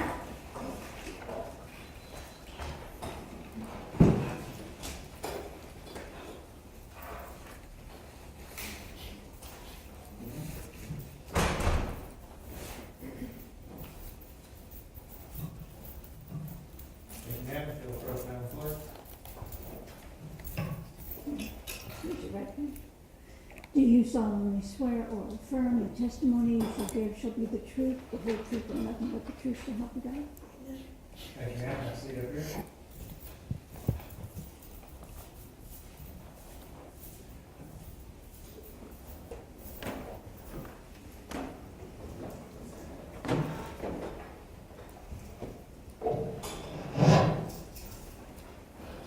Go ahead and pull your chair forward if you would. And you can adjust the microphone or try to speak into the mic. Yes, sir. Ms. Nisha? Good afternoon, Ms. Canamore. Good afternoon. Please introduce yourself to the members of the jury. Hi, my name is Michelle Canamore. I'm Zykerria's biological mother. Ms. Canamore, how old are you? 31. Are you from Jacksonville? I was born in West Helena, Arkansas, but I was raised in Jacksonville, Florida. Since you were 3? Yes, ma'am. What side of town did you grow up on? At the west side and the south side. Ms. Canamore, as you sit before this jury, you're currently in custody, correct? Yes, ma'am. And you were charged with crimes in connection to this case. Yes, ma'am. Have you admitted your guilt and pled? I did. What did you plead to? Aggravated manslaughter Of a child? of a child. And is that a first-degree felony? Yes, ma'am. And you understand that that's punishable by up to 30 years in the Florida State Prison? Yes, ma'am. And you also understand that as a part of your plea agreement, the state, despite your cooperation, will recommend 25 years in the Florida State Prison. Yes, ma'am. That's just 5 years shy of the max. Yes, ma'am.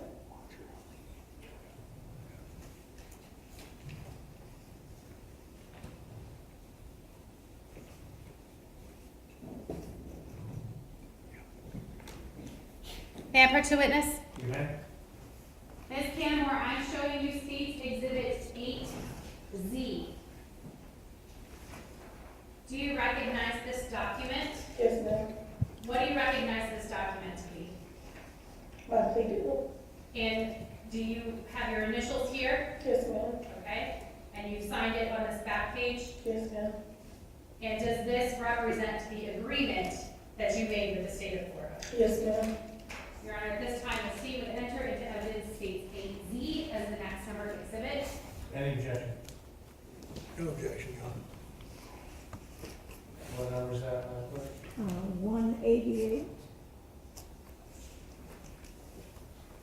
And may I reapproach, Your Honor? You may. Now showing you States Exhibit 188. Ms. Canamore, on what date did you enter this plea? On November 2nd, 2019. Is that November 26th? November 26th, 2019. Okay, thank you. Just over a year after your arrest? Yes, ma'am.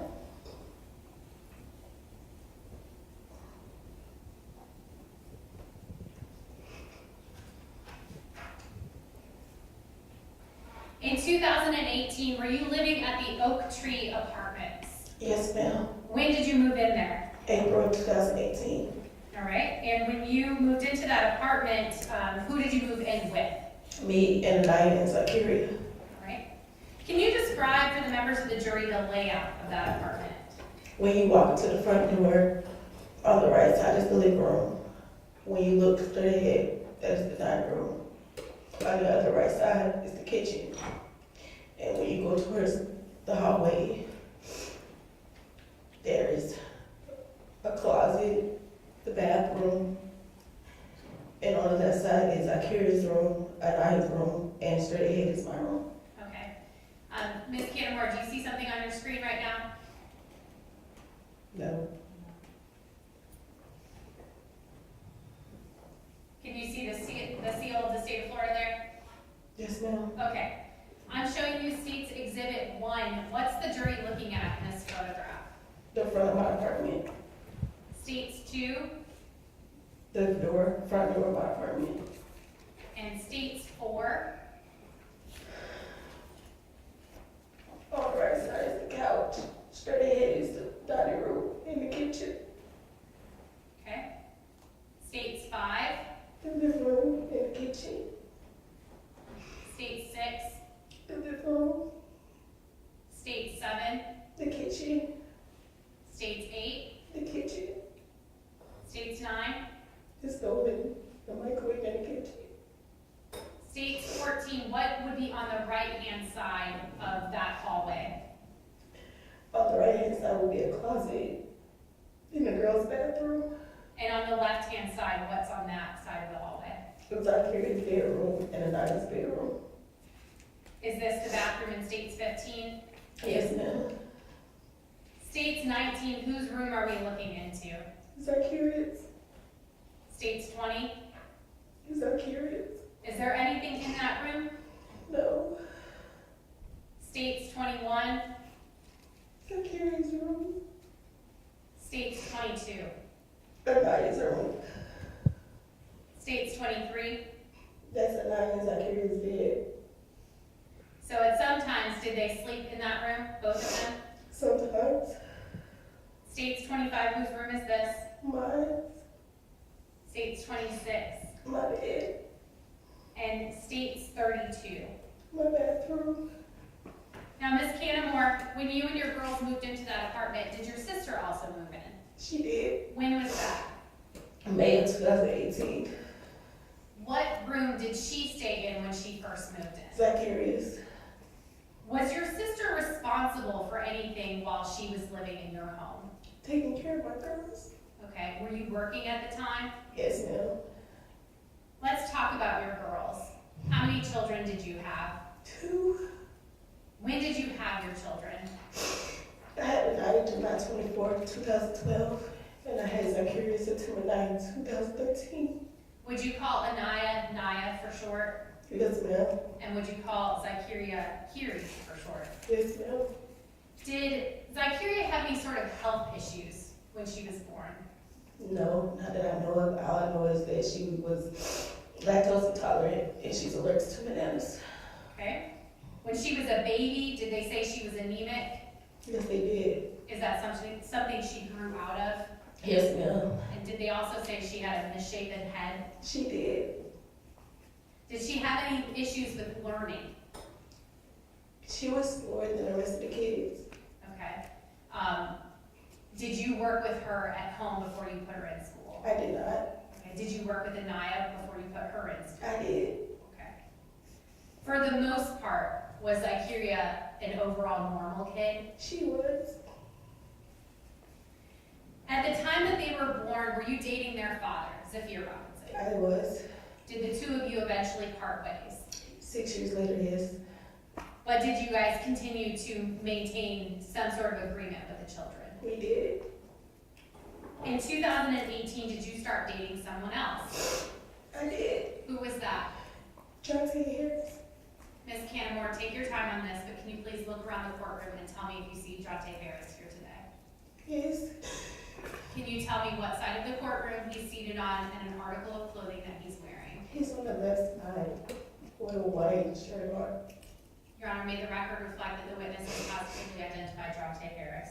The record shows so. When did the two of you first meet? In high school? Would you hang out in high school? No. Did you guys run in the same circles in high school? No. Did the two of you reconnect later in life? We did. When was that? January of 2018. Where did the two of you see each other again? Jonte came into my job. What job were you working at? 7-Eleven off Livingston Lane. Did the two of you exchange contact information? He gave me his Instagram. From there, did the two of you begin an intimate relationship? We did. At first, were things serious between the two of you? No. Did they later become serious? Yes, ma'am. When was that? February. February? Did you introduce him to your children? I did. Prior to that, did he know that you had kids? No. Did he eventually move in with you? Yes, ma'am. When? June of 2018. And why did he move in with you? Him and his sister wasn't getting along. So you needed a place to live? Yes, ma'am. And June of 2018, you were at the Oak Tree Apartments. Yes, I was. When he first moved in, who was living in apartment 204? Me, Zykerria, Anaya, and my sister. Okay. Did your children eventually go to visit with their father? Yes, ma'am. When was that? Late June, early July. Okay. So there was a period of time where it was just you, Jonte, and your sister. Yes, ma'am. How was the relationship between you and Jonte in the beginning? It was good at first. It was good at first. Did your sister move out of the apartment? Yes, ma'am. When was that? Early July. Okay. Now you mentioned it a couple of times that you were working at 7-Eleven. When did you start working at 7-Eleven? January 2018. And you mentioned Lane and Lennox. Yes, ma'am. Did you work at any other locations? Lane and Wilson. What was your typical shift? The night shift. What would those hours be? 10 to 7, 10 to 6, 11 to 6, or like 12 to 6. So overnight shifts? Yes, ma'am. When you mentioned that your sister was watching the kids, that she was helping take care of them, is that because you were working those overnight shifts? Yes, ma'am. Did Jonte share in any of the financial responsibilities in the house? No, not really. Okay. Was he in school? Yes, he was. And were you actually helping pay for his school? Yes, I was. About a month after Jonte moved in, your sister moved out. She did. Okay. Did the girls come back to live with you? Yes, they did. When? Late. Early August. Okay. And why did they come back to live with you? They had to go to school. Were they gonna live with you full-time, or were they still going between you and their dad? They were living with me full time. Where was Naya going to school? At Highgrove Elementary. What about Kiri? She was going to a daycare. I'm not sure I remember the name, but it starts with Alpha. Okay. Alpha Omega sound right? Yes, ma'am. Did they start school in August? They did. And at that time, you were still working that overnight shift? I was. So at night, who would be with the children? Jonte. What time would you leave for work?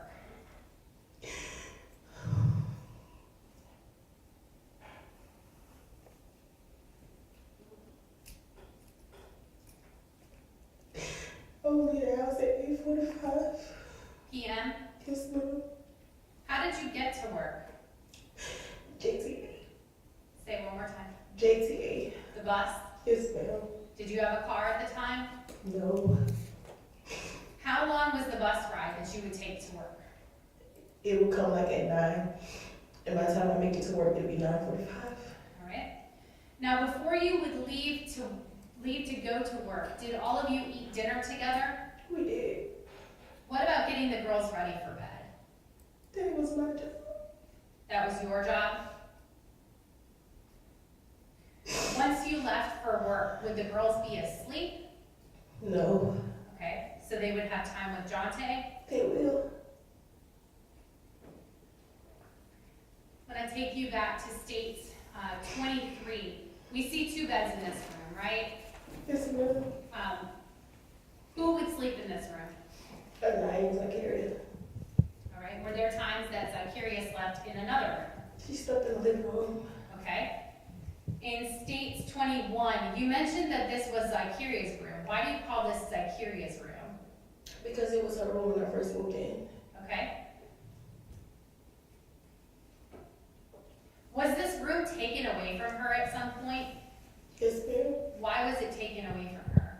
Because my sister moved in. So I let her use Zykerria's room at the time. Okay.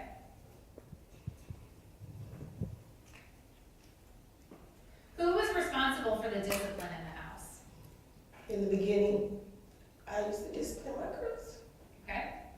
Can you explain to the jury what your form of discipline was? They would just get popped, What does pop mean to you? like on the hand or on the butt. What on the hand? Can you demonstrate for us? Like right here. Okay, like a smack on the hand is what you're demonstrating? Yes, ma'am. Okay. And you also mentioned on the butt? Yes, ma'am. Okay, like a spank on the butt? Yes, ma'am. Okay. Would you also refer to that as a whooping? Yes, I will. Okay. Is whooping just the term that you use versus spanking? Yes, ma'am. Okay. Did you ever use a belt on the girls? I did. You did? Yes. Okay. Why would you use a belt on the girls? Just to discipline them. Where would you use the belt? On their butt. Would you use all of your strength when you hit them with the belt? No. Enough to get their attention? Yes, ma'am. Objection, leading. Only the witness. Yes, Your Honor. When you would use a belt on the girls, how would you use it? I would roll it up till it's like a small end, and then I would walk them. All right. Have you ever punched either of the girls? No, ma'am. Have you ever struck either of the girls in the face? No, ma'am. Have you ever bitten either of the girls? No, ma'am. Was there a point where you turned over the discipline to Jonte? I did. Was this with your agreement? Yes, ma'am. Why would you let a man that's not the father of the girls discipline them? Because I was building a family with Jonte. Okay.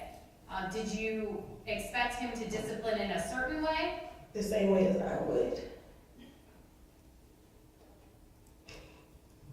Did he discipline in the same way you did? No.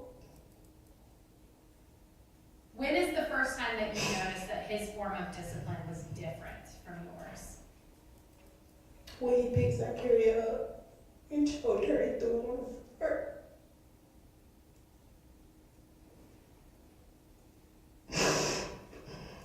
He was doing these types of things in front of you?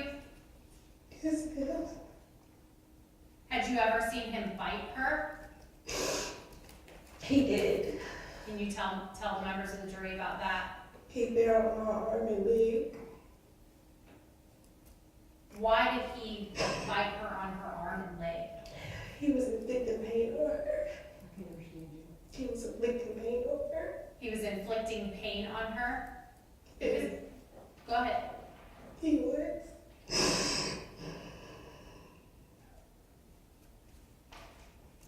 Did you say anything to him when he bit her? I told him to stop. And what did he say back? Shut up. Was that a common response? Yes, ma'am. When did you pull Zykerria out of school? Late August, early September. Why did you pull her out of school? Because she had bruises on her. She had bruises on her? Yes, ma'am. From who? Jonte. Why did you pull her out?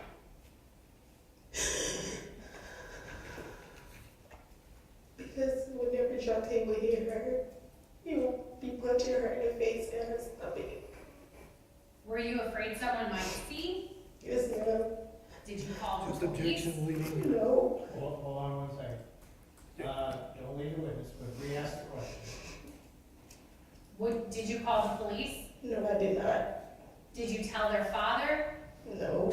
Did you tell your sister? No, ma'am. Did you tell anyone? No, I didn't. Why not? Because I was scared. Scared of what? I was scared of coming to jail. And I was scared of losing my girls.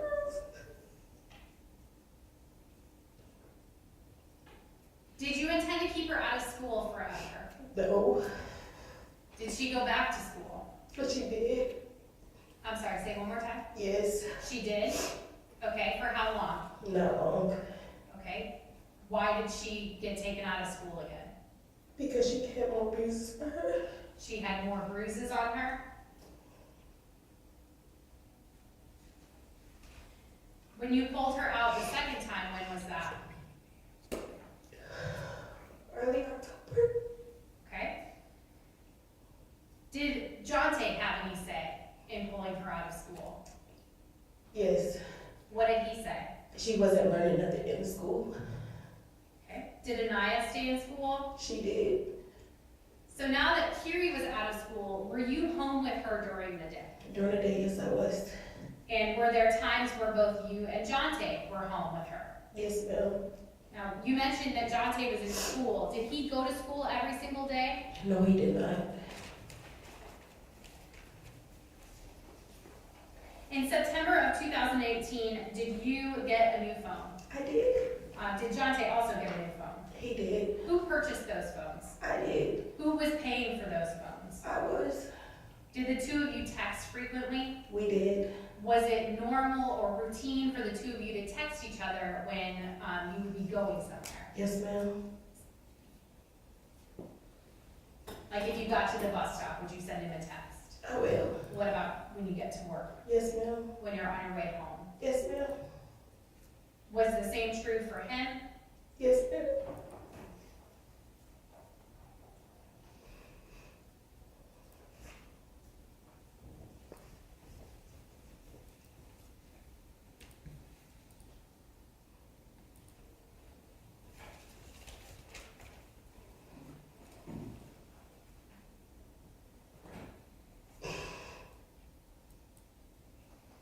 Ms. Canamore, I'm showing you State's Exhibit 185. Have you had the opportunity to look at these text messages? Yes, ma'am, I have. All right, and we see a name, Shep. Who is Shep? Me. Is that what Jonte would call you? Yes. And these messages, are they messages between you and Jonte? Yes, ma'am. Okay. I'm gonna direct your attention to line 440. Who is sending that message?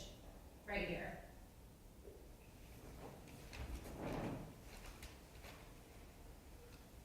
Jonte. It says from Shell, right? Yes. Okay, so is that coming from you? Yes, it is. Okay, and what does the message say? Hey, baby, I made it. Okay, so is this an example of how you would tell him when you made it somewhere? Yes, ma'am.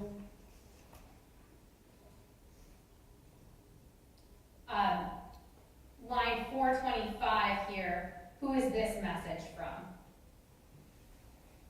Me. And can you just read the content of this message on September 21st? I made it here. I'm at work. I'll stay positive and be safe. I love you so much. Myers. Okay, so again, you're letting him know where you're at. Yes, ma'am. Okay. Ms. Canamore, were there times where you would actually witness what Jonte was doing to Kiri? Yes, ma'am. And were there times where the two of you would communicate about it afterwards via text? Yes, ma'am. Would he also voice his complaints about her via text? Yes, he would.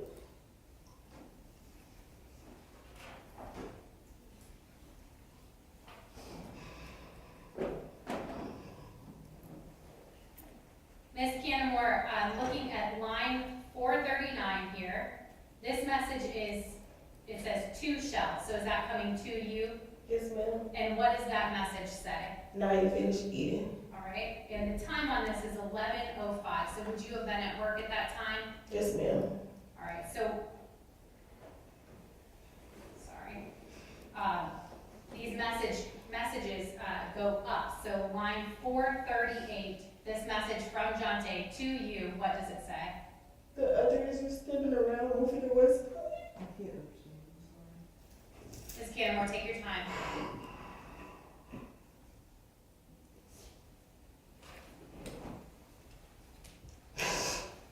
It says the other is just standing around moving in one spot. Who is he talking about, the other?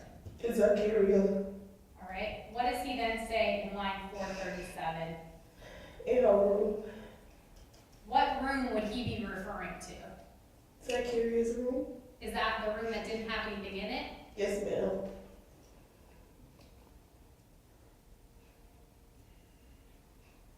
Line 434 from Jonte to you, what does it say?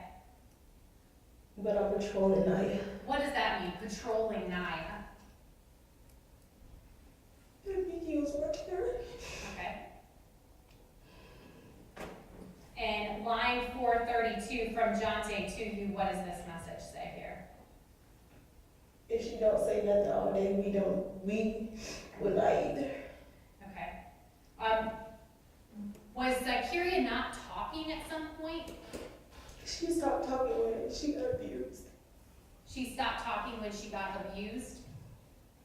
So prior to the abuse, did she talk normally? Yes, she did.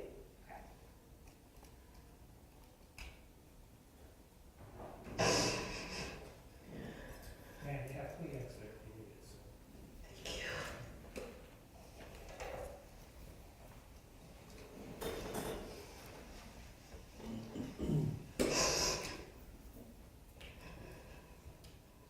Ms. Cannon, we pour about her. We pour about someone. Ms. Canamore, are you ready to proceed? Okay. Looking at line 424 on 921, this message from Jonte to you, what does this say here? She is terrible. Right here. Line 424. As soon as you left, she threw up all over the house, shaking my head. SMH means shaking my head. Yes, ma'am. What do you say back to him in line 422? Shaking my head. That don't make no damn sense. I don't know what I'm going to do about my old kids. I don't understand. What the hell why the hell they just can't get it together? And then what do you say in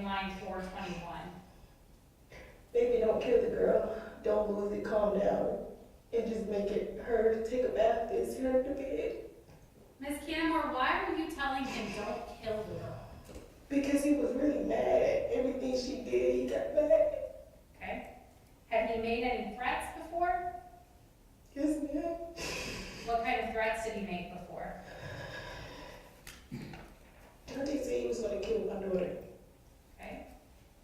In line 420, still on September 21st, this message from you, what does this message here say? I truly apologize for her behavior. I don't know what's gotten into Zykerria and why she want to act up and not listen. In line 419, another message from you, what does that say? Do you need me to come home? Line 418, his reply. No. Why are you apologizing to him for her behavior?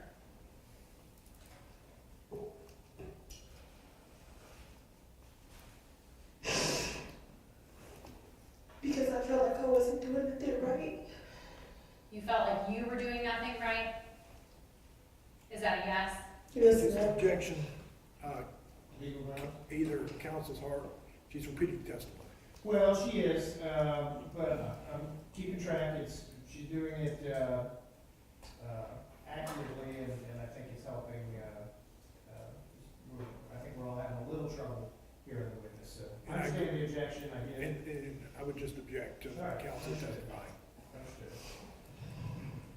Ms. Canamore, Try to limit it if you can, Ms. Anderson. yes, Your Honor, I was trying to help Madam Court reporter out. Ms. Canamore, I'll direct your attention to text messages on September 23rd of 2018. Message 409 from Jonte to you. What does this message say? Yeah, put ice on her.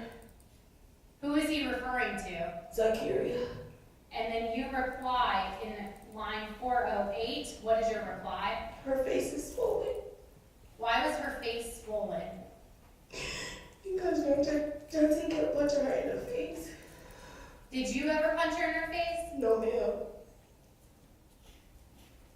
Line 406, still on September 23rd of 2018, from you, what does this message say?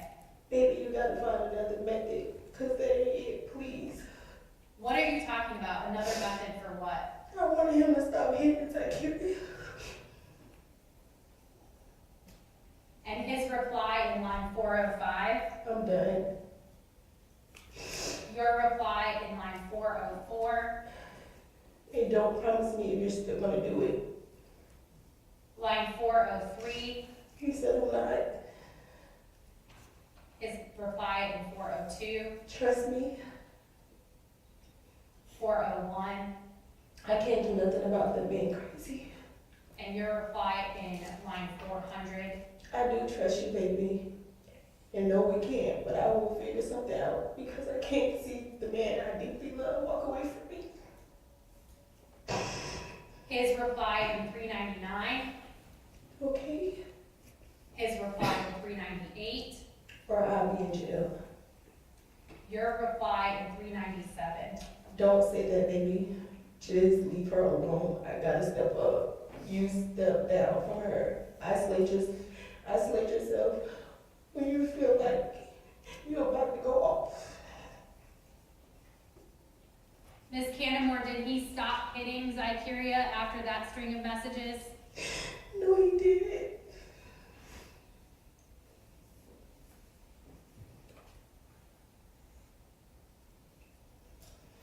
Going to line 393 on 923. This message from Jonte, what does it say? Waiting for you to heal, so waiting for you to kill Zykerria. Heal Kiri, is that what you said? Yes, ma'am. Okay. And 392, And have a mother-daughter. I don't know what the age is. okay. His reply to that in 391. I need to be away. What is heal Kiri? What does that mean?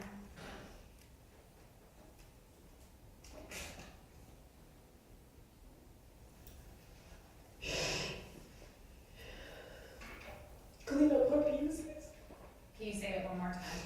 Clean up her bruises. Okay. Were you using something to clean up her injuries? Yes, ma'am.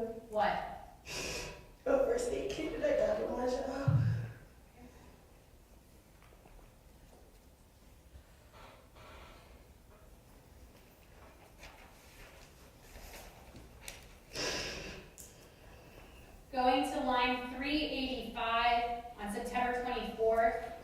This message from you, what do you say? Why I just woke her up to eat. She still got food in her mouth. Who are you referring to? Zykerria. Okay, and then line 384, his reply. Then don't feed her. In line 383, again, his reply. Keep her in her room. Line 382. Door closed. What room is he referring to? Zykerria's room. Which room is that? The empty room.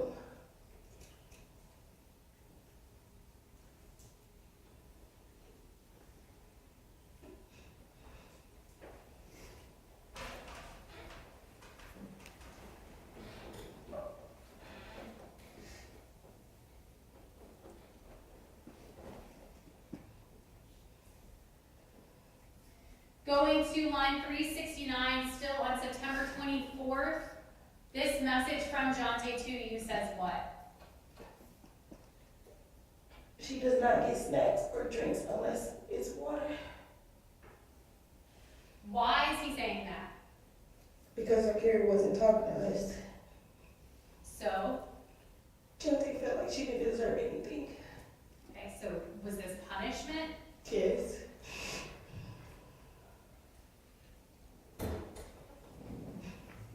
Again, object to leading.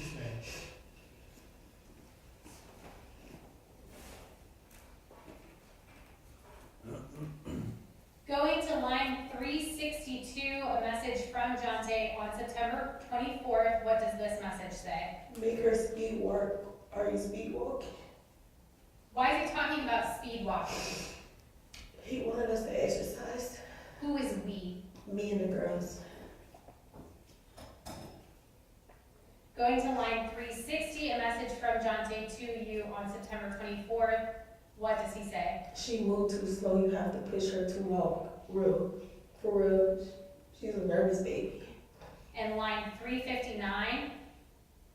And that still makes her in trouble because she will be trouble to us. And I have a reputation within myself that does better about targetness. And your reply in 358. We are speed walking, and I understand. I know your rules.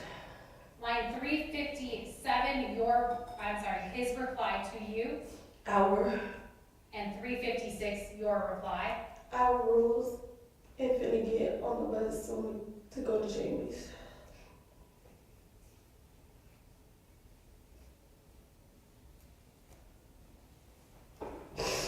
Ms. Canamore, who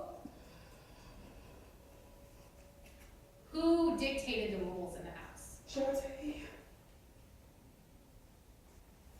Did you follow his rules? Yes. Why? Because Jonte wanted control in the house. Okay. Going to line 354, we're still on September 24th of 2018. This message is from you. Can you read this message, please? We gonna walk all the way home because the lady got an attitude because I took away the popcorn the store clerk brought her. She thought she was finna get a snack. I'm finna beat her ass. Who is little baby? Zykerria. All right, you say in that message, I'm finna beat her red ass. Why are you saying that? Because she was acting out. Okay. What do you mean by that? I was gonna whoop her. What does what mean? I was gonna use a bill to discipline her. Okay. You say red ass. Why do you say red ass? Because she's the same complexion as me. Okay, so that is a term for complexion? Okay. In line 352, this message from you to Jonte, what does it say? That doesn't mean come home and jump on that damn girl. I got it. And 351, his reply to you. She started eating them. Your reply in 350. No, I took them. She didn't eat over me. His reply in 349. What is she walking slow or what? Again, his message in 348. Where you at? Line 347, this message from you. She called, attitude, started walking fast ahead of me. Almost got hit by a car. I had to yank her up too many times. Finna get to this house and beat her ass and finna cross the street. Ms. Canamore, did you yank her up? I did. Okay. Can you describe for the jury how you yanked her? By her shirt. By her shirt? Okay. Did she complain of any injury after that? No. Did you see that she was injured in some way? No. Did you beat her when you got home? No, I didn't. Did you do anything to her? No. Why not? You told him you were. I wanted Jonte to believe that I did.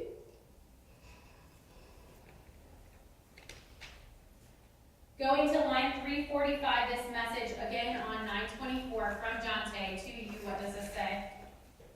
What did you tell her to walk faster? And then 344 again from Jonte. Or did she do it on her own? Line 344 again from Be Jonte. real. I'm sorry. Be real. Line 342. Because I told you not to talk to her. Line 341. She gives us the silent treatment and she gets nothing. They doing that because she is cute. She has a backward spirit in her. Line 340 again from Jonte. And the devil don't be around us or nobody. What is a backward spirit? What is he referring to? He thought my baby was corrupt. In line 340, he uses the word devil. Who's he referring to? Zykerria. Going to line 338, still on 924, this message from Jonte. What does it say? We have to spoil Naya because she gonna learn and Naya gonna learn too. Line 337. By her not talking, she is one of the greatest listeners. Line 336. I hate her abs across her head. Line 335. So she know not to play with me. Line 334. She gonna learn. Line 333. Her punishments are griever than ever for real. Line 332. She would not be a devil. And she is a state of mind. Like, she don't have to listen because she's irritating. And again, Ms. Canamore, who is he referring to? Zykerria. Finally, your reply to that stream of messages in 331 is what? I know you told me not to talk to her. She did it on her own because she thought I was going to hit her and okay about the spoiling night. And his reply in 330? No, you need to listen. His reply in 329? Yeah, but running off is stupid. His reply in 328? You can't run from problems you created. His reply in 327? You should not, will not. And 325? Besides, she is working my troublesome ways for real. And your reply in 324? I'm not running away from my problems. I'm understanding now and I'm listening to you. And your reply again in 323? And I know that's why I keep telling you to walk away, because I don't need you behind bars.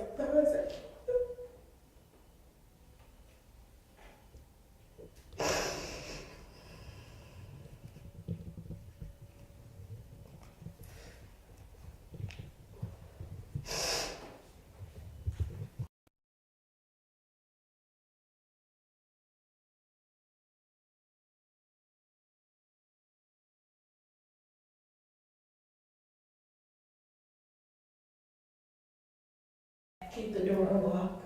And the next message from him in line 308? I'm leaving. The next message from him in 307? You is Aggie. What's Aggie? Aggravated. Alright. And your reply in 306? I ain't do nothing to you but make you stop hurting my daughter because you was thinking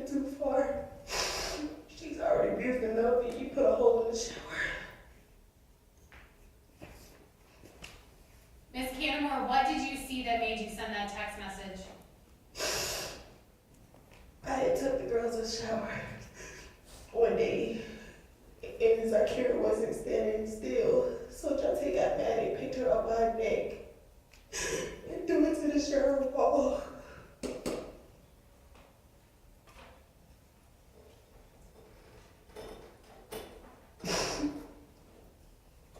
Ms. Canamore, looking at line 305, his reply to you. So, Line 304, keep her away from me. 303, Then 302. y'all ass is slow as fuck. Your reply in 301. I said, don't get her in the face. You pick her up and threw her, just like you did Nyla. If you felt like doing that, you could have went outside and got some air. And his reply to you in 300, Fuck you. 299, Be a mother and stop calling me for shit.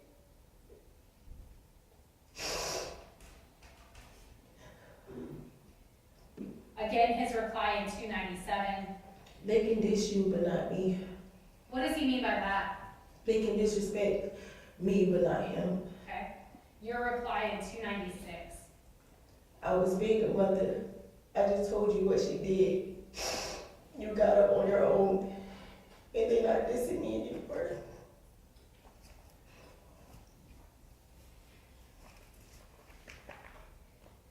Still in September 26th of 2018, line 294, the message from Jonte to you.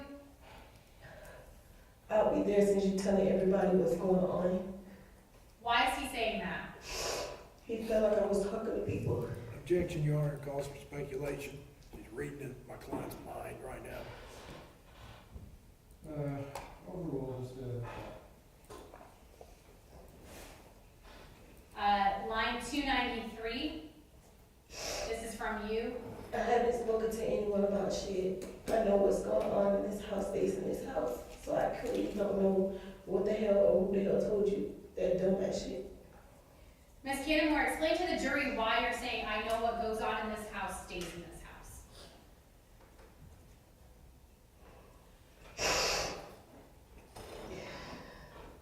Because whatever happened in my house, I was supposed to keep it to myself.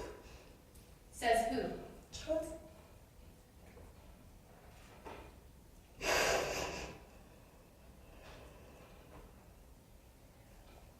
On September 26th, still, the message from Jonte to you in line 287.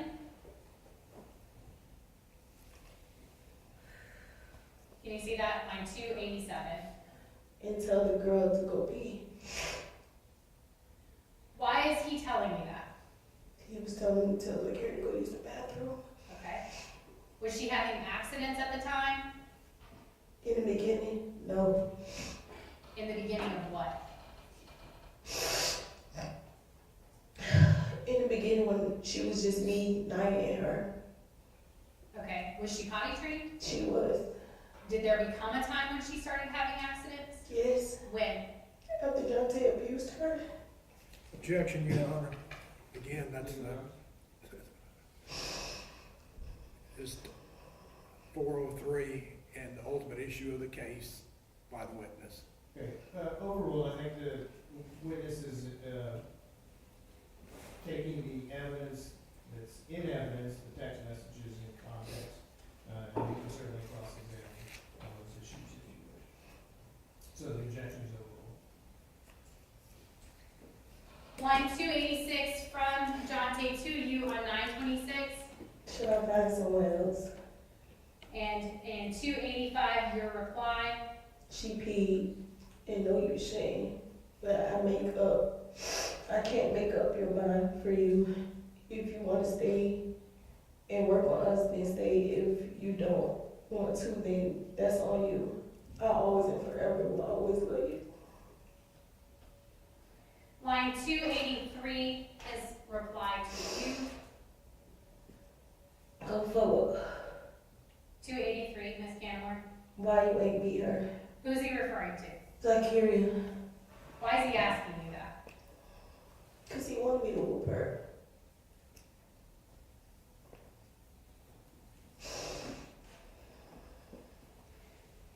reply to him in line 275 and say what?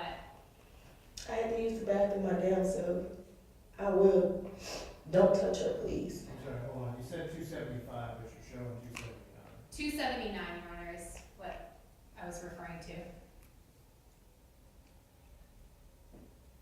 I had to use the bathroom my damn self. I will. Don't touch her, please.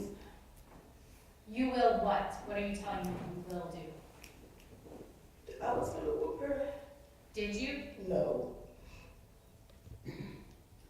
In line 277, I'm sorry, 278, his reply to you, I will.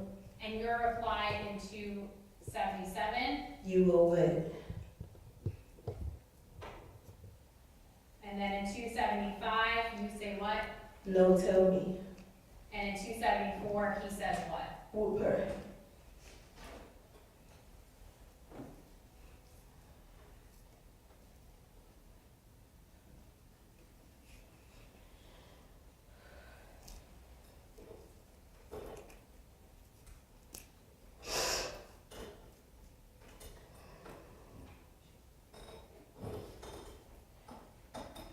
Sorry, Ms. Canamore, I scrolled too far.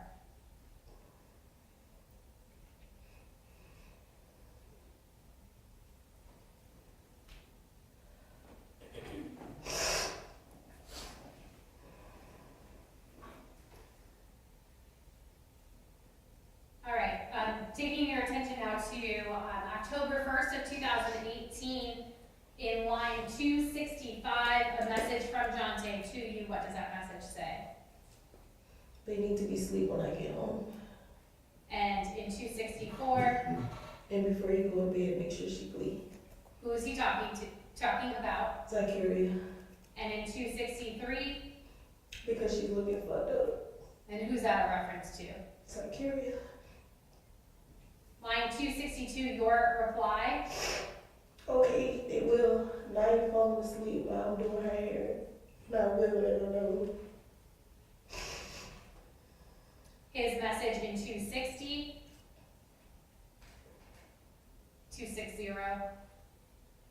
Yeah, I'm saying Kyria. And 259. Her face.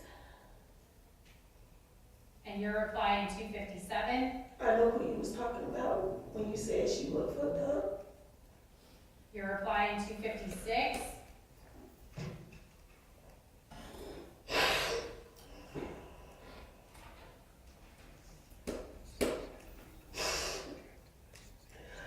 You gotta stop hitting her ASAP. She looks bad and I don't need you behind bars and they took it away from me.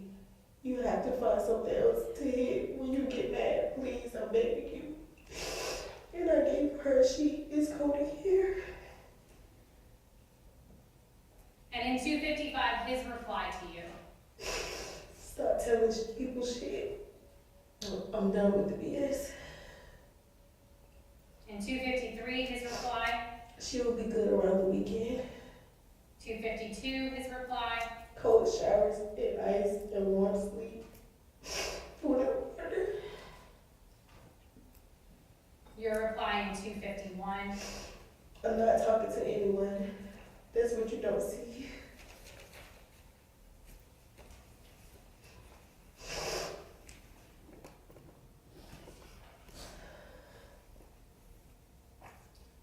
Going now to October 4th of 2018, line 241, the message from Jonte to you. I don't have to deal with you guys, and I'm not. I'm sorry, 241, Ms. Gilmore, this message here.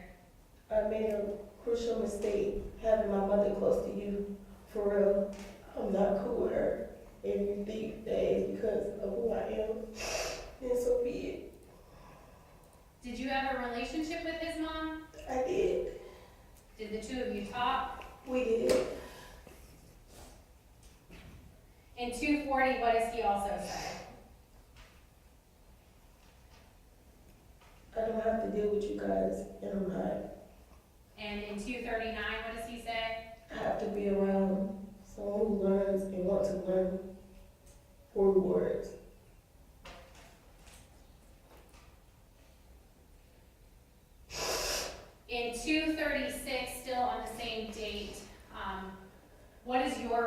to him? All I've been doing is being here for you, learning and listening to everything you said to be. But anything I do is not good enough for you. I'm fighting to keep us fighting for our family. Shit, I don't even have my own family on my side. I know you don't see eye to eye with your mom. I get that. She calls my phone worried about her son. And if you want me to back off from your mom, I will. And for you to say I'm not for you is fucked up. That's all I have been for you, the kids, and anything else you needed me for.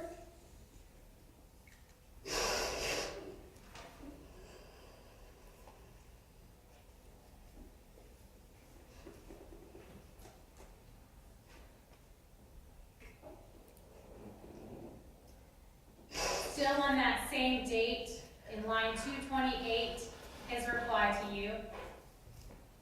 Which one? 228, Ms. Canamore, this line right here.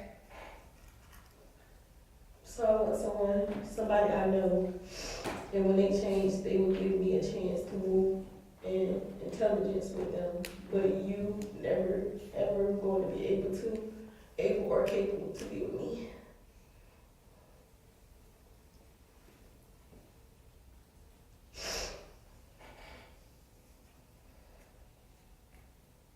Going now to October 11th of 2018, in line 203, this message from Jonte to you.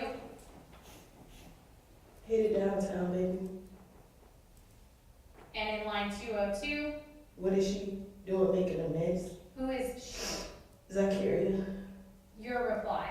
Okay, what you do, run to the bus stop and know she done, she's sitting on the couch across from me. Did you want her in the living room or in damn you was moving fast as well? Why are you asking him if he wants her in the living room? Because that was his area. Line 200 is reply. Have her clean up. Line 199, his reply. You don't do nothing.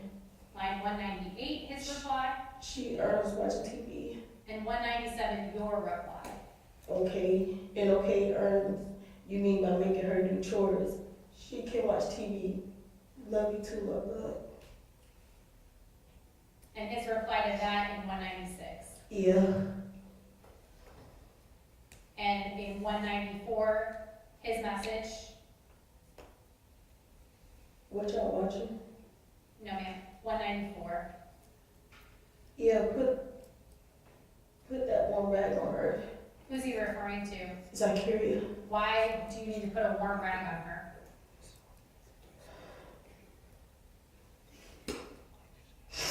He was talking about her arm. What about her arm? It was sticking out. What do you mean by that? Like her bone was broke. In line 192, what do you say? I've been in the warm rag. I'm finna warm it back up. Went cold. And looking up learning stuff now. And talking to Kay. Going now to October 12th of 2018, his message to you in line 188. Here's 188, Ms. Canamore. Only thing she was eating is vegetables. And again, his message in 187. She is eating nothing else from me. His message in 186. She's not special to me because she has a way of being mad and thinks it's going to go away. His message in 185. She is now punishing me again for not running and she needs sleep always. Who is she that he's referring to? Zykerria.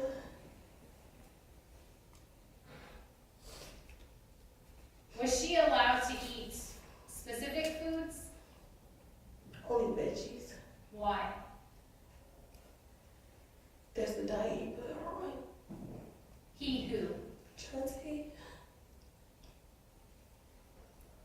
In line 184, his message to you. When she here for real, she's still in her room, nothing to do. Ms. Canamore, what room is that? Hers? Not the ones with the beds? No.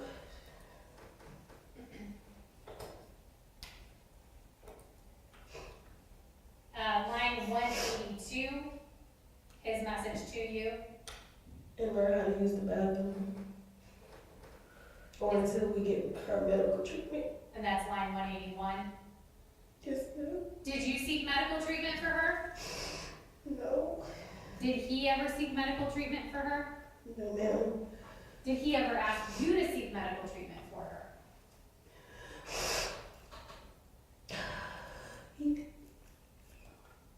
He did. You did? Why didn't you? Because I was scared. Of what?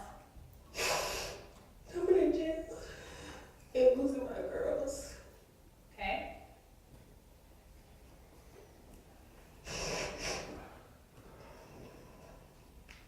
In line 180, this message to you from Jonte, what does it say?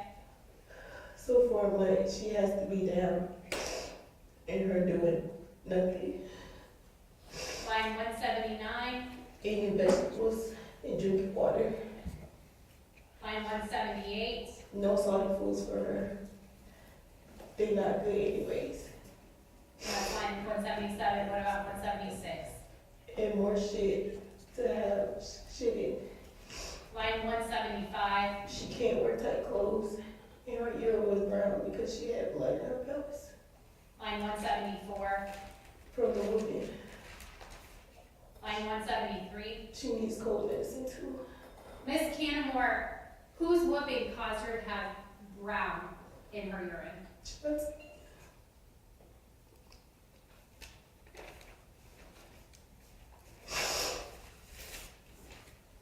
Your reply in 172.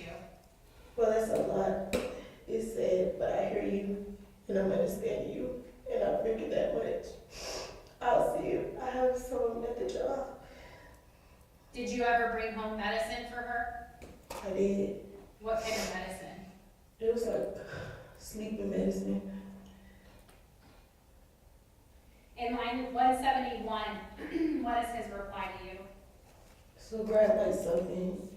She get rid of sick. It makes her go straight to bed. In line 170, his reply to you. Yeah, them clots she have is because her blood don't get everywhere in her body. Line 169, She has head trauma. line 168,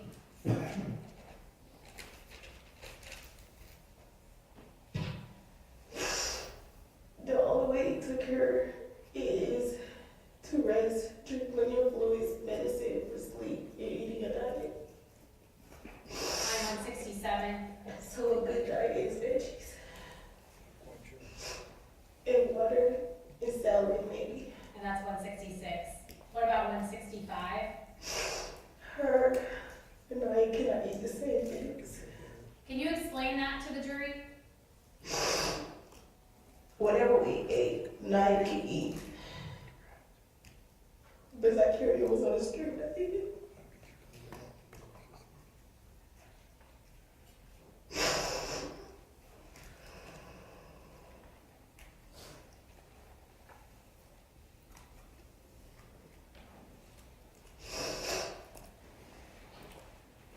Ms. Canamore, I'm going to take you to line 147. We're still on October 12th. This message from Jonte to you, what does it say? Make sure this part not bleeding. Your reply to him in 146. You're welcome. And I'm checking it now. His reply in 145. Keep me posted. Your reply in 144. It looks like it's healing. And your reply in 143. I'm sorry. What was 144? It's not bleeding. And line 143. It looks like it's healing. Okay. And then his reply in 132.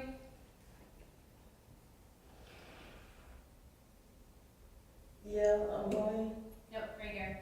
142. Okay. And then his reply in 141. Yeah, I'm gonna handle what I do, but her anger is deep. She gonna figure out who feed her after 3 days. Your reply to that in 140. I know you'll get better in time. I'm not giving up on you, and I still love you. Your reply in 139. And I hope she do for the both of y'all sakes and mine. Ms. Canamore, in line 140, you say, I know you'll get better. What does that mean? Get better at what? Not hitting Zykerria. Did he get better? No. Still on October 12th, going to line 133, a message from you. What does that say? And all the food no plan. Or the one at the bottom. The one at the bottom is Canamore 133. You good, you need your space to calm down so you wouldn't come home mad. No one is mad at you. They ate and now you're watching TV, Kyria in the room. I put cream on her. What kind of cream were you putting on her? True antibiotic.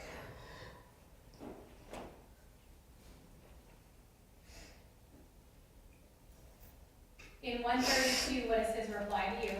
Ate all the food, no plan. Who is no play? What is that a reference to? Zykerria. Zykerria what? She can't play. Why not?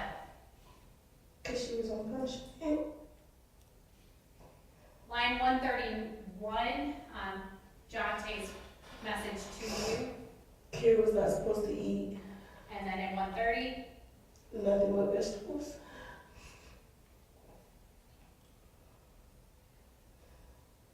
and then in 129, What did you do? and then your reply to him in 128. Your rice is almost done. Don't want nothing from the store. I might be gone before you come home. Yes, they ate all. They food. Kyria had vegetables. Naya had macaroni and chicken and vegetables. And then his reply in 127. You sure? And your reply in 126. They wasn't around each other, and yes, I'm sure. Why are you telling him they weren't around each other? He didn't want them around each other. Why not? He didn't want them mimicking each other. Mimicking each other? What does that mean? Like whatever Naya did, he didn't want Kyria to do, or whatever Kyria did, he didn't want Naya to do.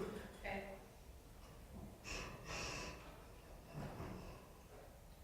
In line 125, your reply, They both had water. and then his reply in 124, Where was she? his reply in 123. Not in my living room.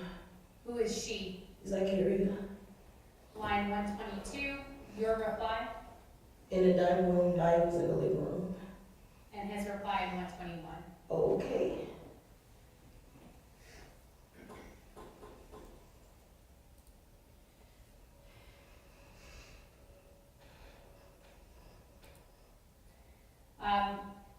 Going to, we're still on October 12th, at 8:58 in line 119, a message from Jonte to you. Is it the one that pointed at? Yes, the one that's being looked at. Wash their buttholes, it's nasty. And then he says in line 118, They act like boys for real. and your reply in line 116.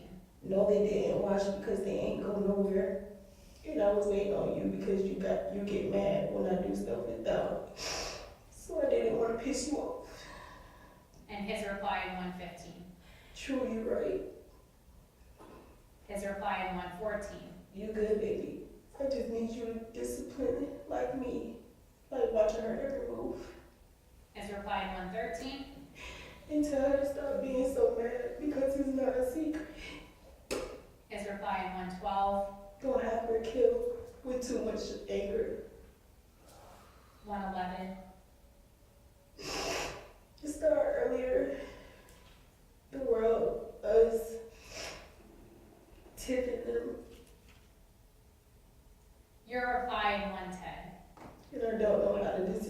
like you, but I can watch her every move.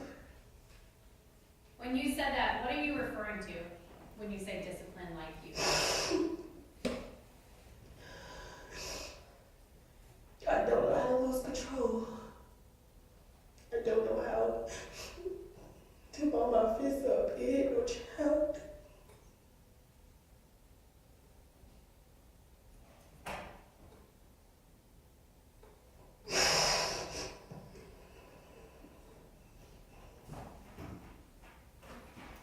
Ms. Canamore, going to October 13th.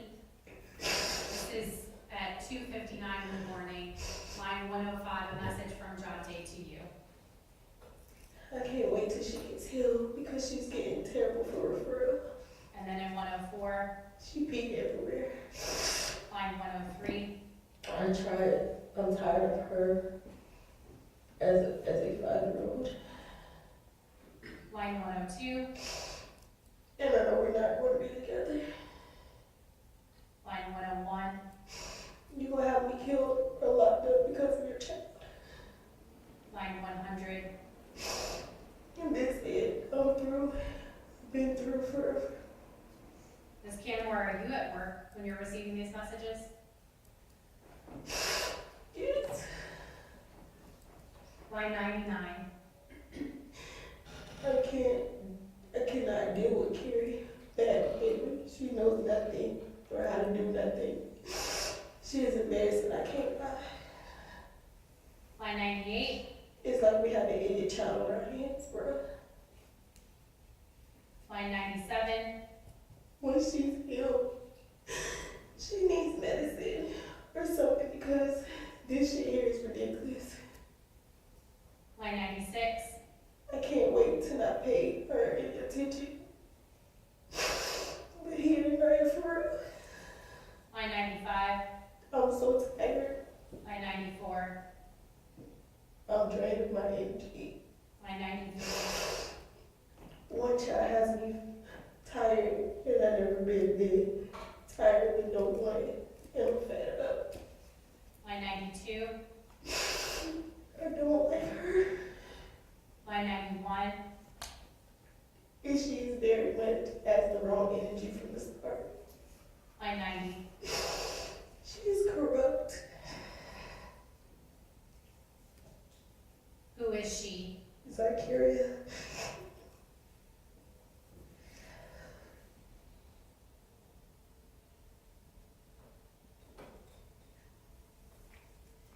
I'm going to October 15th of 2018. Line 84, a message from Jonte to you. What does it say? Line 84, Ms. Canamore, I just woke up. right here, 84. Yes, Carrie was never asleep. And then in 83, I just woke up and she was playing soon as she got freedom. what is that a reference to? Freedom from what? From her room.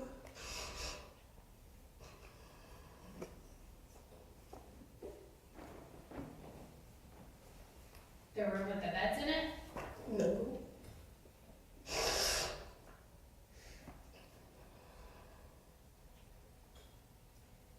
Going to line 80, still on October 15th at 3:25 a.m., message from Jonte to you. They watched both of them. Line 79, She facing the corner. line 78, you say, Oh my God. Please don't hurt her. And you watched both of them. is that a statement? I was asking him a question. Okay. What was the question you're asking in there? Did he watch both of them? Why are you asking him that?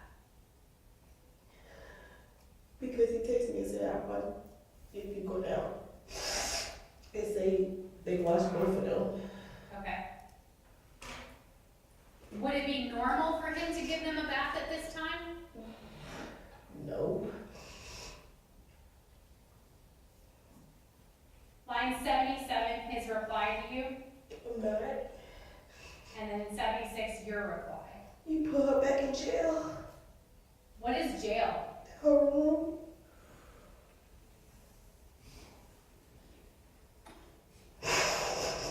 reply to you in 75. She's healing. His reply in 74. Yes. His reply in 73. She can't do what she wants. And your reply in 72. I know, baby, and I understand where you're coming from because that is disrespectful.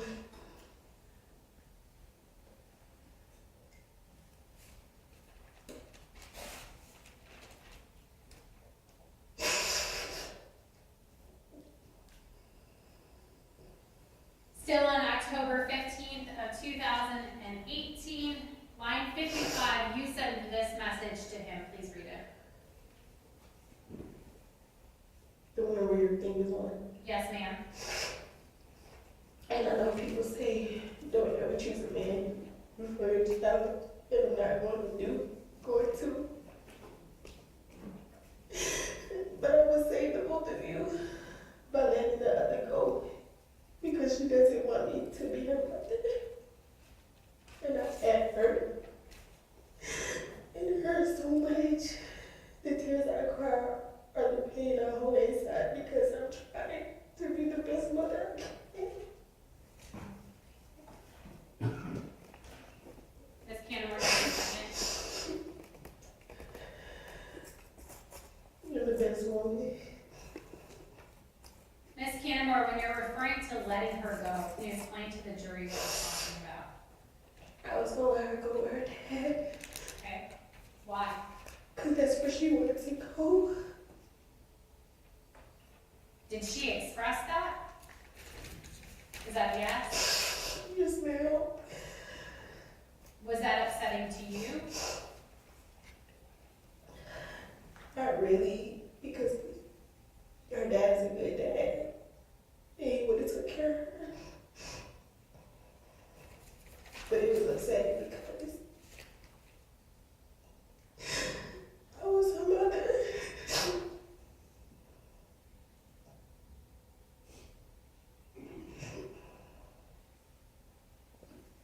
His reply to you on 10/16, just after midnight, in line 52. You will get her back. Line 51, Just needs peace from her. line 50, She is causing too much headache here. line 49, She not taking much up. and then he, Joy. okay. Line 47, She know wrong from right. She get into the I don't care mood. line 46, But I'll start early. I do take it far, but I bet she knows not to play with me because it hurts me as much. I know it hurts you.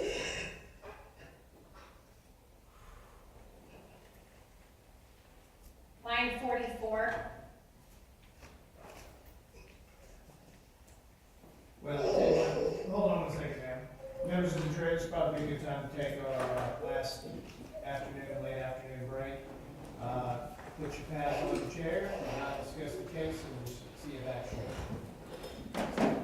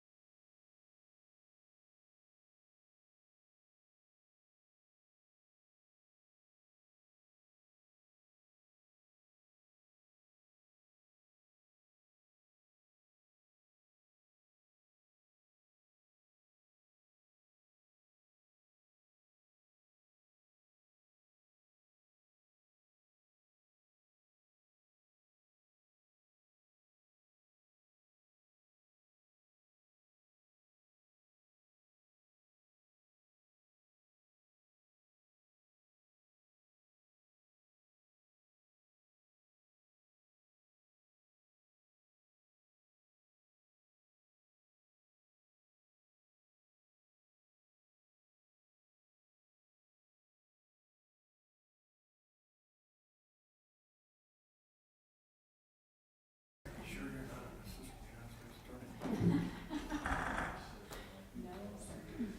Cause I know I only got one that I got that day. Yeah, I'm starting to have. Oh, goodness. She got a cousin over here on what's it called? Whenever you start memories and nightmares and everything. Yeah, Traumatic flashbacks. flashbacks. Goodness, what are I?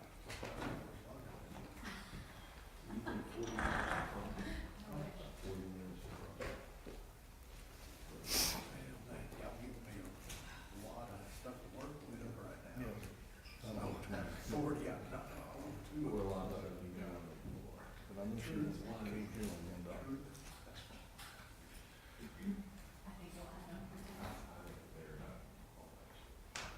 So you have case 5473. You gotta go through another 2 days to get them right. Yeah, I could've sworn. All right, if you don't get it today, I'll get it to you tomorrow.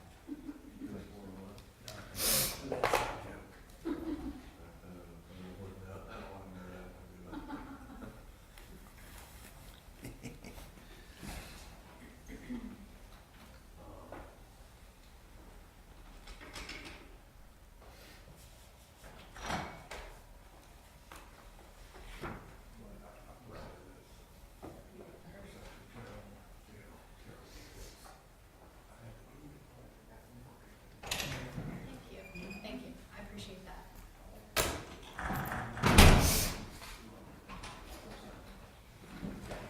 I appreciate that.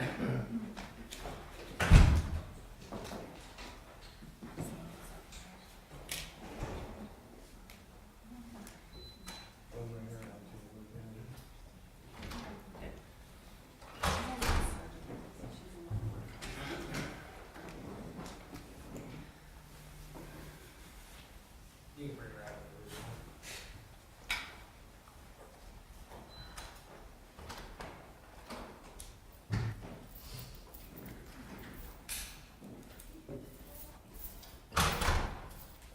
Your Honor, I'm gonna go out in the way and round up Mr. Brody.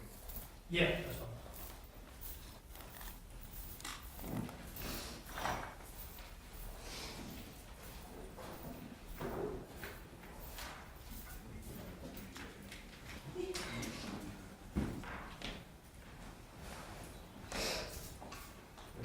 Everybody ready? Yes, sir. Oh, we're not ready. Hold on, Ms. Kevin. No.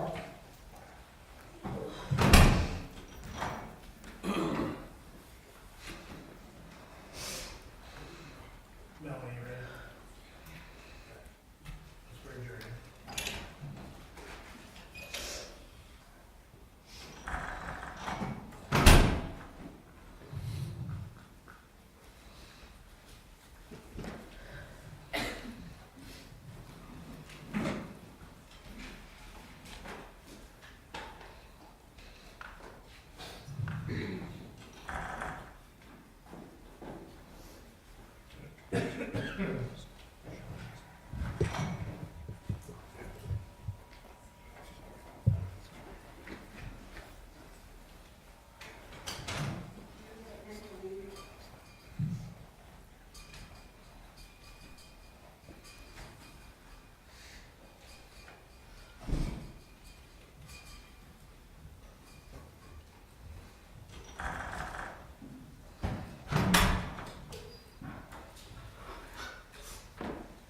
Thank you, everyone. May be seated. Ms. Anderson, you may continue. Thank you, Your Honor. Ms. Canamore, we left off, we're in October 16th of 2018, just after midnight, line 44, message from Jonte to you. No food, no drinks, no TV. I bet you learn. Now she ready to run and shit. No man, you just fuck up. I don't want her around because my child is not going to ruin nothing. And trust me, if she was older, I would have sent her to jail or kicked her ass out. Line 43, she's back up with shit. Her and I, Line 42, they don't know how to shit. in line 40, your message.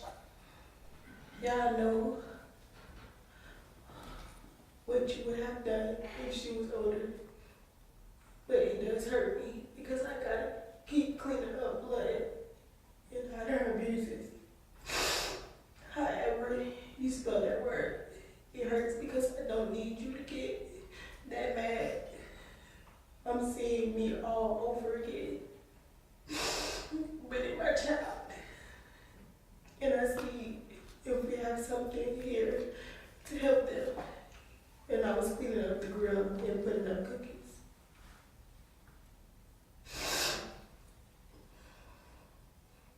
And okay, wow, I'm sorry. That's his reply in 39. Because I know what you've been through. That's line 38. Okay, thank you. Ms. Canamore, going to line 37. What does he say in line 37?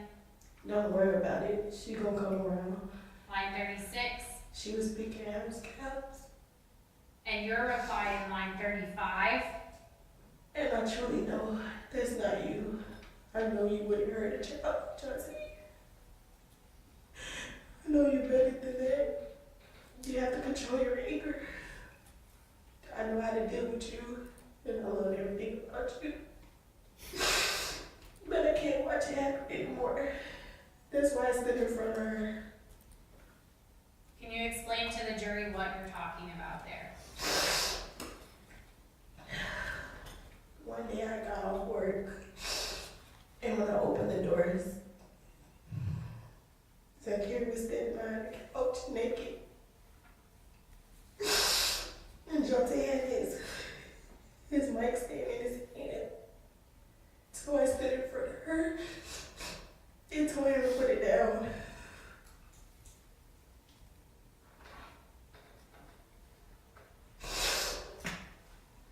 Ms. Canamore, his reply to you in line 33. Oh, no, but she gotta know, don't disrespect, but honestly, I'm done providing for her series. Line 32, his reply. And I guess I'm mad because she don't love me like I love her. And that's what it always be.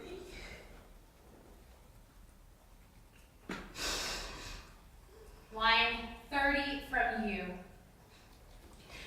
And it makes me mad also because she doesn't want to love none of us but her father. But I don't get so mad to where I hurt her. I put it in God's hands and let it be because He is working on all of this.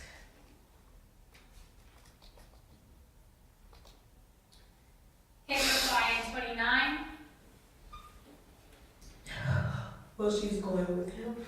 His reply in 28. I would feel better with one child anyway, I guess. His reply in 27. We can do better. We can do more and have more fun. Ms. Canamore, I'm going to go back to some photographs.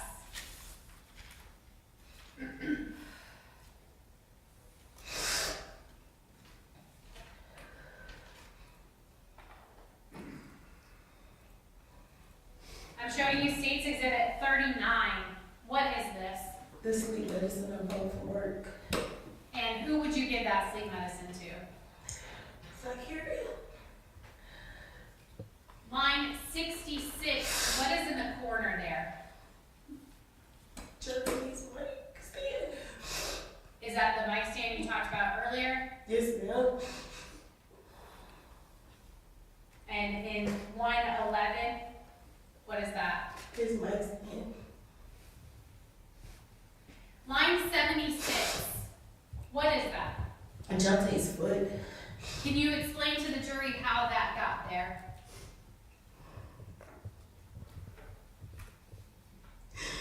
Zykerria has shoes on her own foot. And Jonte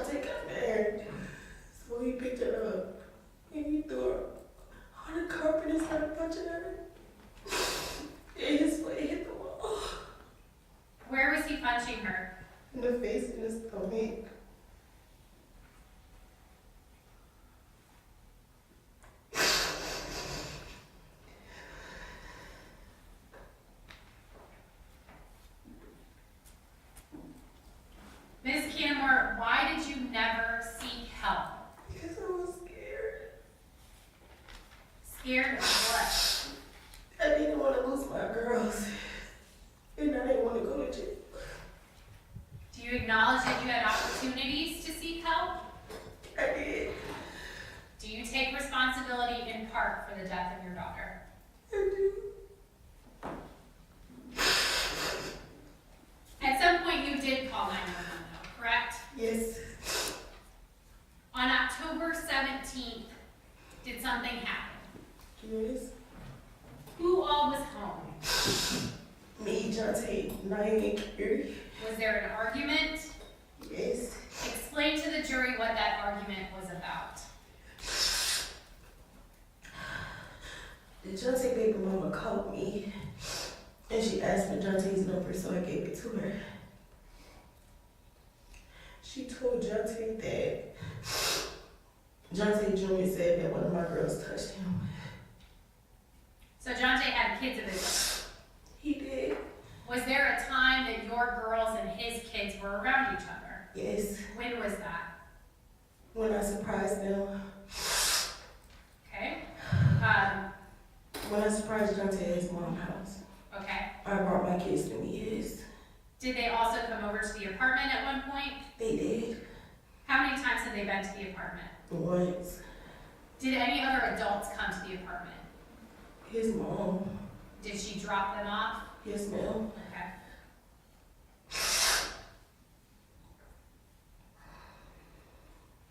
Did his kids stay the night?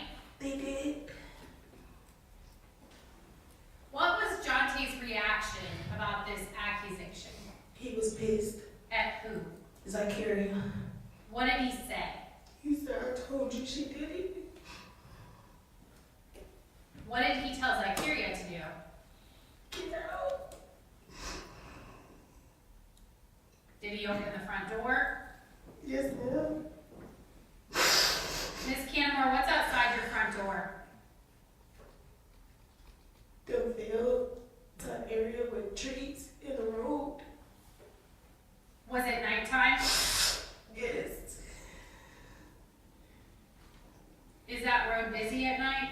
Yes, ma'am. What was your reaction? Told her she not going nowhere. And I told Kira to come and vote. Can you say that one more time? I told him she's not going anywhere. And I told Kira to come in the house. When she came back inside, what happened? As I was closing the door, when I turned around, she was on the floor. Did you see how she got on the floor? No, ma'am. Did she get up again after she was on the floor? No. Did she say anything? No. Was she making noises? Yes. What kind of noises was she making? She was moaning like she was in pain. Did you say anything to Jonte? What did you do? What did he reply? He didn't do nothing. What did he do next? He went into the refrigerator and got a jug of water and poured it on her. Did she wake up? No. Do you remember about what time this happened? Like 8 something. How do you remember that it was around 8 something? Because I left my house at 8:45 to get on the bus to go to work. At the time, were you making dinner? I was. Did everyone eat? We did. Where was Kiri? On the couch. Was she moving? No. Did you still go to work? I did. Were you on time? No. That night, did you walk to the bus stop alone? No, I didn't. Who walked with you? Jonte. Where was Kiri? In the house. In the living room on the couch. Where was Naya? In the living room with her. About what time did you get to work? At 10:45, almost 11 o'clock. Were you working with a woman named Shanika McFarland? I was. Is this someone that you worked with regularly? Yes, ma'am. Someone that you would communicate with outside of work? Yes, ma'am. Did she attempt to ask you what was going on? She did. Did you tell her anything? No. Why not? Because I was scared. I thought that she would judge me for not telling nobody what was going on in the house. Okay. And Go ahead. I didn't want to lose my girls. Ms. Canamore, I want to take your attention back to States 185. We're now on October 18th of 2018, around 12:16 p.m. Line 22, a message from Jonte to you. Can you read that to the jury? Just to let you know, I'm about to leave. So don't worry about helping my family. I will find a way to help my mama. I don't want this phone paid, to be honest. I need to be at home or to be in a settled or not unsettled environment. I do not feel like I'm part of this apartment. I feel as if I have asked to be broken up with. So to make it all easier, I'm doing what I know you said. Good luck. Maybe you will find the man of your dreams. But now I know I wasn't for you. It just was here to fill up space for the time being. It's getting very dangerous here. I really do not want to be a part of a death based on a child I don't function with. And she needs to be with her father. And I'd rather have my son anyway. Tonight was weaker than any night before dealing with my baby mother, calling and all. So goodbye. You know, I'm leaving ASAP. Call you when I hit the south side. They are asleep. She woke up and threw up. And I am not down. Ms. Canamore, did you feel the need to go home? Yes. How did you get home? One of my coworkers' son. When you got there, where was Kiri? Still on the couch. Did she look any different? No. How was she dressed? She didn't have on clothes. Did she have on clothes when you left? No. Why not? Jonte wet them up when he poured the water on her. So did he take her clothes off? Yes. Was she moving? No. Was she talking? No. Was she opening her eyes? No. Did you call 911?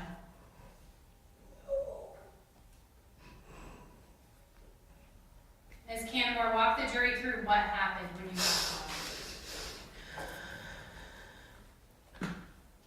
Jonte kept attempting to try to wake up Kiri.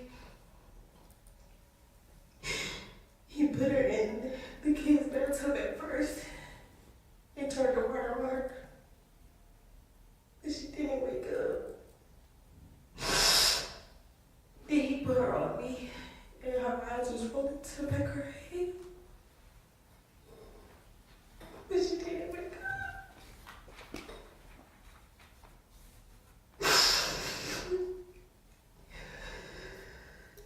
At some point, did you call 911? Yes, I did.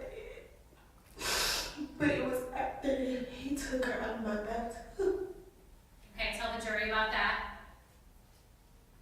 He put her in my bathtub in warm water to try to wake her up, and she didn't get up.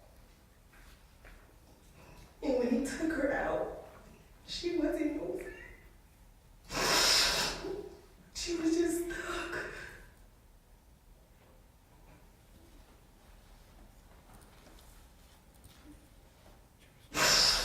He tried to do CPR,